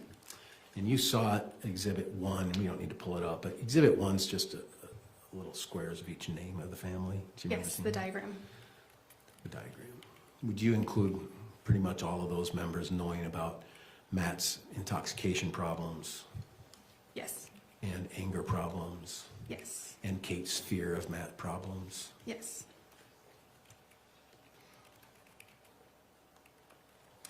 Did Kate have an iPad?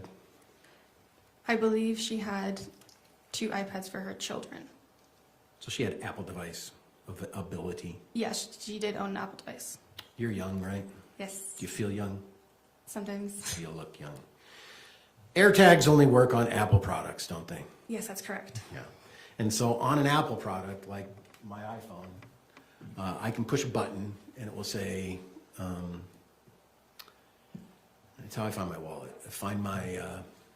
It's called Find My. Oh, thank Yes. you. It's called Find My. And that's an app, isn't it? Yes, it's an app that's automatically on your phone when you download it or when you program it. For an Apple device. Correct. Like an iPhone. Yes. Like an iPad. Correct. And to your understanding, AirTags, which is produced and made by Apple, are available only on Apple products. Yeah, to my knowledge, yeah. And do you know what kind of phone Kate had? She had, I believe, an Android device. So she didn't have that app benefit for the AirTag, did she? Yeah, it was not compatible with her phone. But she did on iPads. Yes. Thank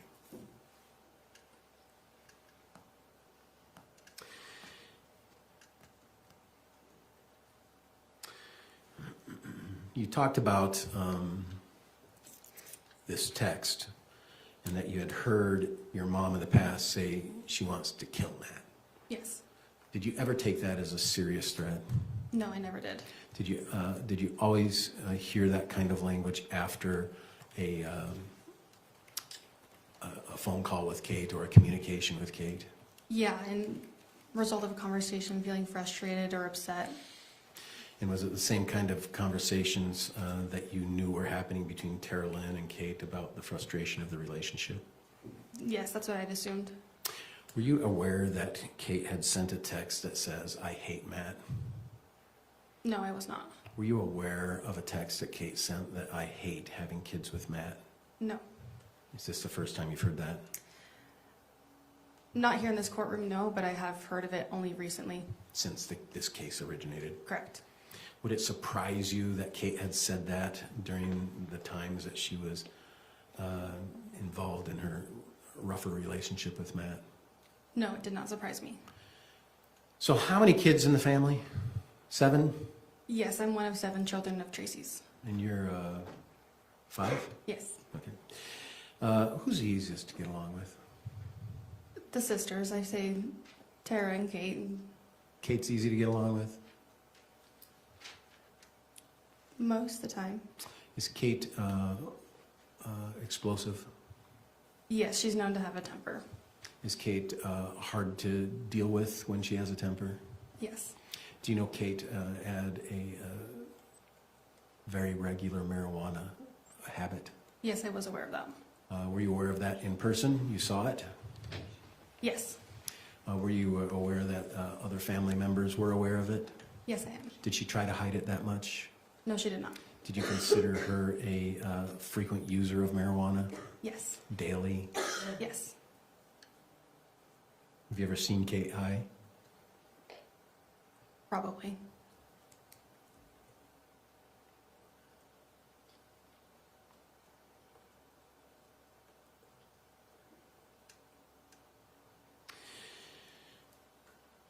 You said that you started a better relationship with Kevin when he moved to Utah. Yes. Where did he live before? Utah. He was engaged previously just before he moved to Utah, in Chicago. And was he working there, to your understanding? I believe he was working and/or in school. Okay. And he had a fiance? Yes, at the time he did. And what prompted him to move to Utah, to your understanding?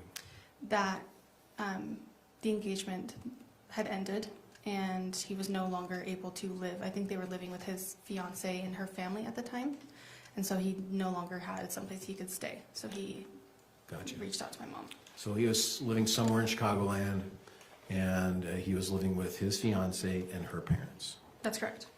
Did that termination of relationship end amicably, to your understanding? A friendly ending? I don't know. I believe it was okay, but I know Kevin was hurt. Yeah, was he distraught, to your understanding? Yes. Did you ever have a conversation with any members of your family about Kevin's distraught part of that relationship terminating? Maybe a little bit with Tara Lynn, but not much. Did you ever know Kevin to be depressed? Yes. And when did you know that to happen? Well, let me clarify that. Did you know that to happen before he moved to Utah? Because we didn't really have an established relationship, not very much, no. Okay, so did you know that he was depressed after he moved to Utah? Yeah, it was pretty evident that he was upset when he came to Utah. Were you aware that Kevin got involved in some counseling to help him through that? I remember, yes, I do remember that. And who told you about that? My mom. Your mom. Was that before Disney? I think so, yes. Disney was about 5 months before Matt passed away and 4 months before Kate came. So do you have a pretty good recollection that it was before or after Disney? Before Disney. When you were at Disney, did Kevin seem to have those same behaviors of sadness or depression? No, I didn't notice those, no. Did it seem that he had overcome sort of those mental difficulties with the breakup and being sad by the time you were going to Disney? Yes. Do you remember the plan to go to Disney? What the plan was? Can you rephrase? Yeah, do you remember what your family's plan was in going to Disney? What was the logistics of it? Do you remember the plan? I know that it was... I'm not asking for specifics, I'm just asking if you knew the plan. Roughly, yes. It changed depending on the day. I know we got some really unexpected rain the whole time we were there, but roughly, yes. But before you got there, before you even made the trip, there were some plans made, weren't there? Yes. This wasn't a trip that you just went to Anaheim and bought park hopper passes or whatever they call it and then just had fun. It wasn't that kind of trip, was it? That's correct.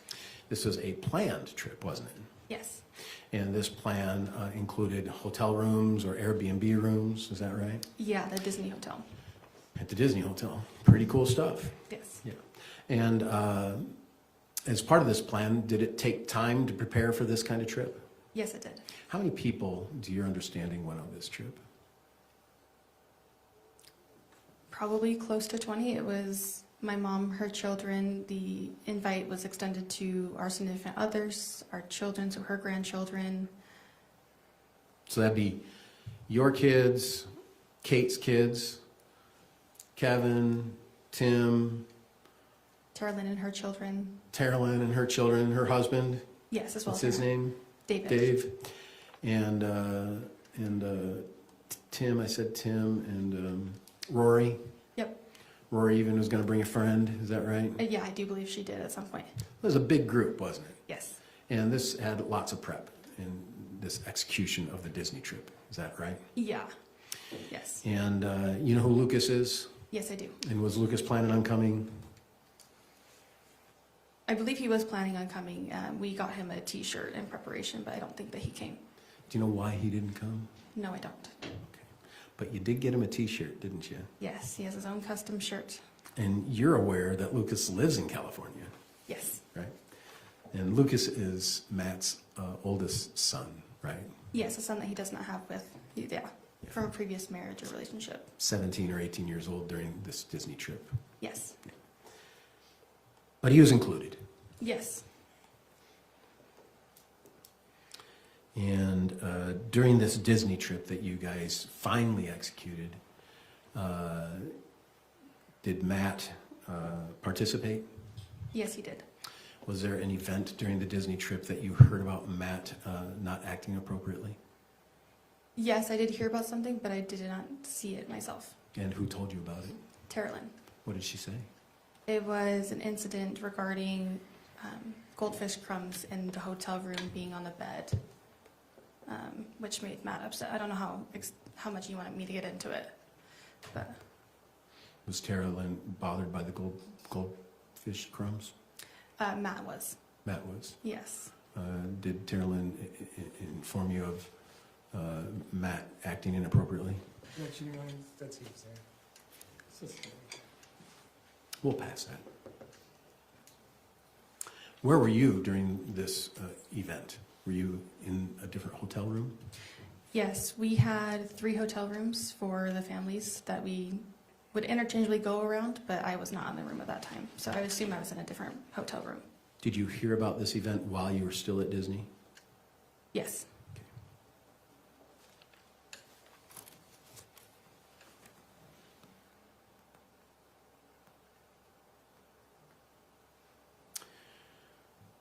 Was it your understanding that Kate was coming to Utah to never return to California?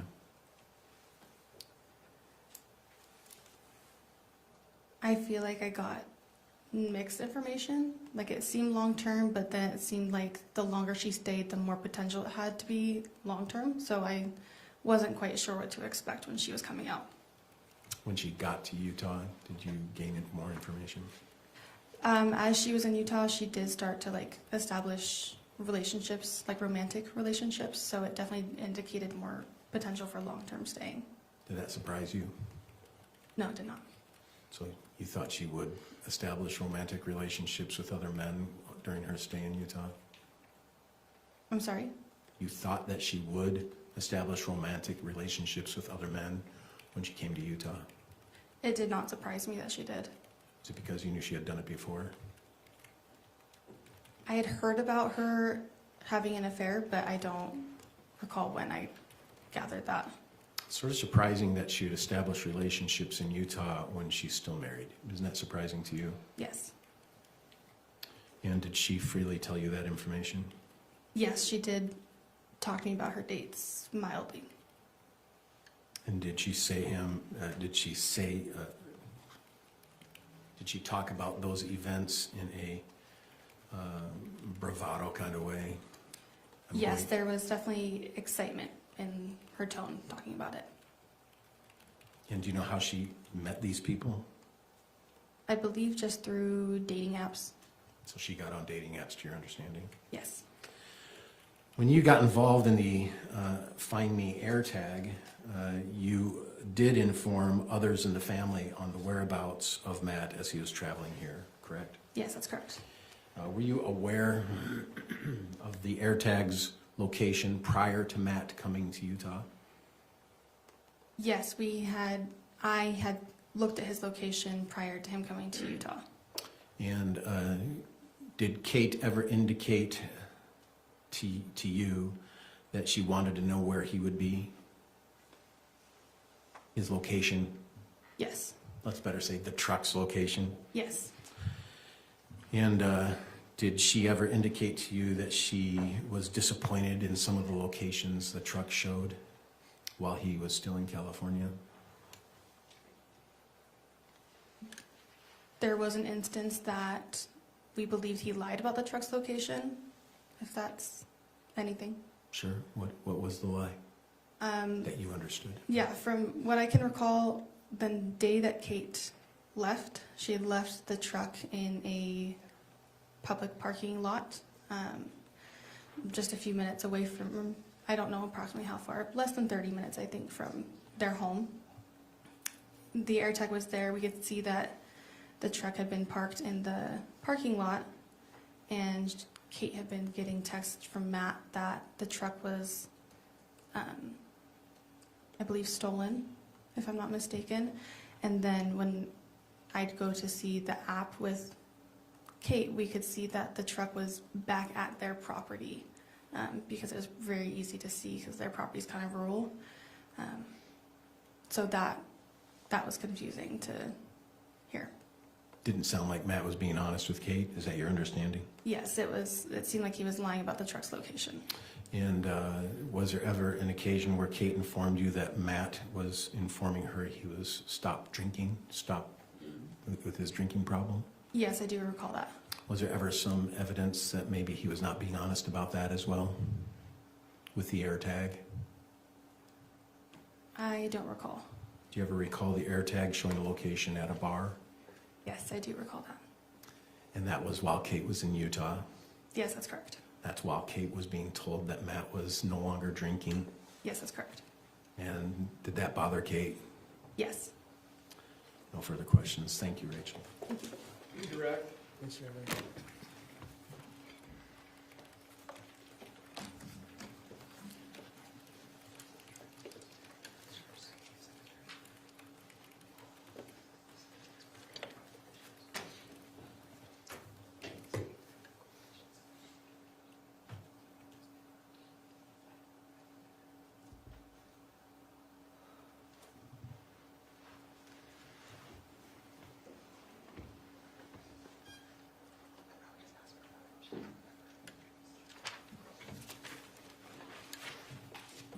Let's talk about the goldfish incident for a minute. Okay. Tell me about when you first got there. What was the room situation? We had 3 hotel rooms. One of more of a larger suite that would hold my mom, as well as I believe Tim, his girlfriend, and my 2 younger siblings, Jacob and Rory. And then, 4 hotel rooms. And then there was 2 that were kind of conjoined by a shared bike breezeway that were originally supposed to be mine and Kate's. And then there was a 3rd one that was separate that was for Tara. And me and Tara got there first, and we asked Kate if she wouldn't mind switching. Okay, and did you switch? Yes, we did. And was Matt pretty cool about it? As far as I know, yes. And how did the rest of that trip go? It was great. It was difficult to keep high spirits because we got soaked through unexpected rain the whole Disney trip, but everyone kept high spirits. At some point, did you get into an argument with Tara Lynn's husband? Yes, I did. What was that about? I was addressing the fact that I felt like he wasn't helping her. Whether that be, this was mainly around loading or unloading. I think it was at the end of the trip when we were trying to load and pack everything back up and trying to get out by our checkout time. He was downstairs in the lobby, and Tara Lynn was in charge of getting the kids situated, packing up all the stuff, making sure she didn't forget anything. And I don't recall exactly what I said to him, but I remember him being upset and texting me about it. What did he say? Do you remember? I don't recall exactly what his text said. I know he called me a bitch, and I let Terlin know, and I never responded to that. Do you recall what time that was? No, I don't recall. Was that the last day you were at Disneyland? Yes. Did Terlin get upset when you told her that? Yes, I believe she did. And did she leave? Did Or did Terlin leave early? Like she just checked out of the room and left? I don't recall. Can I approach the witness, Your Honor? Yes.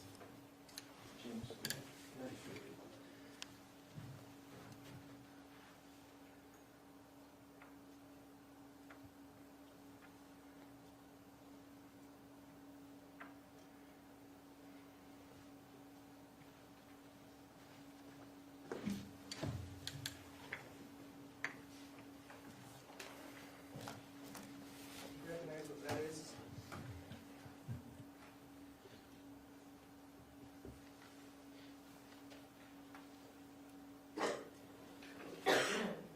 Yes, these are text messages between myself and my brother-in-law, David, who is Terlin's husband. Okay, do you know what date and time you sent those texts? February 7th, 2024, timestamped 10:59:55 p.m. Okay, what did he tell you? It says, I was trying to make sure you could get in the house. I don't understand why you get bitchy. Let's go down.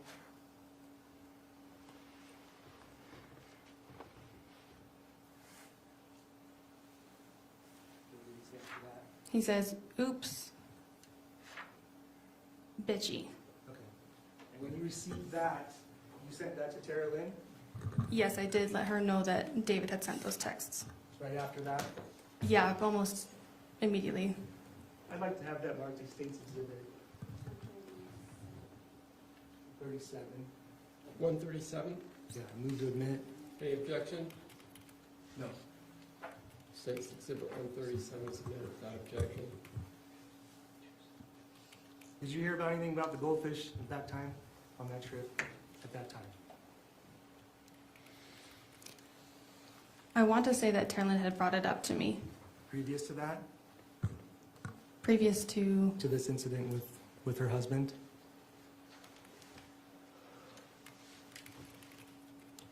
I don't recall. Okay. But let me get this, let me make sure I understand. So did Kate ever tell you that she wanted to harm Matt? No. But your mom did? In my assumption as jokes, but yes, it came up. Multiple times. Yes. In fact, you've never seen Matt, you've never seen, you yourself have never observed anything dangerous about Matt. No, I've seen him get agitated, but What do you mean agitated? he, when like food orders would get brought in from like a takeout restaurant and be wrong, he would overreact, in my opinion, and get really upset, and it would be shown outwardly, a lot of times geared towards Kate, like she had done it on purpose. What do you mean overreact? Like raise his voice. Like, in my opinion, I would be a little bummed and keep calm, but not yell about it. Are you talking about the tortilla video? That one I had just recently seen. That one's new to me as of the last brief period of time, but I believe there was incidents at like a Panda Express before and things like that. And what, he would just get upset that the food order was wrong? Yes. And do what? Raise his voice? Yes. And that's it? To my knowledge, yes. Okay, but you felt Matt was so dangerous that you needed a gun in case he came out. Is that what you testified to earlier? I have testified to that, yes. And that you had an air tag on him so you could track him, right? Yes. And you tracked him all the way to Utah Correct. with multiple people in your family, including Kevin, Kate, the defendant, Yes. Carolyn. Correct. And you guys called him Olaf behind his back. Okay, yes. And who's Olaf? Who is Olaf? Yeah. It was referring to Matt. But Olaf is a Disney snowman, is that correct? Yes, that's correct. Who's basically harmless and annoying. Yes. So you continue to record, or Then Kate sent you some messages that she secretly recorded without Matt's knowledge. Yes, I assume so, yes. Sent you videos, audios. Yes. Never anything threatening in there. To be fair, I never fully watched most of the things. Did you ever hear anything threatening?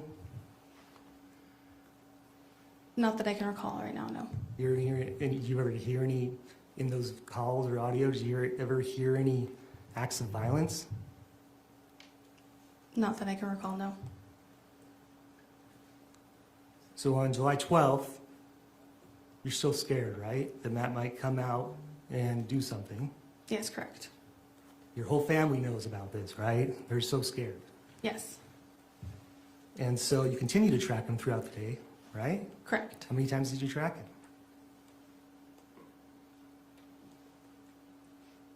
Just numerous times, so probably more than 5 times, just looking at the app. Okay, and you're talking to your family constantly this day, right?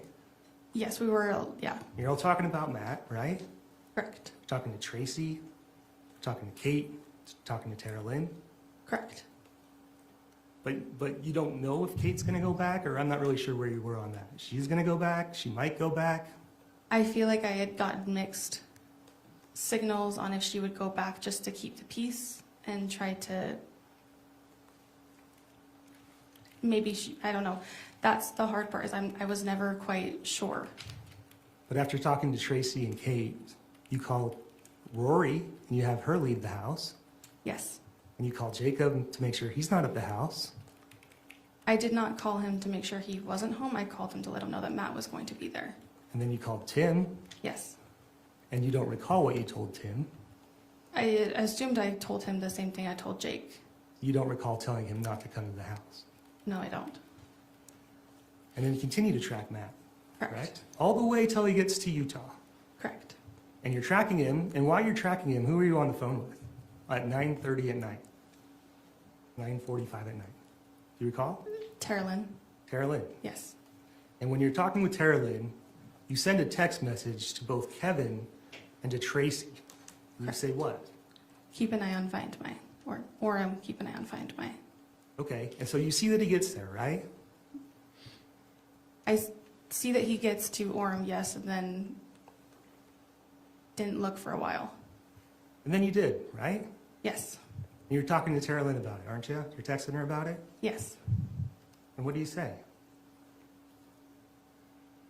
We were just discussing, hoping things were going okay, and assumed that no communication was a good thing. Right? Did you try to text somebody? I did text Kevin. Yeah? Did you get a response? No, I did not. And how long after Matt being there was this? I don't recall. Was it over a couple hours? I believe so, yes. Okay, so this person that you're terrified of has gotten to the place that you're worried he's going to go, and you don't hear from Kevin after you try to text him. You hear from your mom? No. You try to text her? I don't recall if I texted my mom.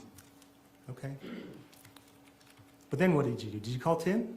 'Cause Tim was pretty close, right? He does live close, yes. Did you call him? I don't believe so. Did you call the police? No, I did not.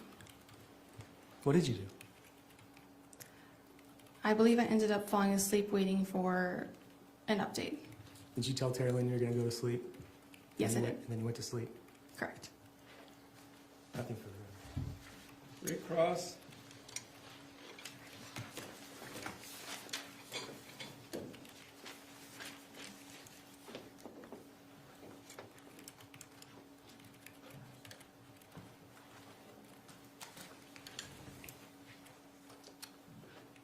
Were you the one who called Rory and invited her to your house in Ogden? Yes. And was it because you didn't want to have Rory at the house when Matt got there? It's not that I didn't want her there, I just wanted her to have the option to not be there. Yeah. Because you thought it might be a volatile experience at the house? Yes. Because truthfully, you want to kill Matt, don't you? No. No, you don't. Sounds like the prosecution maybe thinks you do, doesn't it? Objection, Your Honor. It's argumentative. I'm sorry? Argumentative. I don't know how that's argumentative. I'm gonna allow that question, but let's, I'll give you a moment, Rachel.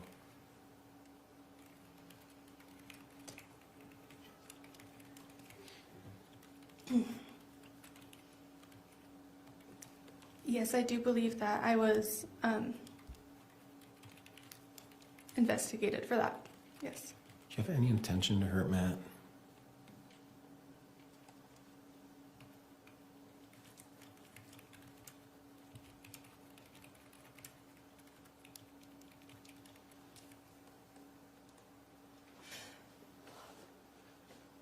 No, I did not. Were you just talking amongst your family about a difficult family relationship? Yes. Did you ever think your mom would hurt Matt? No. Did you ever think Kevin would hurt Matt? No, I did not. Did you ever think Kate would hurt Matt? No. Did you ever think Tara Lynn would hurt Matt? No. Did you ever think Kevin used cocaine? No. I mean, I wasn't prior aware of that, no. Did you ever think Kevin used cocaine back then? Not to my knowledge. Did it surprise you? It did. Think Rory wanted to hurt Matt? No. Did you remove Rory from the house so she wouldn't hurt Matt? No, I did not.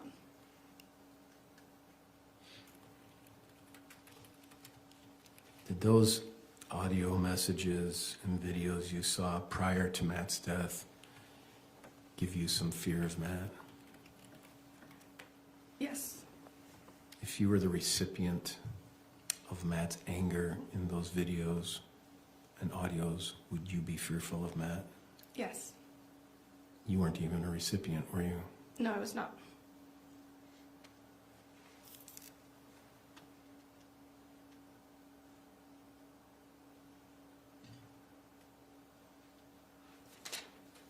And you've been at that house before, right?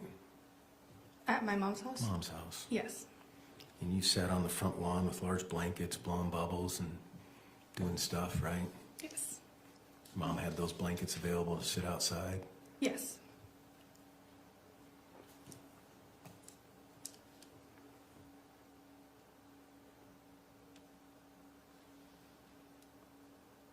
Was Tara Lynn bothered with how Matt handled the goldfish problem? Yes. Did Tara Lynn consider Matt's behavior with his own children to be excessive to your understanding? Yes. Did Matt hide his behavior with his children in a closed room from Tara? Yes.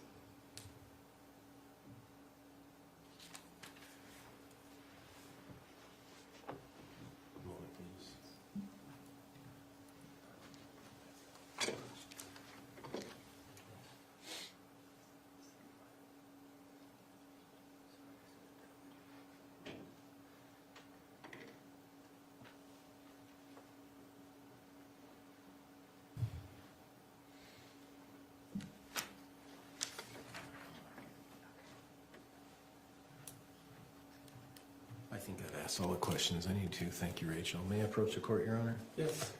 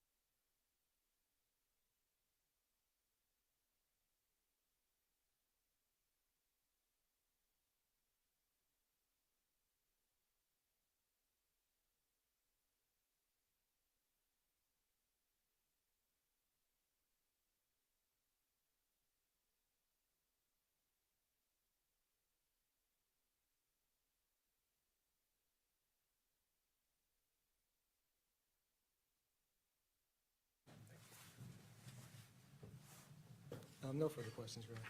All right, thank you. Please call your next witness.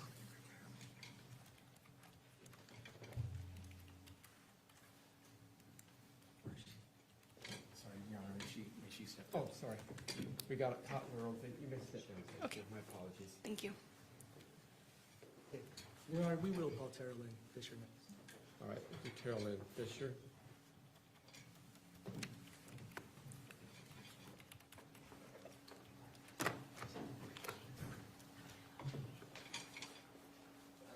Is she excused? Yes, you're excused. You can go. Thank you.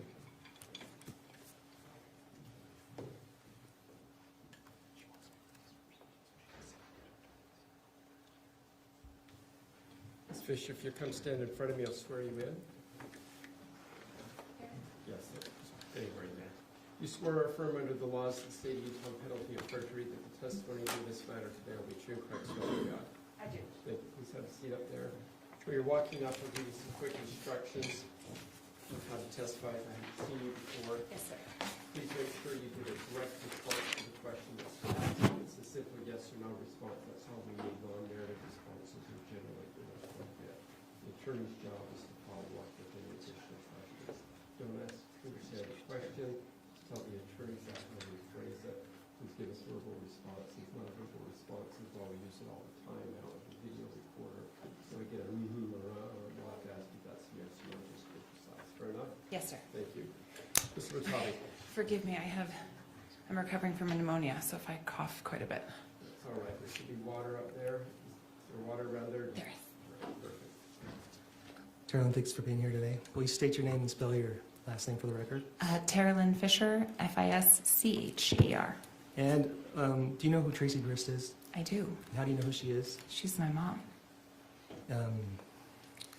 Where are you in relation to the children of Tracey Grist? I'm her oldest. And how would you describe your relationship with her? Ebbs and flows. We were pretty close.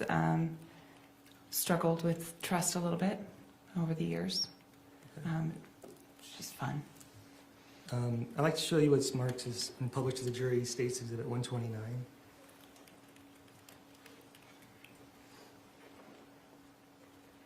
You recognize what that is?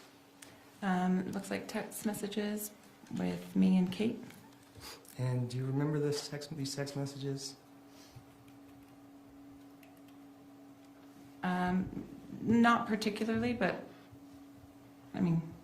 What's the date on the text messages? June 16th, 2024. Okay, and what did you text to Kate? I'm blue. Call me when you can. I know it's hard to find a moment.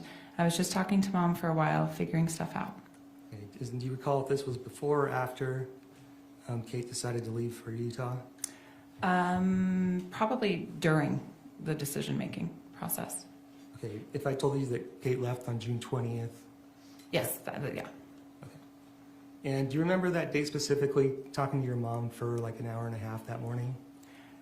Not particularly. We talked for an hour and a half often. Okay, but on this particular day, do you remember talking at all about anything to deal with Matt? No, I don't. Okay. So I believe that we did, but I don't know Okay. any. Do you remember talking to Rachel about asking her if she shot her 380 yet? I remember that. My husband, sorry, I'm not supposed to. No, you're right.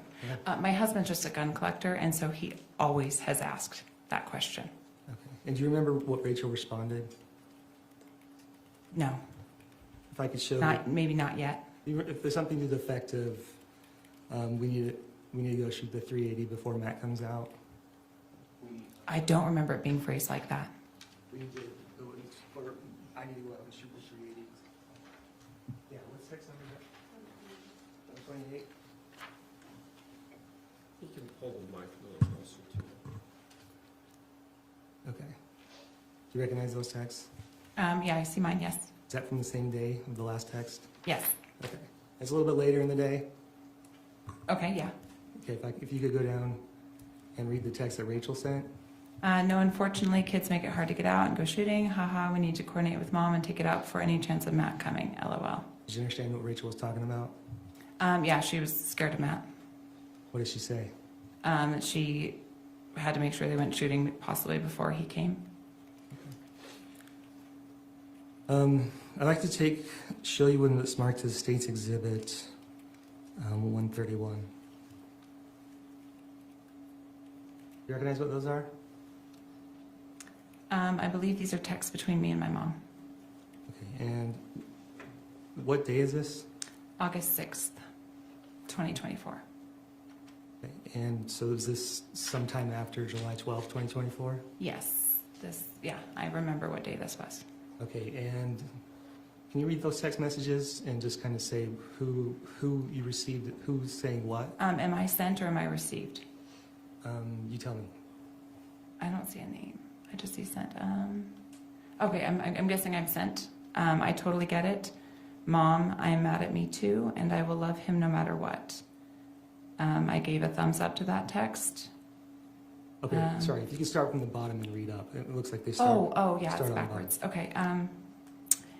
Mom, please tell Kevin that if he is mad at me and doesn't want to talk to me, he isn't have to. Okay, and that's your mom sending you that text? Yes. And go ahead and read the next one. Doesn't, which obviously she corrected her, isn't to doesn't. And what's the next text she sends you as well? I am mad at me too, and I will love him no matter what. And did you understand any of the context or what she meant by that? Yeah, she was feeling responsible for everything that was going on. Okay. At the time, sorry. I paused. I'm sorry. Yes, sir. Okay.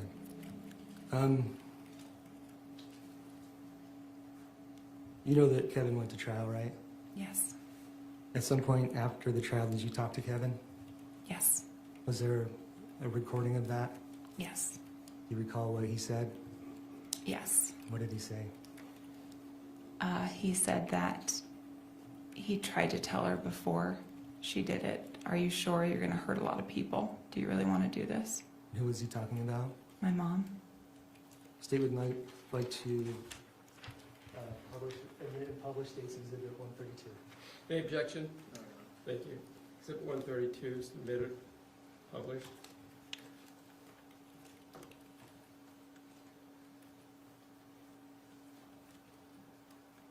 She ruined so many lives, and I'm worried to hurt her feelings. Yeah. Well, I can tell you something now, a little extra. What's that? Oh, I asked if she was sure. She was sure? Mm-hmm. Because she was like, she didn't tell me anything about all the stuff that happened. I was like, are you sure this is exactly what's going to happen? And I'm like, she's scheming and doing all this. And she said yes. And she beat Cheyenne. That was her response. Or he beat Cheyenne. Oh my God. I know I wanted to hear. I'm sorry that I wanted to tell you that for so long. No, I know. I can't even imagine. And I feel so like sad. I still bear so much of the blame too for all this. And that makes me so mad that she's caused you to have to live with this. I mean, I could have done something different. I should have stood up and I should have said no. Yeah. Yeah. But your mom should have never asked you that. You should have never had to have to say no. Nothing further, Your Honor. Cross? Oh, wait, sorry, just a second. Almost. A little sorry, Your Honor. Trying to hurry. The same person who planned this is the same person who baked cookies. It's the same, like... And that's wild. Like, she's the one who made me my chocolate chip cookies without chocolate chips. I know. Yep. And blueberry muffin cake for your birthday. Yeah. But this is what she wanted to do. This is, I mean, she had to live in its consequences. She had to. I just don't think, she just doesn't think far enough ahead. She never has. And I think she just is so used to getting rid of everything, she just, I literally warned her. I said, this will change so many lives. You won't even know how many lives it's going to change. oh my God, you said that? Wow. Yes. I said, this is a decision you can't take back. I said that to her. Wow. Kevin. Yeah, so there's that. There's You were the fucking voice that. of reason, and we all wish we could have, like, seriously, that's what Rachel and I were talking about, like, the reason she didn't want to tell us is because she didn't want to hear our opinion. But you gave her the opinion that we would have given her, like, what the fuck are you, this is insane. This is gonna, you can't do this kind of thing. I literally warned her. I was like, this is going to have long, like, I said, I don't remember exactly what I said, but I know I got it across very eloquently and very efficiently. Of like, this is not the best idea you're having. Like, think about it for a second. Oh my God. But that's why I feel so much blame, because I would step up at that point and be like, you know what, no, I need to take my own advice. I listened to her. Now, no further questions, really. Ross.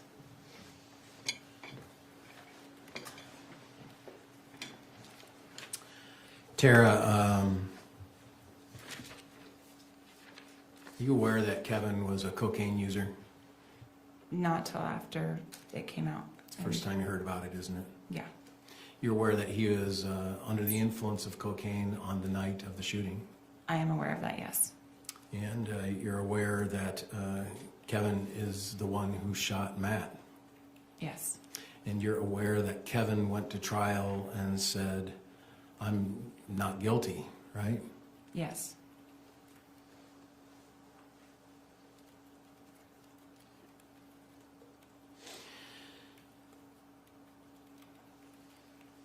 Okay. Is Kate easy to get along with? Not often. Okay. And have you had an opportunity to speak with Kate about her relationship with Matt? Yes. Have you had an opportunity to speak with your husband about that relationship? Yes. Have you had an opportunity to speak with your mom about that relationship? Yes. Have you had an opportunity to speak with Rachel about that relationship? Yes. Have you had an opportunity to speak with Kevin about that relationship? Yes.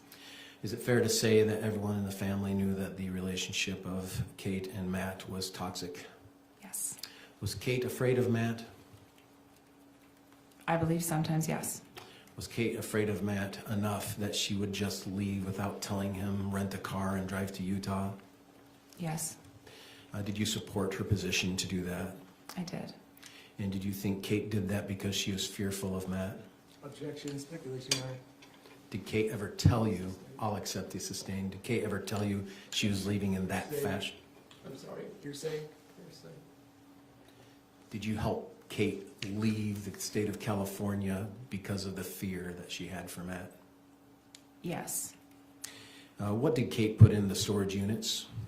Christmas stuff, letterboard stuff. Was it all of her blankets? No. She left a lot of stuff in their home, didn't she? Yes. And was it your understanding that Kate was leaving to have a temporary pause on the relationship? Yes. Was it your understanding that Kate wanted to get a divorce? Yes. Was it your understanding on the day that Kate left that she wanted to have Matt killed? No. Are you aware that she has told people that the plan was to have Matt killed even before the day she left for Utah? No, I don't believe that. You don't believe that that's been said by her? No. I've never heard that, and I don't believe that's the truth. You don't believe that's the truth. Do you know that she has actually said both? That she left to divorce and that before she left, the plan was to kill Matt. Are you aware of that? No. Objection, misstating facts, not evidence. Oh. I will say those are facts that are in evidence, and that's exactly what Kate said on the stand, Your Honor. She said both. She never said that there's a plan to kill Matt before she left for California. I don't believe she said there was a plan. I think there was discussions that comments that she wanted to kill him, that she hated her life. So I'm going to sustain to the objection under that limited text.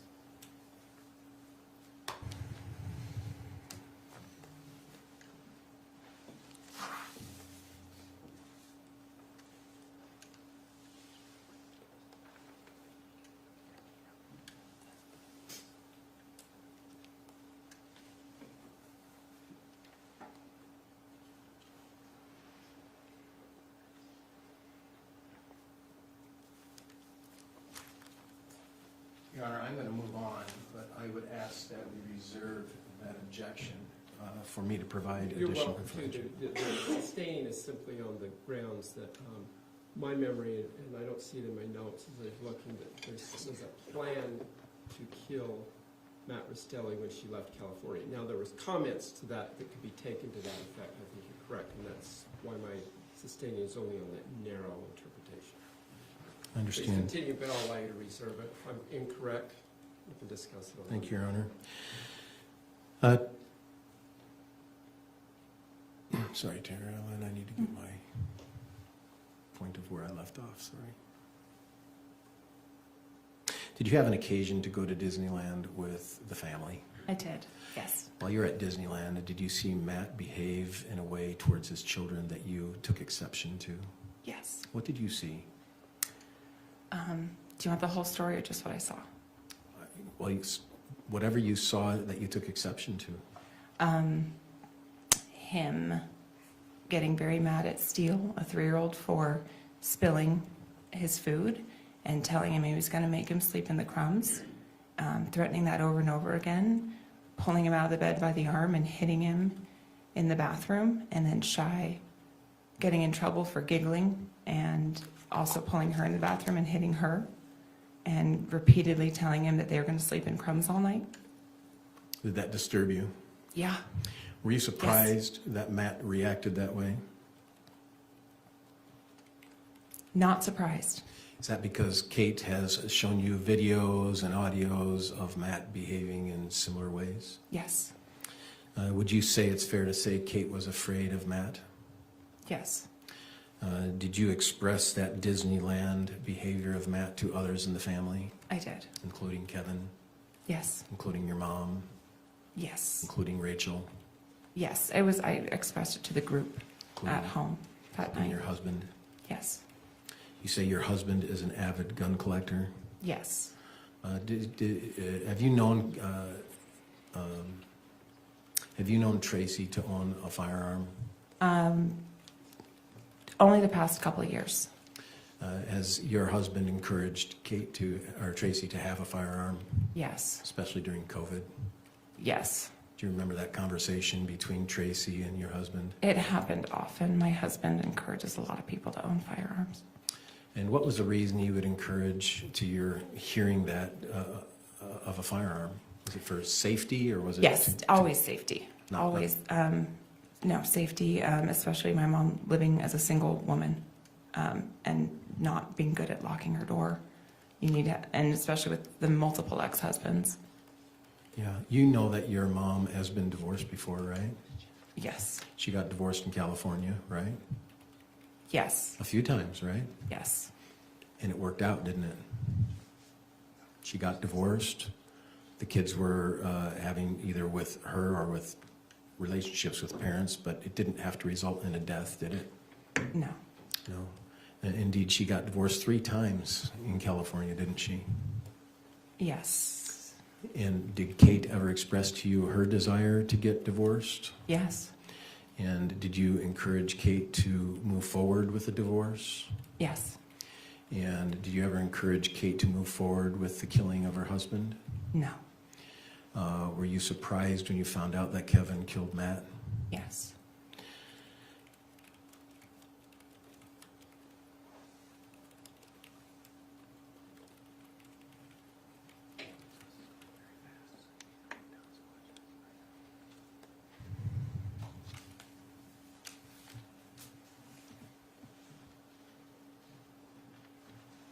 Are you aware that Kate had a marijuana problem? Yes, Would you consider it a problem? I would. Were you aware of the smoke camper? Yes. And how often do you think Kate smoked weed, marijuana, pot, whatever you want to call it? Daily, multiple times a day. Multiple times a day. You've seen Kate high before? If you saw Kate, she was, yeah. Yes, yes. That's a good comment. If you saw Kate, she was high. Mm-hmm. Is that a good way to describe Kate's life the past few years? Yes. And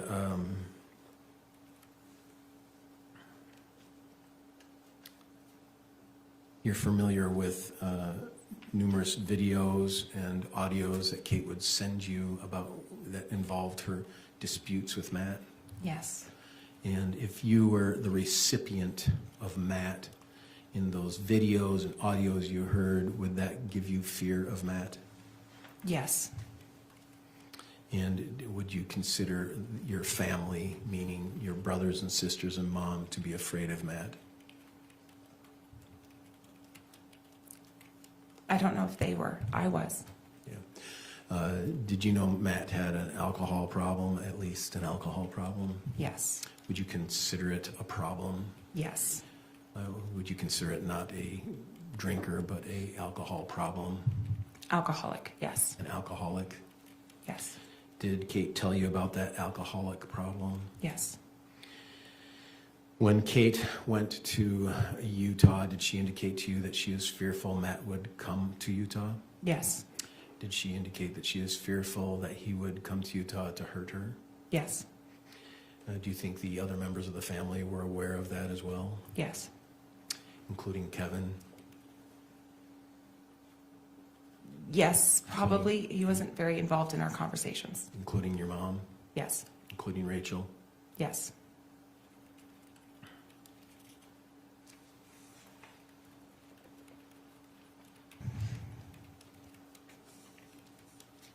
At this time, Your Honor, I'd like to play a video. Do you recall a video being sent to you regarding the wet tortilla? Yes. Do you have it, or you want it from me?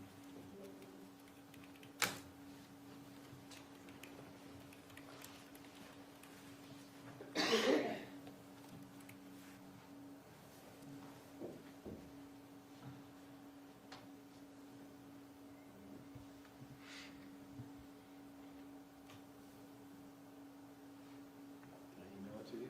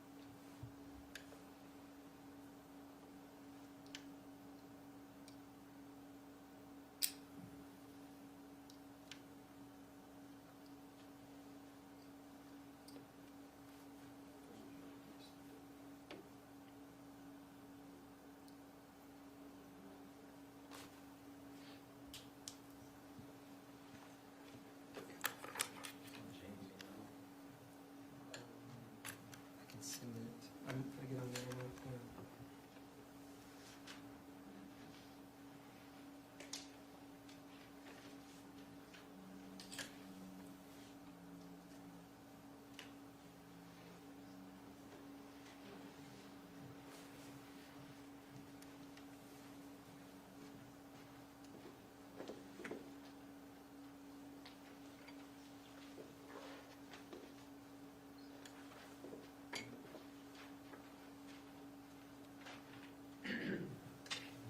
As we're waiting for that to show up, would you say that your husband, David, expressed to you that he was afraid? You're saying? Would your husband allow you to go to Kate's house? No. Why not? Because he said it wasn't a safe place. Objection foundation. It's some Hearsay. foundation. Stay away from hearsay, please. So my question was, did your husband allow you to go?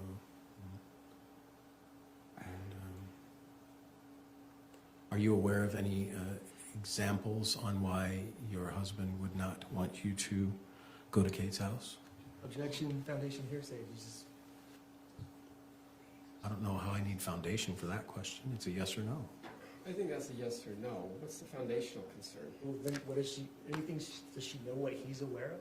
And she's gonna testify, he told me. So anything she says is gonna be, he told me. That's not necessarily true.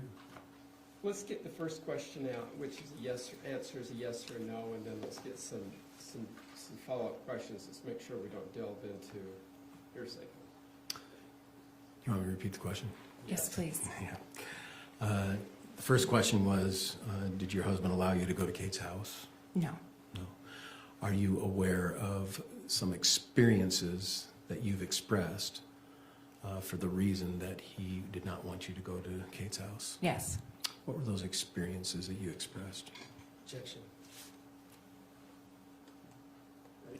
These are experiences She's going to, Okay. questions for what she said. If it's her experience, Yes, then yes, yes.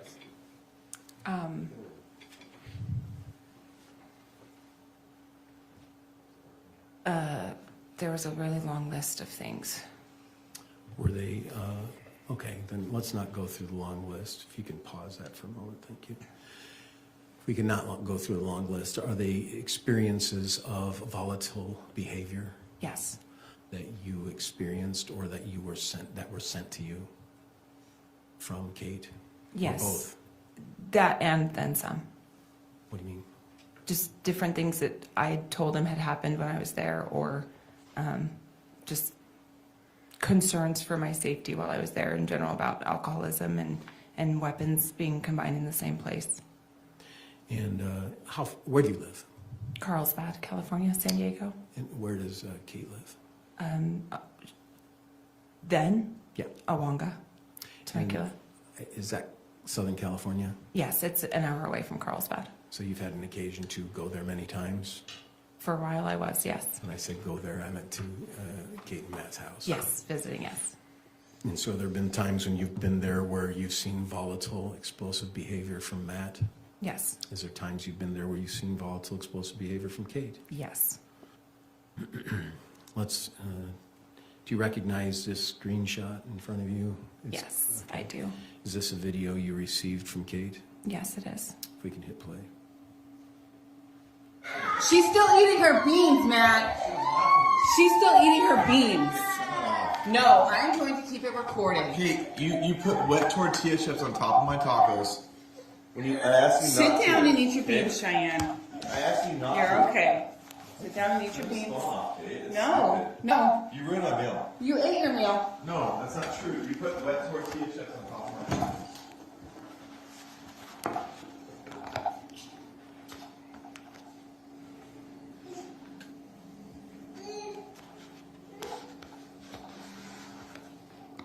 Consequences for this. You actively ruined my meal. I asked you not to, and you put them directly on top of my taco.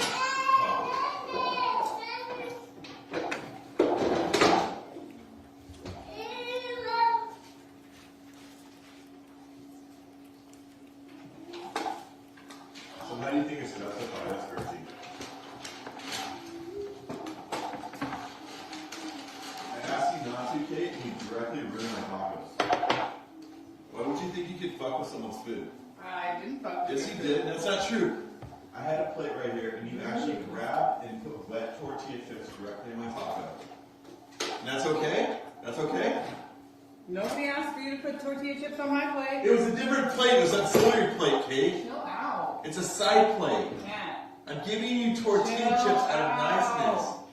This isn't cool, Kate. Chill out. This isn't cool. Chill out. What was I doing? Why was I putting I don't plate? know. Chill out. Why was I putting tortilla chips on a plate? I don't know. To be annoying because I was just dealing with a shit ton of No, it's on the side. It's on the side, Kate. I don't need on the You need side. I tortilla already chips. have enough fucking tortilla chips. I didn't need more. So you think it's okay to fucking ruin my fucking taco? Go to your room, Shy.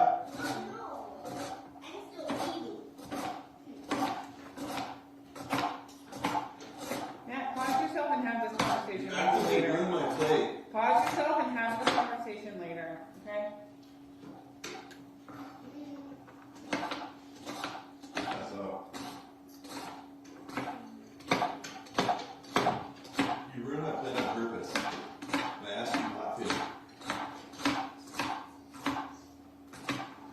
did was give you tortilla chips. What did I do to deserve my fucking taco ruin? What did I do? I put tortilla chips on my auxiliary plate. You fucking ruined my meal. You ruined my meal. You said, oh, wet. I said, don't do it. Shut the fuck up! I said, don't do it. What'd you do? You fucking ruined my taco. I did not say don't do it. I said, don't do it. Why would you ruin my taco? Shut up, I gave you a taco and played No, with the taco. I don't care. You fucking ruined my taco with wet fucking tortilla chips. And you had a taco. Why would you ruin my meal? You actively fucking put your hand over and ruin my fucking meal. Because you're a true bitch. I gave you a taco and played with Shut the the fuck up. You actively leaned over and fucking ruined my fucking tacos. You ruined them. On purpose with wet tortillas.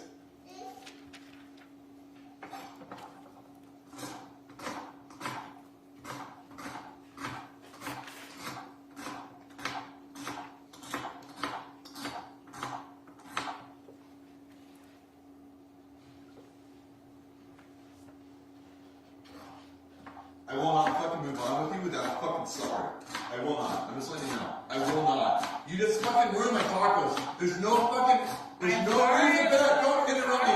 There's no fucking reason for you to think it's fucking justified to ruin my fucking tacos. Don't fucking put fucking wet tortillas on my fucking tacos. There's no reason for that. You can't justify it. Don't fucking interrupt me. Don't interrupt me. I'm not gonna fucking give this one up. You fucking ruined the taco on purpose. Cool. Fucking unreal. It's unreal how you give me back fucking clip when you ruin my fucking tacos. Don't fuck with my food.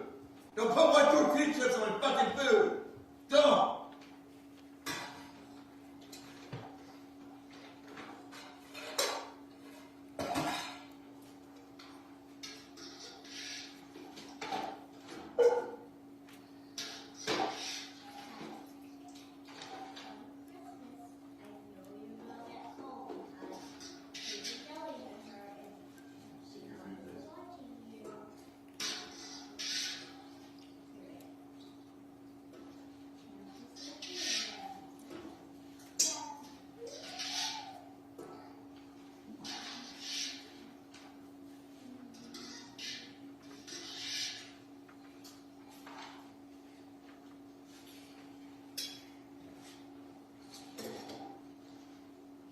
After I paid for the fucking taco meal, I can't believe you would ruin my meal. That's true disrespect. You think it's okay?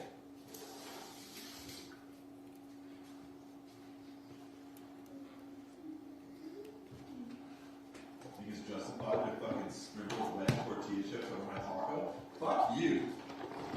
Okay? Jimmy? I said fuck you. Ruin my fucking sprinkle wet tortilla chips over my taco? Because I gave you tortilla chips to think you were gonna dip them. I was trying to be nice, and you fucking disrespect me so much.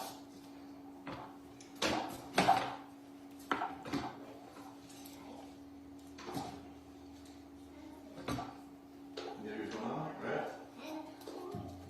Turn it off. So annoying, Dave. Will this be on or no? Turn it off. Don't touch my phone. You just disrespecting me so much. What is wrong, okay? Back up out of my personal space. No, why would you do that? Yes, back up out of my personal You space. set me up tonight. You ruined Back my up out of tacos, you my put personal wet space. tortilla chips on my fucking taco. Why would you put wet tortilla chips on my taco and ruin my taco? Why would you do that? Sorry, I fucking put No, why would you do that? Why would you do that? And you go ahead and record me?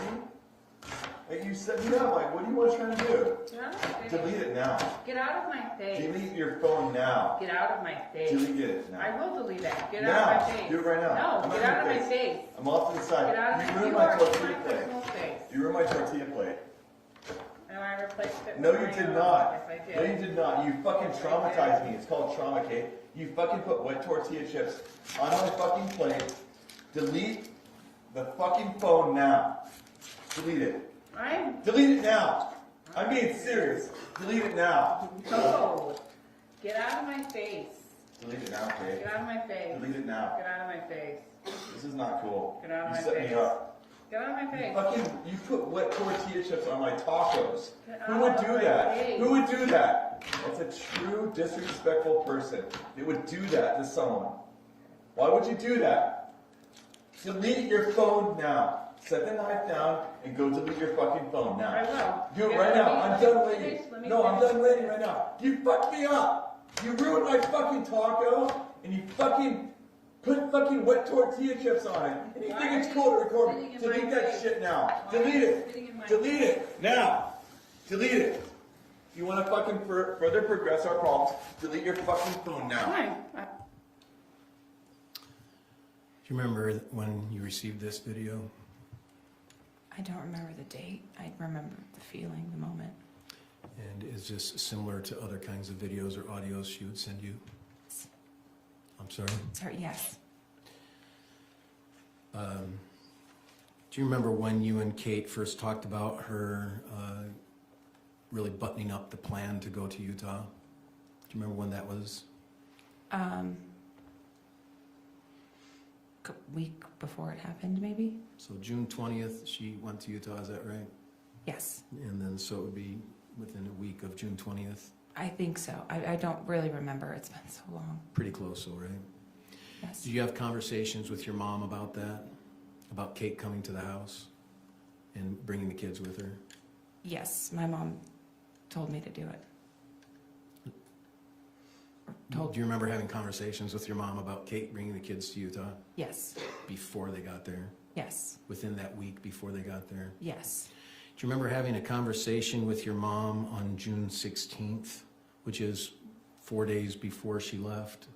An hour and a half long conversation on the telephone. Do you remember that?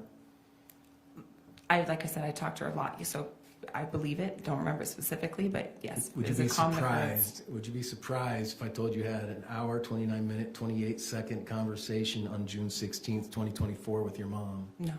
At approximately 9 in the morning. No. Do you remember having a conversation during that week before Kate left with Tracey, where you were on speakerphone?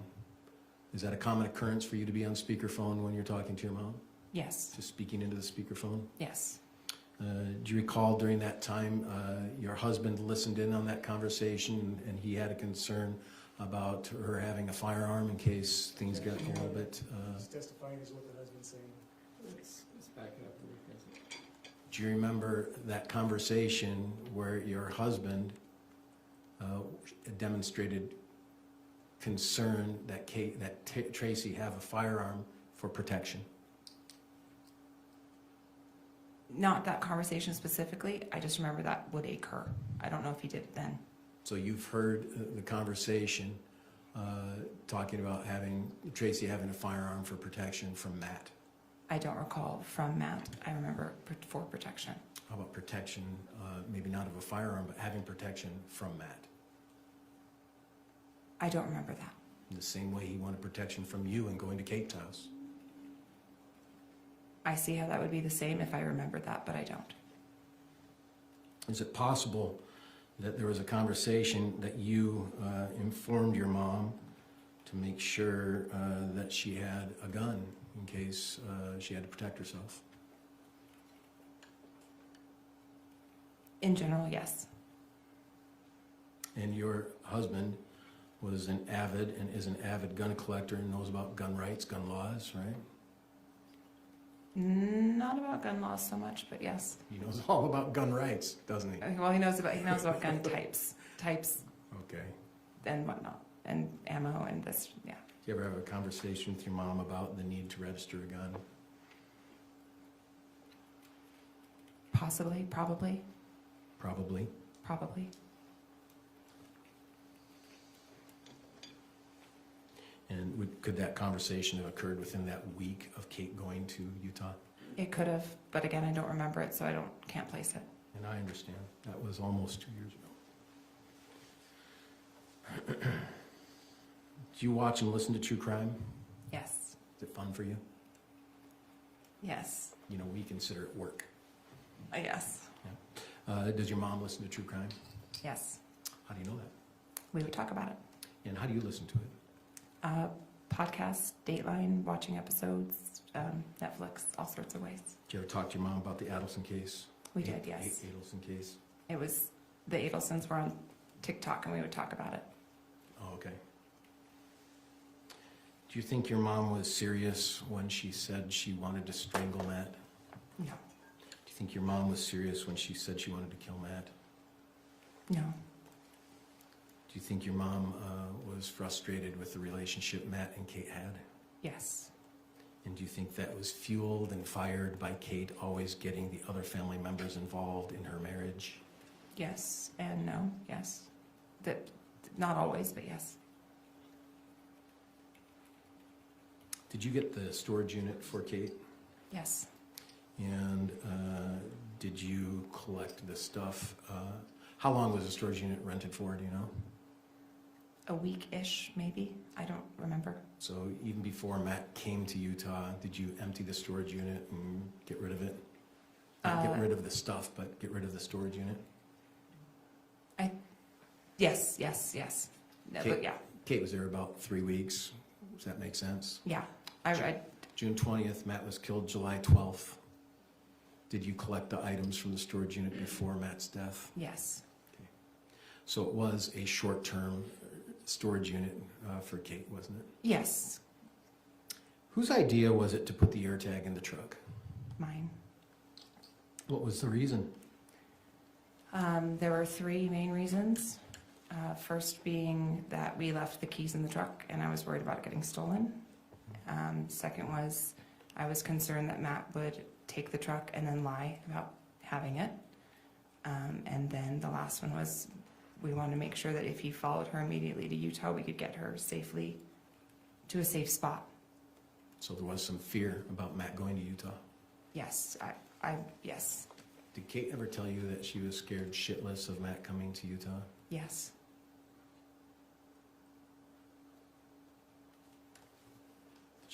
Did she talk about that with other family members and you in the same conversation? About her being afraid of Matt coming to Utah? Not that I remember specifically. She ever talked to you about divorce? Yes. Do you remember her talking to you about the divorce attorney that she recorded? Yes. Do you remember what her thoughts were about the divorce? Yes. The potential divorce? Yes. Did she feel like she had a chance? Yes. To have the kids? Yes. Do you think Kevin was aware of all of these things in which we've talked about today? I don't know. To your understanding, was he aware of any of it? I think so, some of it. Again, yeah. Sorry.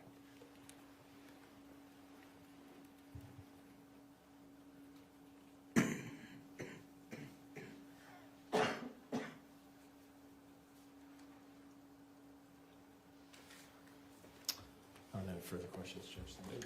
A redirect. Just really quick, Your Honor. In the Disneyland incident, did Rachel and your husband get into a fight? I'm sorry, James, but I can't. Okay, I'll speak up.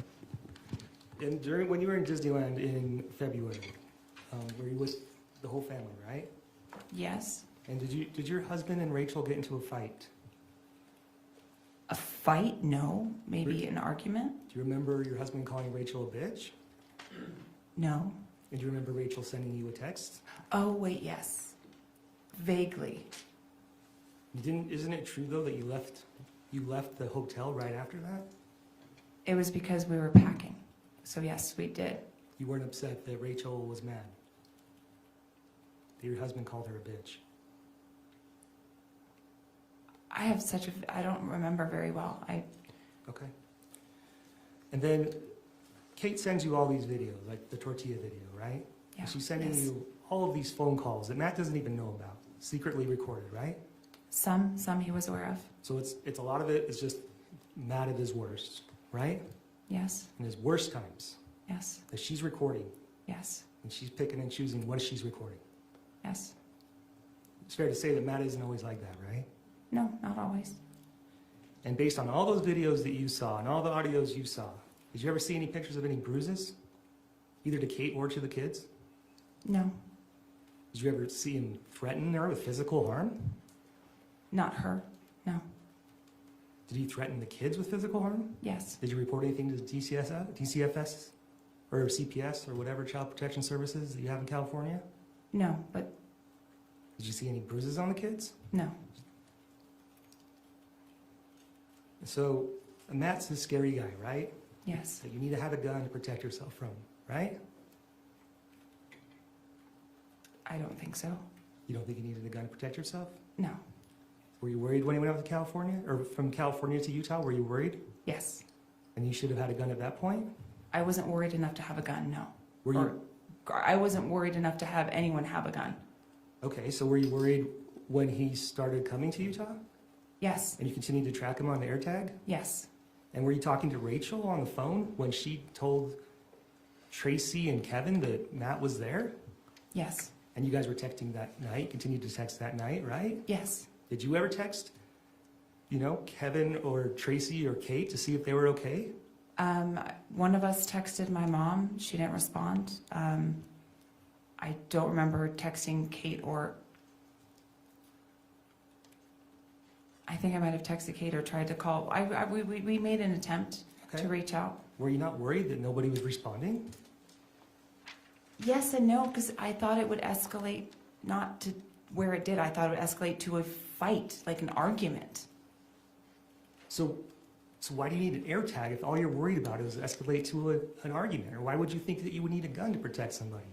Because I've watched a lot of Dateline, and that says that the most dangerous time in a relationship is the end. So that's why I told Kate, don't. But do you see how that's not consistent, that you wouldn't?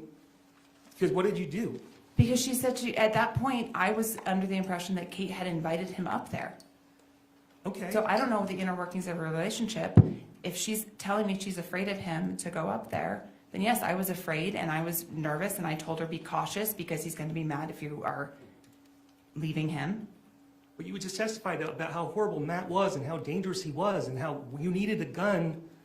I never said that I believed I needed a gun. My husband is an avid gun person, but he didn't say you need a gun to protect yourself from Matt. So you weren't worried at all about Matt leaving California to come to Utah then, were you? I was. You were? What were you worried about? I was worried he was going to go up there, and I was worried for the kids because they see their parents arguing all the time, and it's horrible. So you were worried there'd be another tortilla type incident? Yes. Is that right? Is that all it was?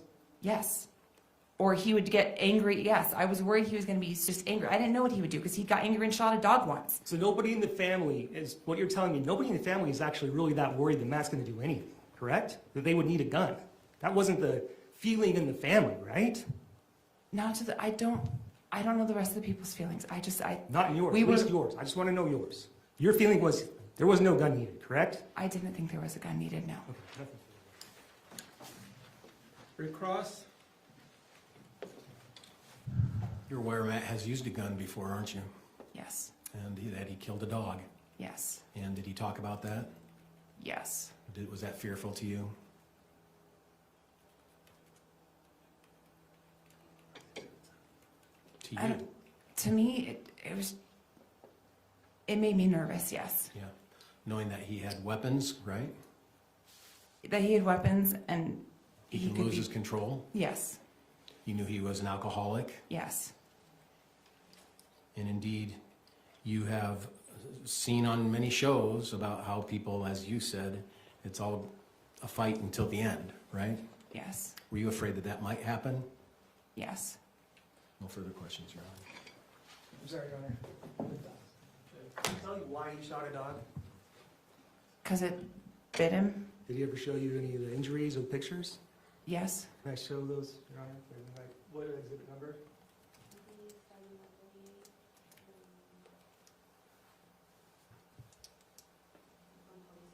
Statement moved to admit and publish State's Exhibit 138 through 146. Any objection? No. Exhibits 138, 146. Are these some of the injuries from the dog that he showed you? Objection, foundation. Did he show? I just asked, did he show you pictures of the dog? I don't remember the pictures. I just remember him. Did you see injuries? Do you recognize if this is one of the injuries that you observed from the dog? Likely, yes. Okay, we go to the next one. Are these one of the injuries that he had from the dog? Yes. Next picture. This injury as well? Yes. Next picture. Yes. Next picture. Yes. Next picture. Yes. Next picture. Yes. Next picture. You said the dog. Mm-hmm. So didn't he just tell you shot the dog out of Yes. self-defense? Did he tell you he shot the dog out of self-defense?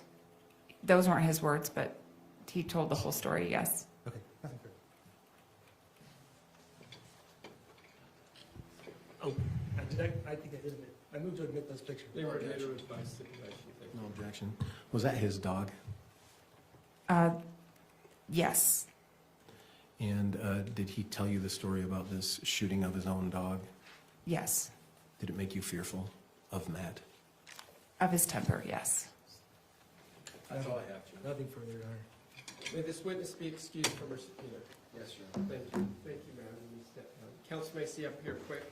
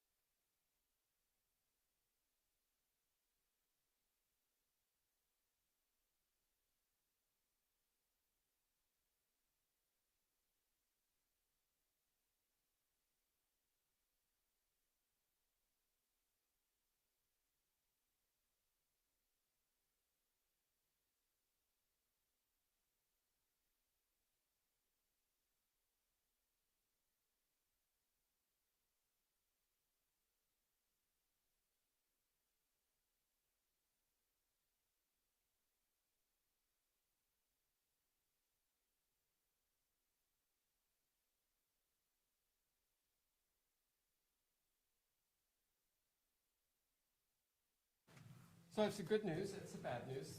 Bad news was I kept you over, I apologize. The good news is the state is extremely ahead of their schedule. They anticipate only needing to call one more witness, which will be Monday morning. And then they anticipate, barring anything that they see differently over the weekend, resting. So that's putting us about a week ahead or more, which is a good thing.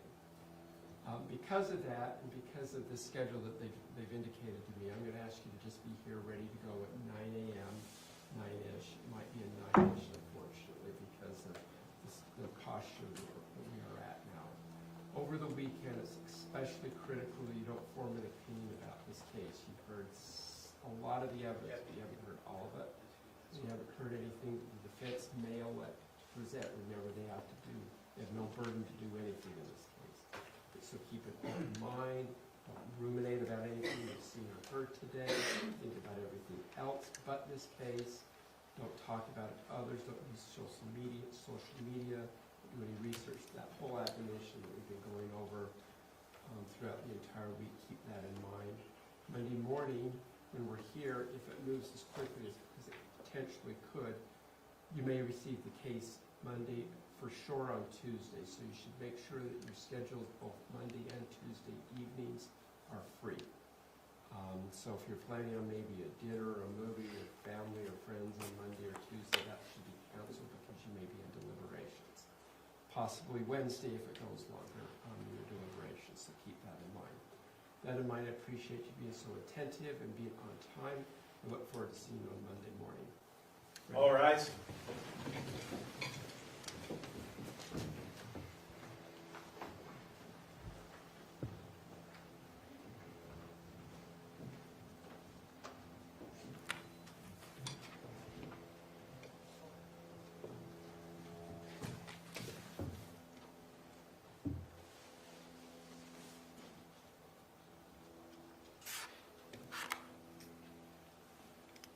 Thank you. Please be seated. All right, before I excuse you for the evening, is there anything the state needs to put on the record? Mr. Facemer, anything on behalf of the defense? Your Honor, based on our conversation, we stipulated to Lucas being able to appear by video on Monday. Correct. It would be easy if I had a phone information from the state in regards to that, or from anyone who's in the courtroom, or I can have the public defender's office hire a private investigator. It'd be a lot easier. If you had the phone number, would you provide that to Mr. Facemeyer to them tonight? Do we have that? We can at least get it as here, so, yes. Right. Turn it over. So, and I'm assuming you each have each other's cell phones? Oh, yeah. All right, so I'll allow you to communicate over the weekend and provide that information. Is Lucas the last witness then on? He wouldn't be our witness, Your Honor. Pardon? He's not our witness. So, okay, so who's your last witness? Tim Ellis. All right, and then, It's the brother of the daughters who passed here. okay, all right. All right, anything else then, Mr. Facemark? No, Your Honor. All right, thank you, gentlemen. We'll be in recess for the weekend. All right.